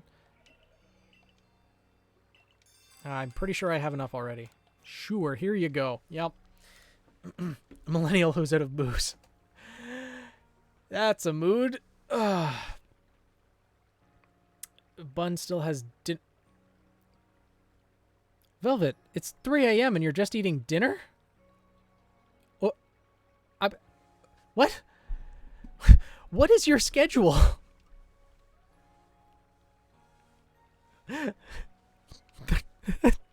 Oh no. Oh no. Like, are you at least... I know you're not working... I was going to say tomorrow, but I guess today now. But are you at least working, like, evenings? Or... schedules are for those who also have jobs, though. Which is unfortunate. Well, as long as you don't go into Minecraft, she can't beat you up, right, Velvet? You're awfully nice for someone who fell from the sky. Yeah, okay. Rude, but... I mean... yeah, I guess. I guess those who have to work for a living are nerds, in some extent at least.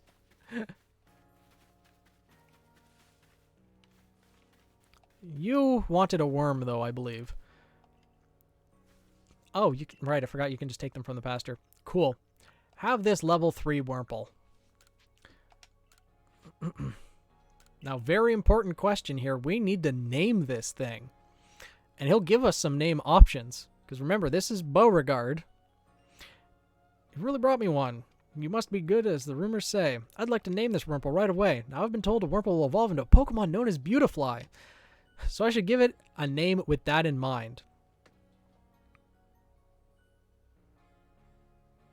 Yeah, Roman, probably best to stop with that. It's a tough decision. Which of these do you like? Remember, he's naming this Wurmple because he thinks it's going to turn into a Beautifly. So the names he comes up with is Beauticia, Beautifred, or Bugene. Not exactly the best names, but these are what we have to work with. Yeah. Bogene? I thought it was Bugene. Because, like, Beautiful, Beauticia, Beautifred, Bugene? I think that's the kind of naming scheme that they're going with. Because that'd be weird if it was Beauticia, Beautifred, Bogene. It might be Bogene, actually. With the E there? I don't know. The English language is... Yeah, like Eugene, but it's got B-E-A-U. So... Because B-E-A-U is like Bew. English language doesn't make sense sometimes. But, so we going with Bugene? Bogene? Bo on its own is pronounced Bo, not Bo.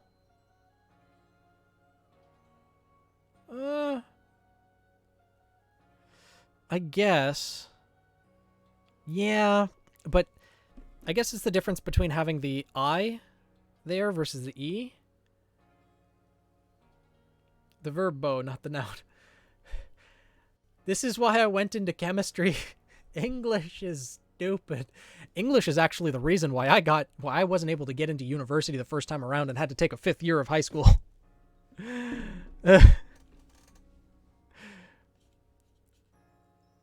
Beauty fired. Honestly, I kind of like Beautifred.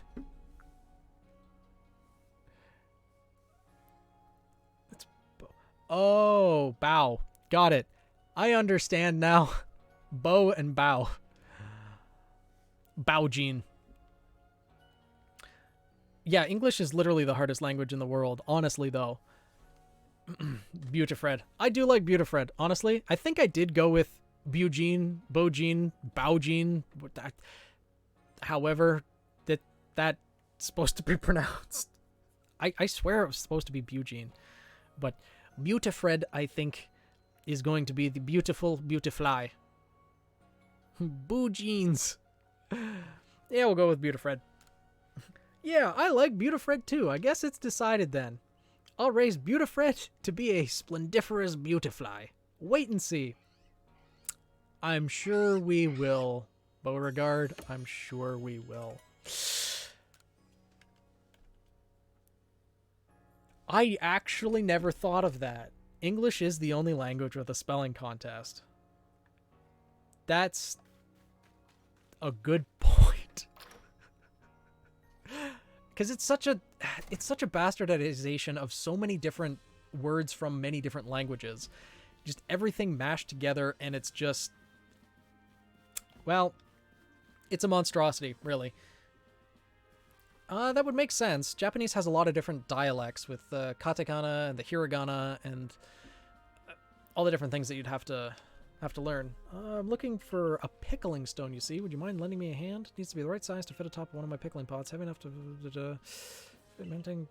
Hard for me to lift such a heavy thing from the pot. Best thing would be a stone to lift it up, actually. Ah, Geodude. Sure. I can give you the one that died to, Oh, you just left, huh? Great. I'll find her later.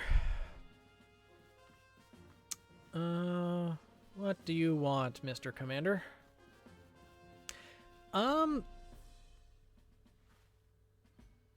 Okay, kanji's taken from the Chinese languages. I mean, from, like, the Western perspective, I think Chinese, Japanese, Korean, all the ones that use the symbols to determine or to denote sounds rather than just letters, I think it would be difficult for us to learn any of those languages, at least from my perspective.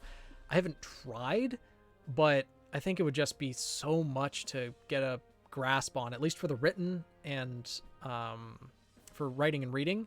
For spoken language, it'd probably be a little bit easier, but I don't really know.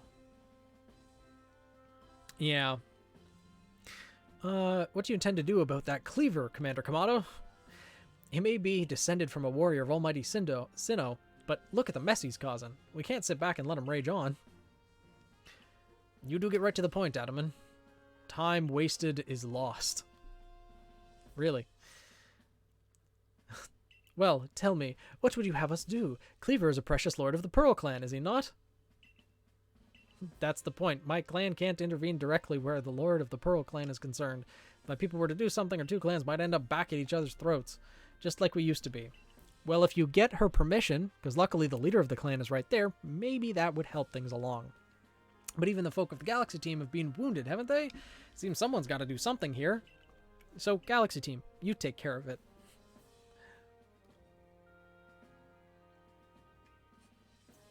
A 3? How did you get a 3? How's that? Did you show up to class? I've never heard of anyone getting a... Well, I've never heard of anyone getting a 3 in a course. I've seen it happen multiple times on tests. I've given people those marks before. Because as a TA, when I was in my master's degree, I had to mark exams, and oh boy, were some of them interesting. Yeah. Who then? Would the Diamond Clan have the Pearl Clan bring down one of its own honored nobles? I don't believe I said that. Thought it, maybe. Of course. You might as well have said it, you fool. Look, we don't even know what drove Lord Cleaver into such a violent frenzy. I'd like to know that myself. This is a first as far as my clan knows. I see you've arrived. There's the one who's going to take care of it. Like, I don't really understand what it matters who ends up taking it down, but yeah, I'm guessing it was a very small assignment then for the course. But yeah, doing one assignment and nothing else, that's yeah, that'll do it. This is Zelina, the newest member of our Survey Corps, and apparently the most skilled by a mile. Aha, I heard from Mai you earned Weirder's favor. Good to finally meet you, stranger from the Rift. I am Adaman, leader of the Diamond Clan, if you want to be formal. But that's a mouthful. Just call me Adaman. If you came from beyond the space-time rift, could you be from the space where Almighty Sinnoh is said to reside? I'm Irida, leader of the Pearl Clan. Caution and foresight are my watchwords. I don't know about that foresight one. You're going to be proven wrong very quickly, I think. And ask me why. Yeah, that would do it, Roman. I mean, you know, I get that you're a blunt and honest person, and in many situations I can appreciate that. But there's also a bit of a time and place. And some people that maybe you shouldn't say that to. It's maybe just ever so slightly asking for trouble. Which is why I have trouble believing such a tale. Could you really have passed through that rift? Well, I have a proposition. Why not send this one to study Cleaver before deciding what must be done? Those shoes on Irida, they're quite the thing, huh? You'd send this stranger who'd supposedly fell from the rift to study Cleaver? This newcomer with no experience? Says the leader with almost no experience. Ooh, Adaman with the burn. Being a good leader isn't a matter of time. It's a matter of embracing Hisui's vastness without fear. No. No, I don't think that's what makes a good leader. It's like Palkia's arm orbs. You know what? You're not wrong. That's where Palkia's arms went. They were lopped off and made into Irida's shoes. How caught up are you with the new Yu-Gi-Oh stuffs? In what way? The anime or the card game? Because I keep fairly up to date with here and there with the card game. I don't play the TCG. I only collect it.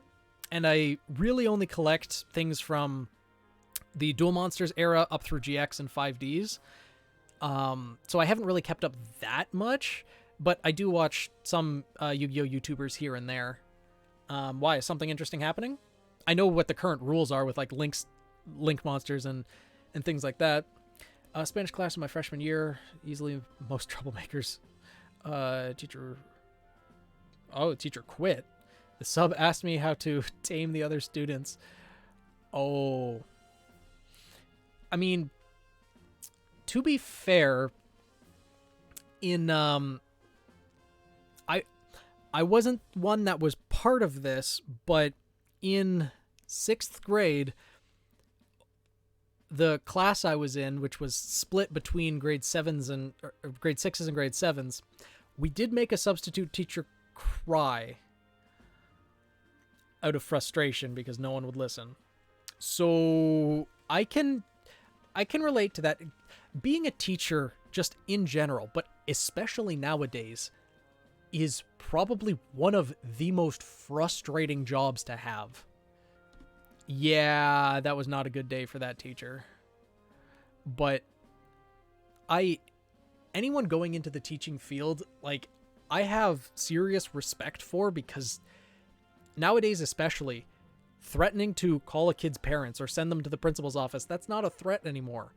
Kids now know that they can't flunk out of school, that the teachers can't do anything to them, otherwise they'll just post a video on TikTok and the teacher will end up getting canceled or fired or, never be able to have a job again. Like, it's just, yeah. 7th graders are horrible. Children in general are often horrible. Yeah. Yeah, I couldn't be a teacher either, because teaching would just be... Magnificent Mavens is a set to release, coming out with 4 cards that basically say both players mill 5 cards. Then if you have a special card in your grave, make either player mill another 5. That's going to make deck out strategies very broken. Are they at least in 4 different archetypes, or are they in the same archetype?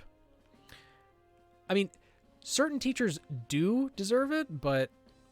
Oh, only 2 cards. But I'm still guessing they can probably be played together in the same deck and still function.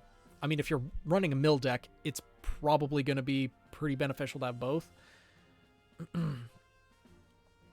Oh, non-archetypal cards, even better. They'll just fit into the archetypes that already care about milling strategies and be able to deck out an opponent even faster now. Granted, with Yu-Gi-Oh! Being the way that it currently is, and people going for first turn kills all the time, it may not be that broken. I don't know how broken mill strategies are already in Yu-Gi-Oh! But... Oh, Tearlaments, yep. Yeah. 0 patience and as a performer, not wasting my voice. Exactly. My point exactly. Children just... Unfortunately, with the advent of the internet, children just really...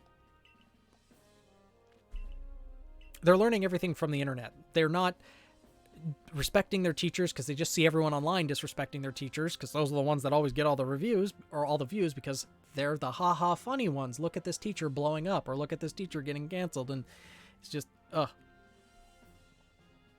The only current consistent FTK doesn't beat the current hand traps being run, or Tearlaments. Okay. Interesting. So at least there's a somewhat of a balance between a couple of different decks. Okay, Roman, for context, we are talking about school teachers here. If you teach the 7th graders to knife fight, I have a feeling you're probably not going to be a teacher for very long. Morphtronic is still a thing? Damn. Wow. Leo from the 5Ds anime is probably just smiling with glee right now. Morphtronic. Has Morphtronic gotten a lot of support? You'd teach them history through knives. Should be fun. See how good you are, Galaxy Pokemon, with the real ways. Shoot Pokeballs. The whole practice bothers me. It's so vast so Pokemon could live freely throughout. We're meant to stand alongside Pokemon, not count ourselves above them. You can still be partners with them for... yeah, do not use Pokeballs from a desire to control our Pokemon, only so that we can live together. Allow us to show you what we can do. Yeah, Roman could be a martial arts coach. Yeah, I know there was that... I know there were some loops that you could do with Morphtronics back in the day, where you could get 2 Morphtronic Magnon out on the field and essentially lock your opponent out from attacking. Things like that. Obviously, things have gotten much more convoluted, but what's the actual goal of the infinite loop? Is it to actually win, or is it to get to, like, draw through your deck to get to your win con, or this, that, and the other? Okay, it is an FTK. All right. If you can dodge a knife, you can dodge a ball. If you can dodge a bullet, you can dodge a ball. Oh, Cannon Soldier. Yeah, that'll do it. Not in my class. Yeah, PE is a bunch of kids just walking in a circle. Or at least it used to be. Now I have a feeling you just throw a bunch of dodgeballs in the center and just watch them duke it out. You can let the kids beat up on each other instead of, doing it yourself. Sure, I accept. Not like I have a choice. It seems like you're forcing all of your work on me, Kamado. Remember that you are a stranger who appeared one day out of the very sky above us. People are naturally suspicious of your presence here. Great. That's why you're sending me to go and take out one of the noble Pokemon that is revered by the people who live in this land. Seems like the right choice. The stranger that people are already suspicious of. I mean, insane link boards are things that I've seen quite a bit in Yu-Gi-Oh! Half of them walking, half of them doing TikToks in the corner. Yeah. I mean, I'm glad I'm not on TikTok because it just seems like 90% of them seem just so dumb.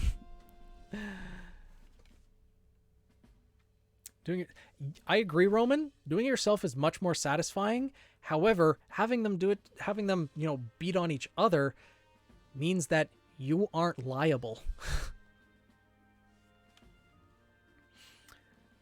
Link strategies aren't really worth it. Yeah, I heard Firewall Dragon was a real problem, but I mean, people always use links in their strategies, though, just not as the whole strategy in and of itself. Wish to be fully accepted and trusted, you must work hard. Work yourself to the very bone. Great, child labor. Yeah, if you can get parents to sign off on the waiver, because that's the unfortunate thing, you need parental permission to put kids in any sort of danger. As much as you'd like to punt them, you just can't. That will be... I think you underestimate the Karens of this world. Apologies to anyone named Karen who's not actually a Karen. Well, that's settled. And then there's no time like the present. The Lord of the Woods, Cleaver, is descended from the almighty Pokemon, or the Pokemon that was blessed by the almighty Sinnoh's power. No other Pokemon you've encountered yet can compare to his strength. Yeah, exactly. Generic extra deck monster type. And with some of the most easy summoning conditions possible, you just need to have this number of monsters out on the field, and then you can just go to that link. Ugh. He might make a good wrestling coach.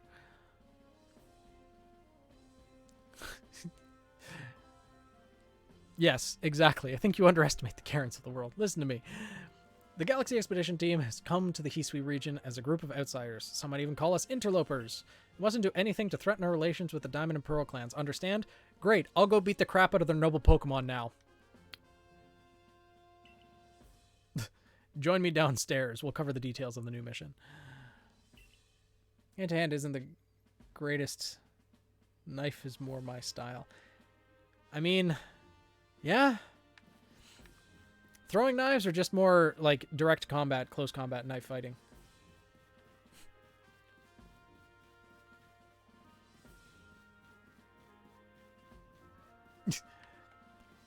That's because you're carrying a knife, Roman.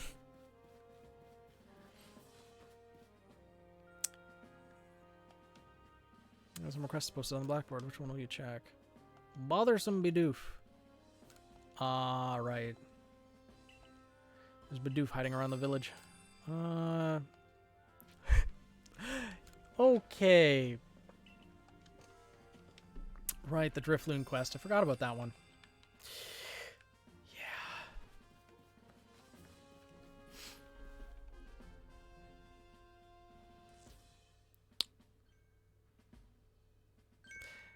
I mean, it's probably a good thing that you're not in a fight. Because the more fights you're in, the more people will eventually, you know, say that you started it. And I have to flex a martial arts class. Nice. I've only... Like, I took karate for like 6 years, so I know how to defend and disarm against a knife, but they never taught us how to fight with a knife in and of itself. Yeah. As Mr. Miyagi once said, the best way to avoid a fight is no be there. Just don't be there. When the fight's happening, just don't be there.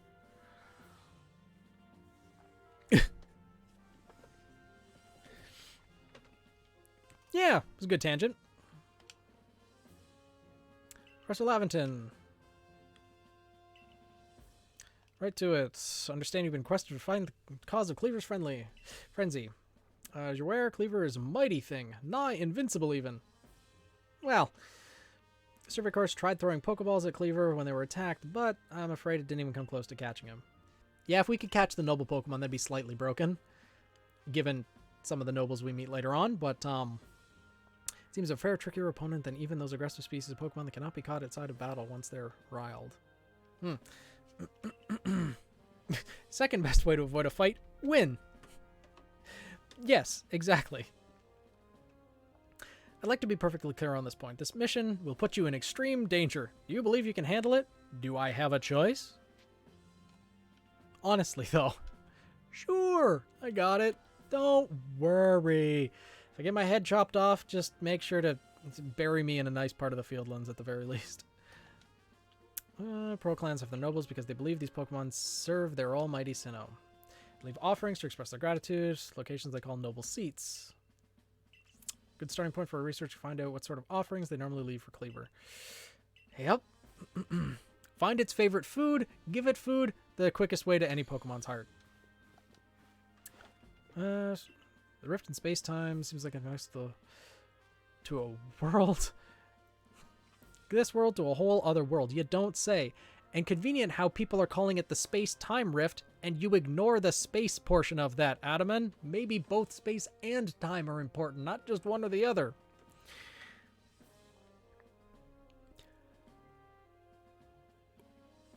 Roman. You know what? Our brothers are forged through blood, I guess. Bonds. Yep. Okay.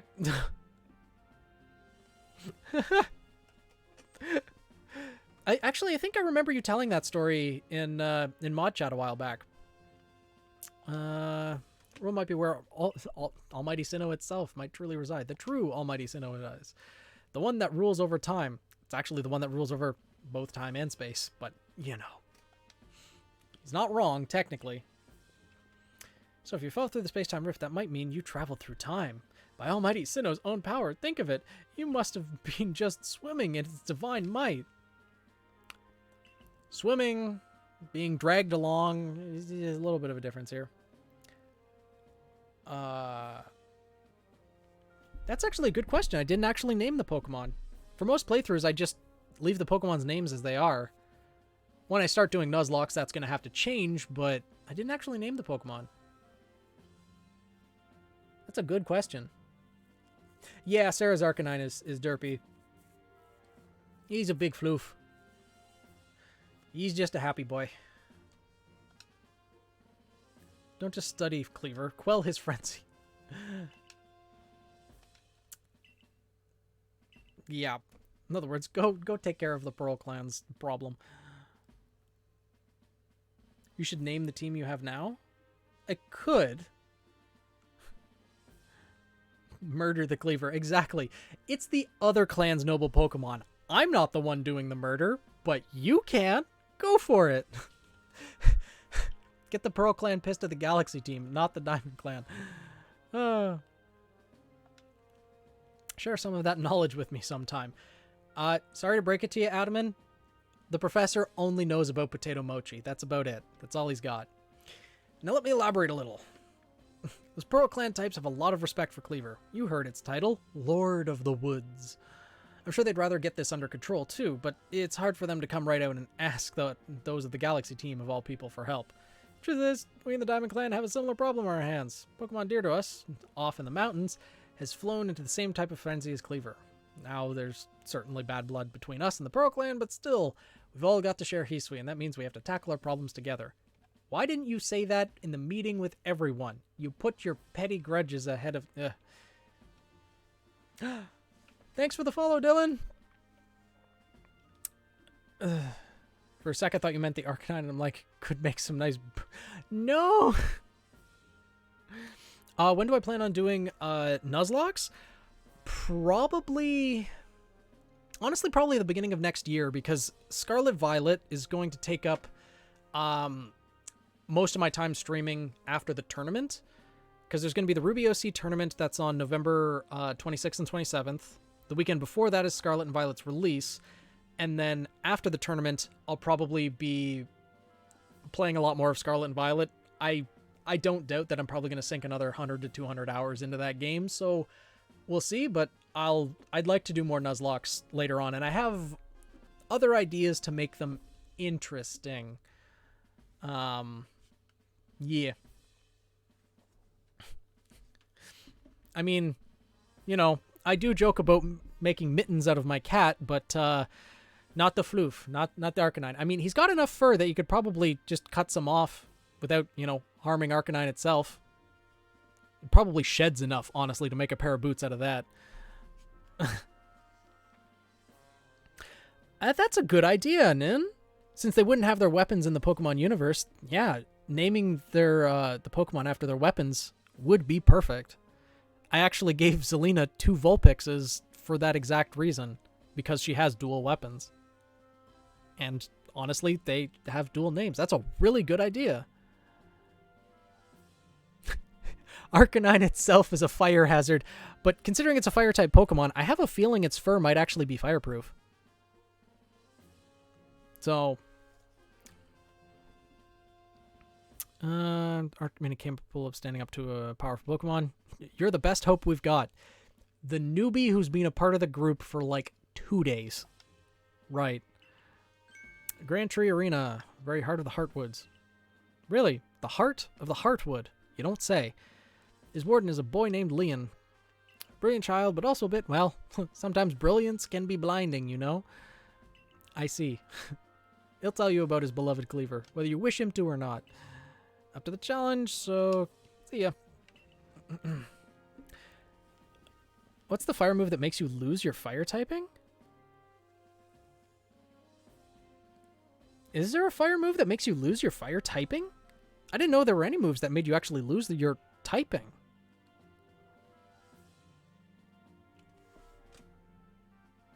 Interesting. I actually haven't seen that move before. Wonder Guard Arcanine team.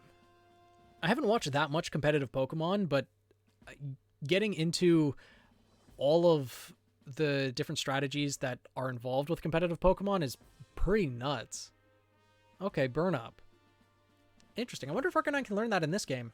Granted, it's a fire rock type, so it wouldn't just lose its entire typing. So, if a strict fire type lost its fire typing, would it then be considered normal, or would it just be completely neutral, nothing is super effective against it, and nothing is not very effective against it? Because that'd be pretty broken. Typeless? That's really good, actually. Takes away all of its weaknesses. Wow. Adam and I weren't wrong, you know. If you're Steady Cleaver, start with his abode. Okay. Interesting. That's a really cool strategy, actually. I didn't know that move existed. Grand Tree Arena. Don't forget to visit the pastures. Yeah. Cool. Now we can actually start progressing with the game after, you know, talking with Kamado for like an hour or so. Oh, God. Look, it's Mr. Baggin. Can you guess what he's trying to sell you? Finding yourself unable to pick up the materials you come across? Satchel always seeming full? Why does this guy sound like an oil salesman, or a snake oil salesman? That's because he is one. If that sounds like you, it'd be wise to lend me your ear a moment and hear what I have to say. You extortionist. This man teaches you how to fold rocks. You can carry around even more in that satchel of yours if you learn the trick to packing things in. I can teach you if you'd like. What do you say? Sure. See, look. It's very small fee. 100 Poke coins. It's not that much, and I'm sure it won't get increasingly expensive to absolutely absorbent prices.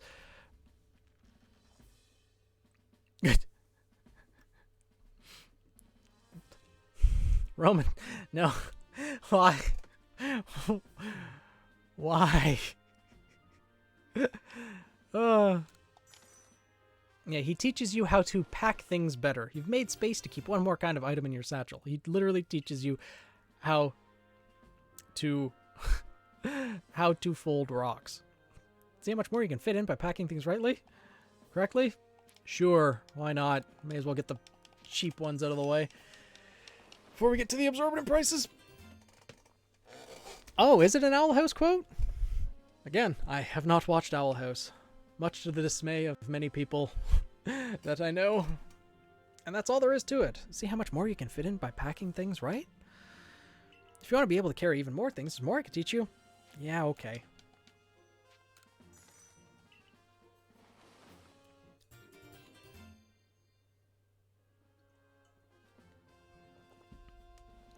I've heard good things about it. But, again, I just haven't gone down that path yet. Most of the time when I just get distracted watching something, it's just going down a YouTube rabbit hole. But, Owl House Watch Party? I mean, we could. I can't watch it on stream, obviously, because I don't want to do reaction content. That just seems kind of not great in my opinion, but maybe for the mods at some point, or if I ever want to give an extra incentive for subscribing on Twitch, or if I ever create a Patreon, then we can create separate channels in the Discord server that we can eventually do watch parties and things like that. Be able to carry even more things, yeah. Now it starts to hike up with the price. Daisy has returned.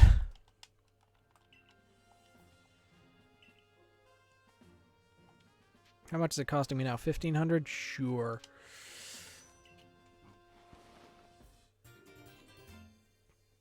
I know, she was just silent though.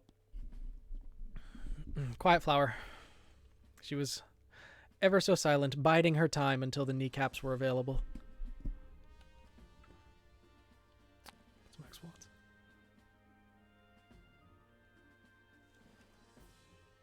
I never knew there was a max to the watts you could get in Sword and Shield. Honestly, I never even thought about it.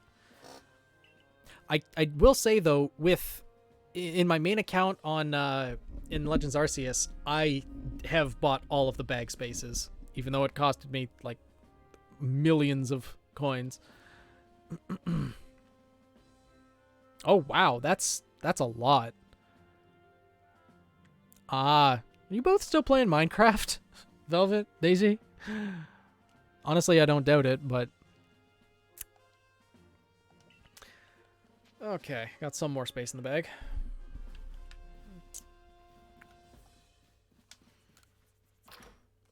Yeah, I played a lot of Sword and Shield when it first released, but I never really played much of it after, like, couple months, actually. It's a shame, but I probably should have. Oh no, is this Volo again? Yeah, there he is. Friggin' stalker. Putting that secret backstrike technique I taught you to good use. Uh-huh. Yes, Volo. Either way, I have some super potions here just for you, because we're such good friends. Oh, think nothing of it. Having the Survey Corps out and about studying Pokemon is great for business, you know? Supporting you now is actually an investment in my own fortunes. And what would those fortunes be, Volo? Favorite Yu-Gi-Oh! Archetype? Probably Skull Servants, if I'm being honest. Skull Servants and Gravekeepers were what I played back in the day. The end fight with him was so good. Like, in my first playthrough, I didn't get the hint right away, but by the time we get to like the second area and Volo was just always right there, I really, really got the hint that he was like, you're not actually on my side, are you? But the final battle was so good with the difficulty of it, because I tried to not use, max revives during battle and things like that to make it a little bit more difficult, but having 3 phases to the fight as well as being a competitive team was just so good. And I wasn't over leveled either. Big numbers and floodgates, pretty much. Skull Servants was fun to play. I don't think it's a even slightly competitive archetype right now, though, in Yu-Gi-Oh! But, because I don't think Skull Servant actually got any extra deck monsters, did it? You can always just use generic zombie monsters, but, Yeah, Skull Servants fell out of favor, unfortunately. I did do it first try as well. It was difficult. But it was a really good fight. And especially hearing Cynthia's theme start playing the moment that Volo started the battle, like, you can obviously tell that he's meant to be a descendant of Cynthia. But yeah. Yeah, White Princess was a good addition. I've seen some of the additions to the Skull Servants archetype. Yeah. Volo and Kogita. If you haven't played the game, there's another character, but yeah, Volo for sure is an ancestor to Cynthia, which a lot of the characters in this game are ancestors to characters in Diamond and Pearl. Oh yeah, right. I think I meant to say that Cynthia is a descendant of Volo. Either that, or it's just I can't speak. One or the other. And this is why you don't hear me flub my words when I make videos for YouTube, because I can do multiple takes. I don't have that option live streaming anymore. Why not? Because it's literally impossible. We are in the past right now. Cynthia is in the future, and they do not cross over. Except, the player character. That kind of does. No cutouts for the screw-ups? No. I guess not. But Daisy, you're supporting the screw-up.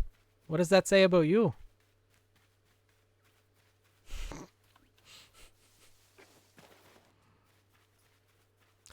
Oh, I mean, I catch a lot of the slip-ups, but the best people to judge whether I catch the slip-ups or not are the people who are probably watching the videos, right?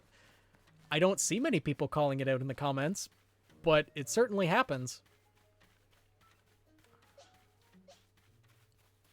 The person threatening to take kneecaps is nice. Ergo, kneecapping people is an act of kindness. I learn something new every day.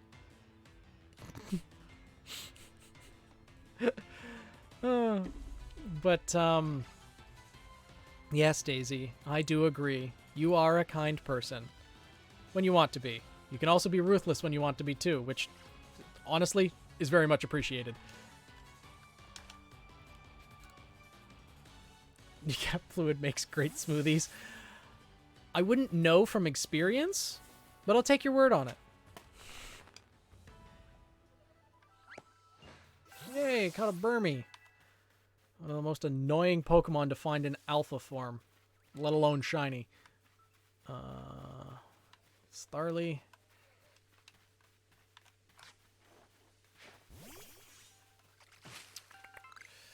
You're welcome, Daisy. I know, she's so nice to you, Velvet, and yet you're always so mean to her. I don't understand why.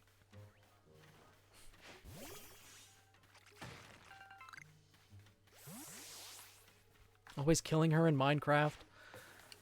Apparently griefing her stuff, too. I mean, how rude. It's unbelievable, almost, really.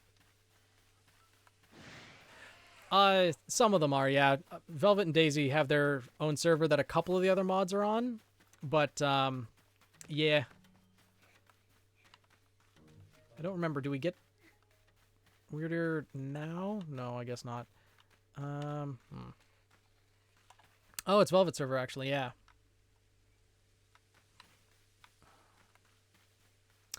Let's see.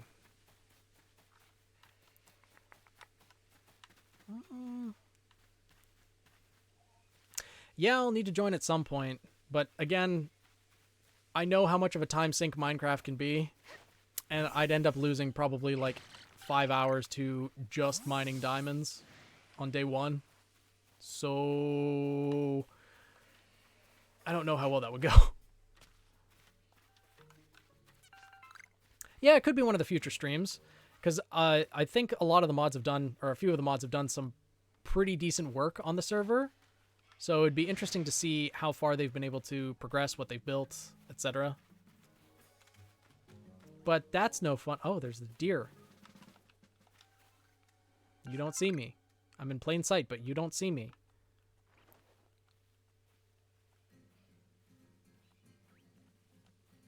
Ah!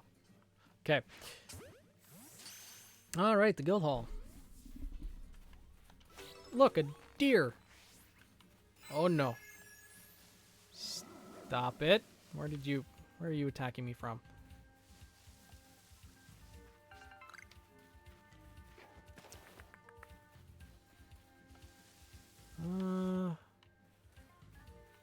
It's supposed to be at some point. I think there's supposed to be a spot around here where Chimchar can spawn. If I find it, maybe we'll get the monkey on our team. But we'll see. Yeah, I'll need to check out the guild hall at some point. Stop it.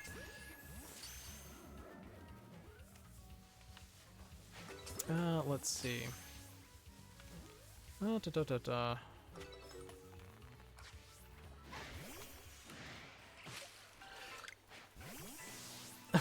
Still a work in progress. Yeah, I'm guessing an entire guild hall would be quite large.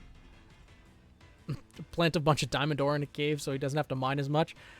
I mean, you could, but I'd probably just do the strip mining. Just dig down to 5 blocks above bedrock and then just dig in a line. I'm gonna lose this fight. I am gonna lose this fight.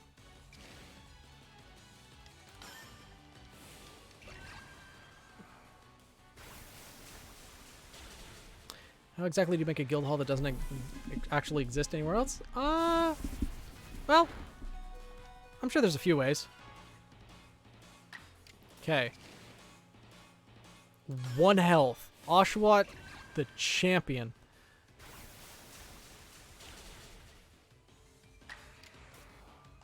Cool. Ow. What? Oh, did Aquajet miss? That sucks. Well, you know what? Screw it. You keep your freedom.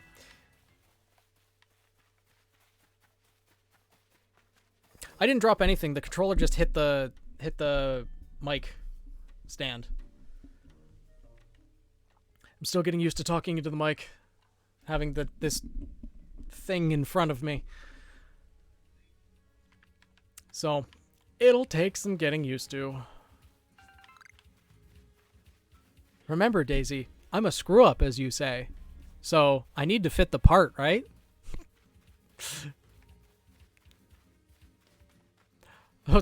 Yeah, I'm not gonna nuzlocke this game. It'd be, I've seen people do it before, but it would just be super difficult, especially with some of the fights that you have to have. I mean, clumsy can still. I'm pretty sure clumsy is still counted in the category of screw up, is it not?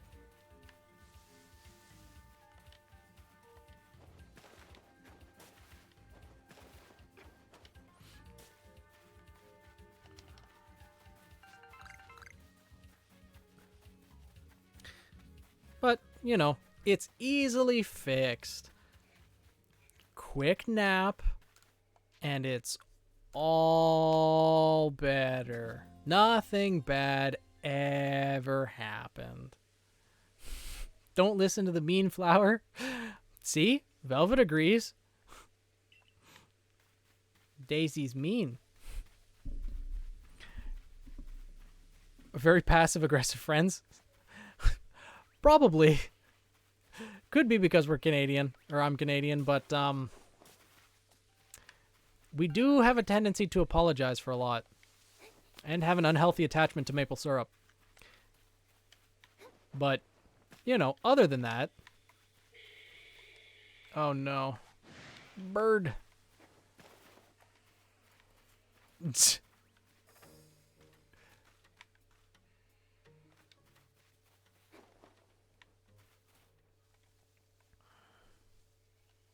Just said that there was no way to cut out the time you screw up.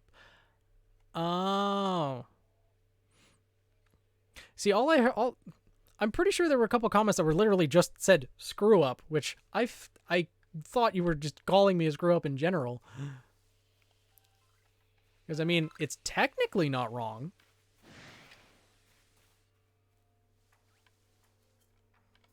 Let's see. Here, take the Geodude. I could, but I'll trust her word. I just read it wrong, probably. I mean, I'm a screw up at some things. Like, no one's perfect. Everyone screws up from time to time, but in general, I'd like to think that I'm not. Because, I mean, the reality is, I'm a chemist. If I screwed up, I'd probably be poisoned by now or something. Have acid burns everywhere. But considering that's not the case, I think I'm okay.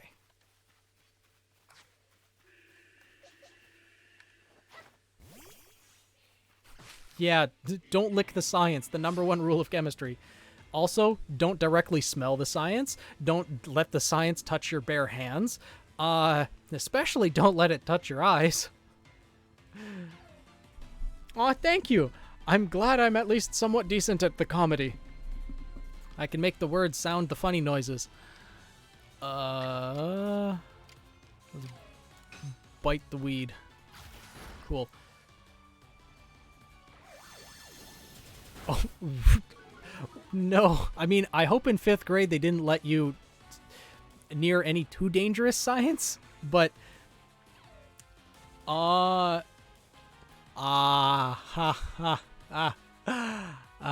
get it. Because it's table salt. But was it the science that you created in a lab? Because if you crystallize just regular table salt, there's probably impurities in it, and it's still not safe to lick. So... yeah, you have to waft it in chemistry if you are smelling things. There's so many things that you're just not supposed to smell, period. But if that is something that you intend to do, yeah, you don't just, grab the test tube and... because then you're probably passing out and probably also poisoning yourself. Yeah, you definitely waft it in chemistry.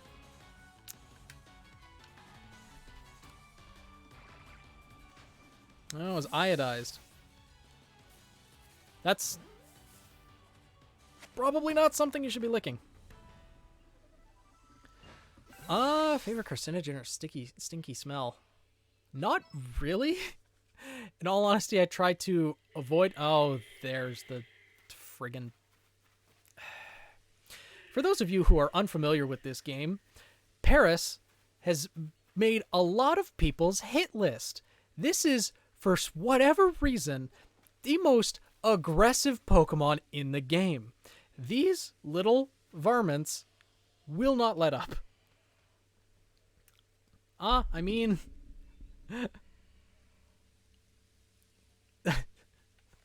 Twitch chat is weird, I guess. Iodized table salt, like... Probably, like, I mean, it's... If it's table salt that you bought from the store, it's probably fine. If it's anything you made in the lab, don't trust it, ever. There's always going to be impurities. Burn the vermin. Unfortunately, we don't have a fire type. Alright, Kricketot can evolve. The evolution screens just go so hard. There's no reason that they need to go this hard, but I appreciate that they do. It's a Cricketune, though, so it's not anything too exciting, but, you know. Look who came crawling back.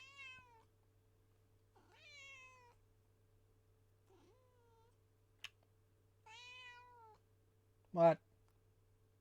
What do you want? Hmm?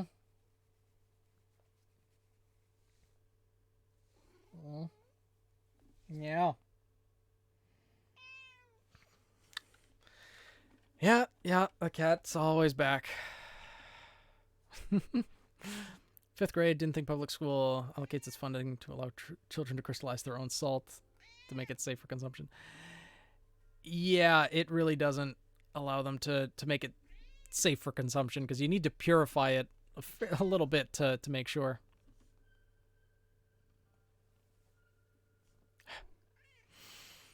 Hey, Paris.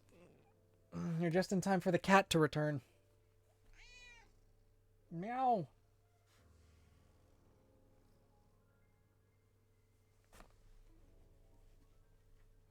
Nope, of course not. He's a very clean cat and smooths it out himself, but no, I don't actually smooth it out after petting. He just ends up shedding it off or smoothing it out himself.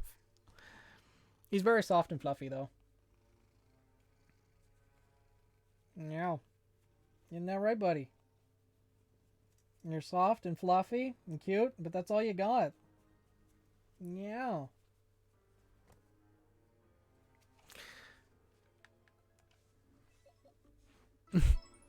Hey, Lido. Yeah, he's a good boy. Surprisingly, he's, 10 years old, still acts like a kitten, though. Age does not show on that one.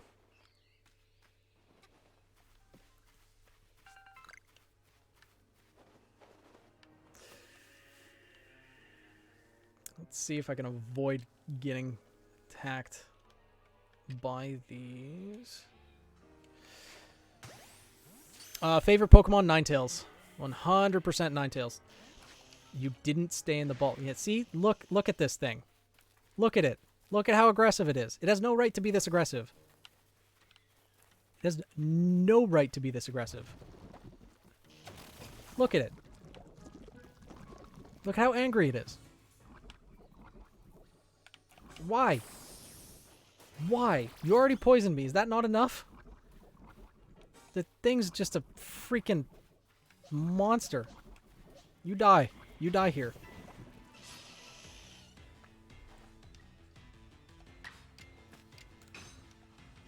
Paris dies tonight.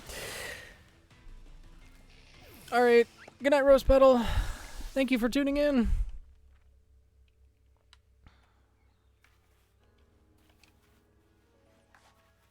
I mean, it just cures over time. But it is... Oh my god. Why does it have such a long sight range? It's Vision is obscured by that grass.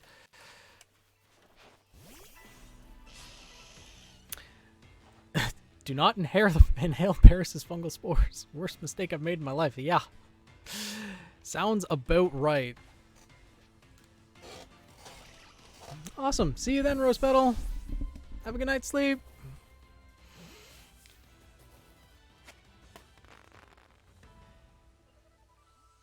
There we go. Caught one for the Pokedex. Now that's probably it. Ugh.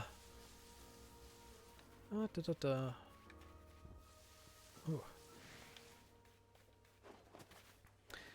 So the farthest reaches the back of my voice? Oh, a boot? Did I actually do the Canadian a boot? Oh no, my Canadianisms. I don't know what you're talking about, eh?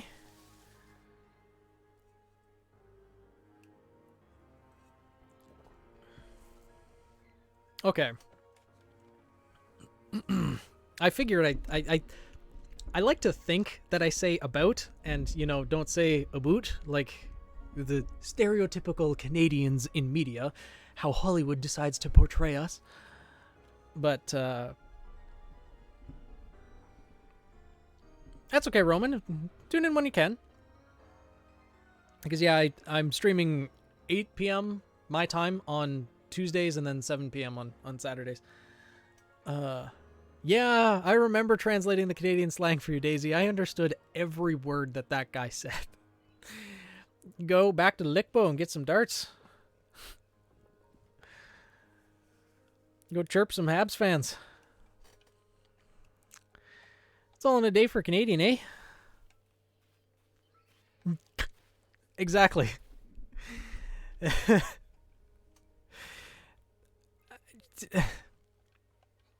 Okay, if you ever hear a Canadian say that they're going to go out to the Lickbo, what they're saying is the LCBO, which is the liquor store. So they're going to get alcohol. So, you know, if you tag along with them if you want the boozes. If you hear Canadians talking about darts, that's slang for cigarettes. If they're talking about Habs fans, that's the hockey team, Montreal Canadiens. If a Canadian is chirping someone, that means they're poking fun at them. You know, things like that. Little Canadian mannerisms, I suppose. Man, that Staravia is really not flapping very hard. I think there's something wrong with it. Is it glitched? Is it high? We may never know. Hash on a roof? That's a new one to me. I don't know. Oh, now it's aggressive. I see.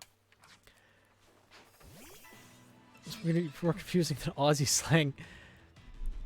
I don't know what. Oh, it's level 16. That's why it's doing so much damage. Please catch. I mean, I don't really know actually many Canadian made boozes other than just craft ales. Because we get most of our boozes from elsewhere. Though, I will say, Canadians have stronger beer than Americans. Okay, hash on the roof doesn't exist. That's why I was like, I don't recognize it. I'm like, I don't know that one. I proved myself a proper Canadian by not trying to define slang that doesn't actually exist. To be honest, I don't drink beer at all. Beer just tastes bad. Give me the fruity, girly drinks every day of the week. Not only are they stronger, but they actually taste good. I agree. Americans are reckless enough without the added alcohol, but, you know, that doesn't stop them. Alcohol is...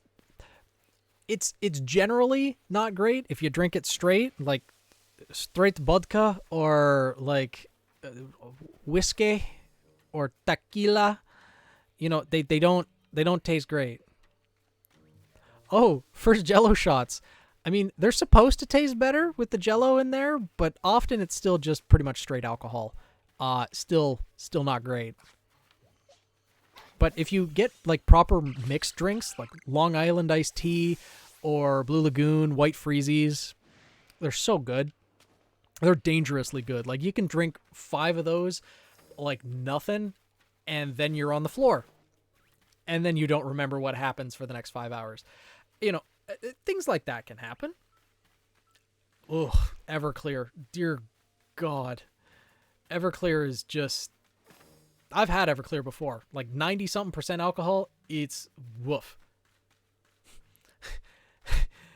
Have fun, Daisy. Don't drink too much. Literally, some of those drinks do taste fantastic, but I trust that you'll have, like, good control. Roman?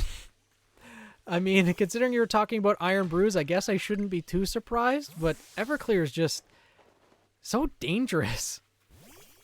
Yeah, it's like 90-something% alcohol. Oh, you wouldn't go willingly? I mean, I've considered the idea, and I probably will at some point, doing drinking streams, but obviously not to the point of getting like blackout, but no? Okay. Yeah. There's no sneaking up on them because they're too freaking aggressive. What's wrong with Paris? Who hurt you? Like, look at that. Look at that. We're so far away and yet they're trying to poison the crap out of me. Why? Why? What did I ever do to you? Who hurt you? Go away.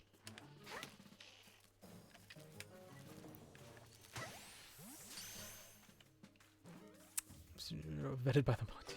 Take a swig. Oh God.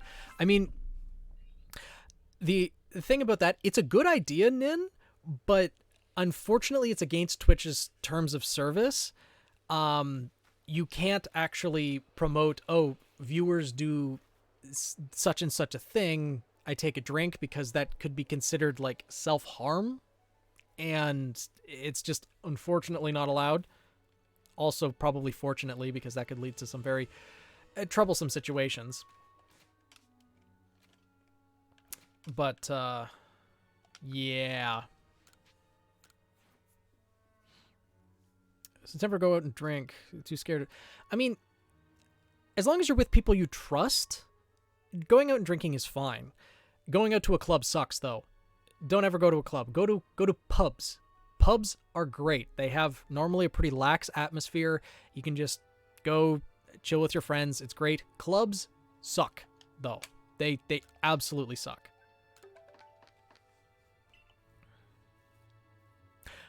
I mean, yeah, TOS is probably a good thing to read, though I've never read it thoroughly. I've skimmed through it, but it is definitely a good thing to know what is allowed and what isn't, especially in terms of streaming and things like that. But oh right, the UK.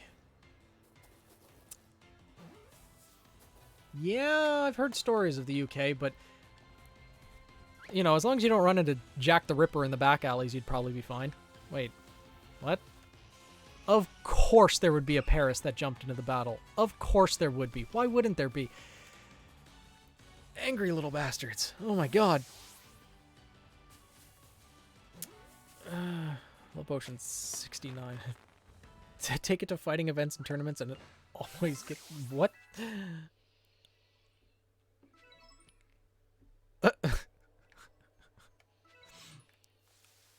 Roman knows his drinks, I guess. No. Okay.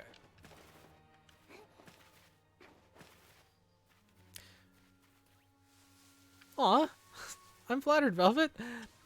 If I ever go back to Europe and we meet up, we can go out drinking together. I'll make sure to protect the bunny.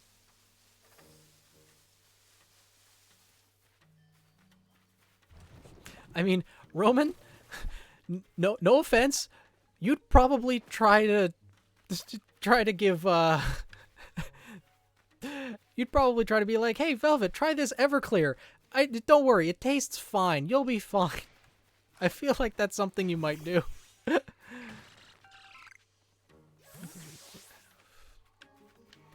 Yeah, nice try, Zubat.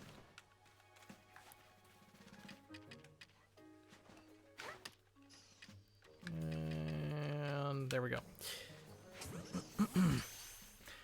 I gotta say, beards kind of suck, if I'm being honest. Facial hair, it feels uncomfortable to me, at least. Like, it's not convenient. It's not good. Okay.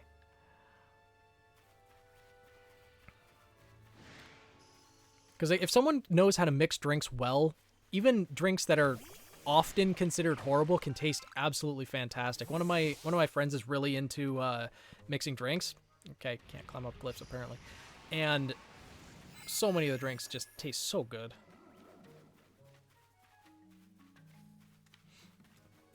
Okay.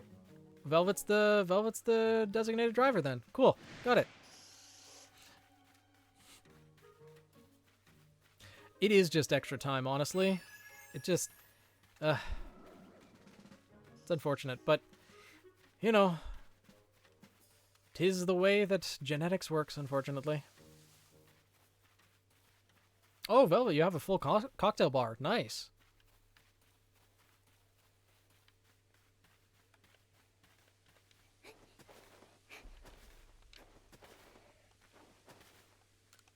Jeez, 2 of the mods are bartenders.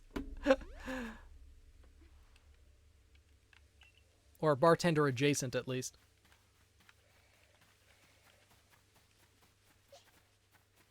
You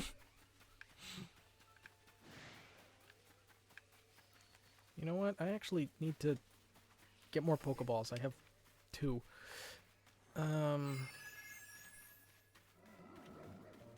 Why must people who almost never share their OCs have the best ones? Who?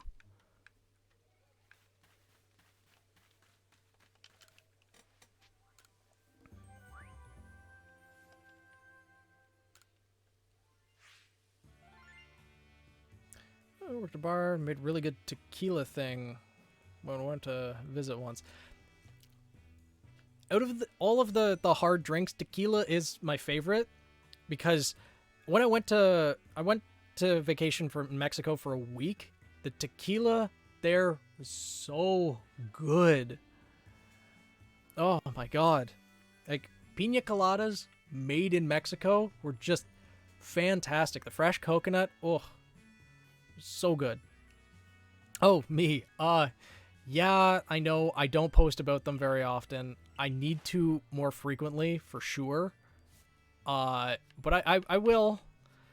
I have multiple volumes of Team Seraph's story planned out. So I just need to write it out in detail, like going from event to event, which is the difficult part for me. Like writing the minute details of like, okay, how are the characters getting to this destination? How are they, why are they in this position? How would they handle this given situation? And going through all of that, that's what takes the time. I have the entire, like, first 2 volumes of the story, like, down pat, but still.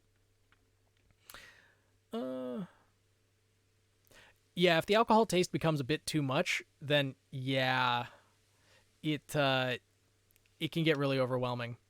Unless, of course, you're doing shots, which the point of shots is not the taste, it's the effect. So it all depends on what you're going for. Oh god, drink off between Roman and Velvet. Funny story about that. Back when I was in university, I was the person who would bring a 60-ounce bottle of tequila to house parties. Just slam it on the table and just say, who wants to go shot for shot?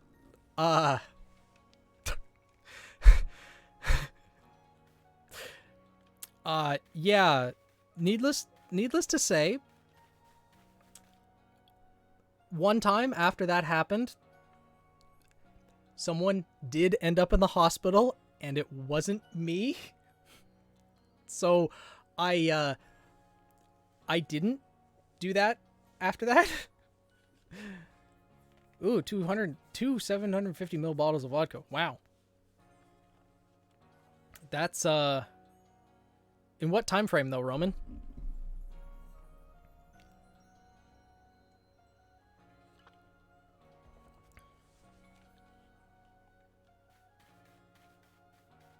Jeez. What? 3 hours? Bro. That's... Wow. You could outdrink me by a lot. Holy. Grab something using a special recipe. What's the recipe? Oh, polka dolls. Okay.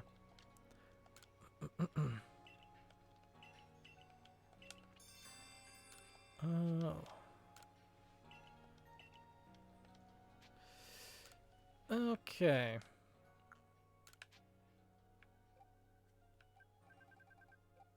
Oh. I already have some? Cool. Okay. Good night, Daisy. Oh. It is actually after midnight now, so I should probably call the stream there and get some sleep myself. Oh, wow. That's... Huh. Never seen that before. That's interesting. What the hell happened? Why? What the... Okay, well... Yeah.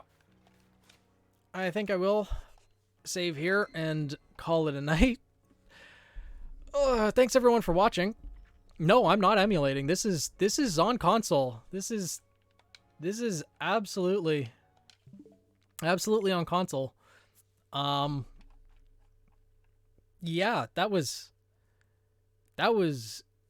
interesting. But yeah, I'm gonna call it here, I think.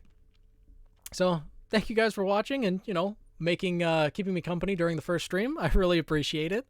Yeah, I'll be live again Tuesday night, 8 p.m.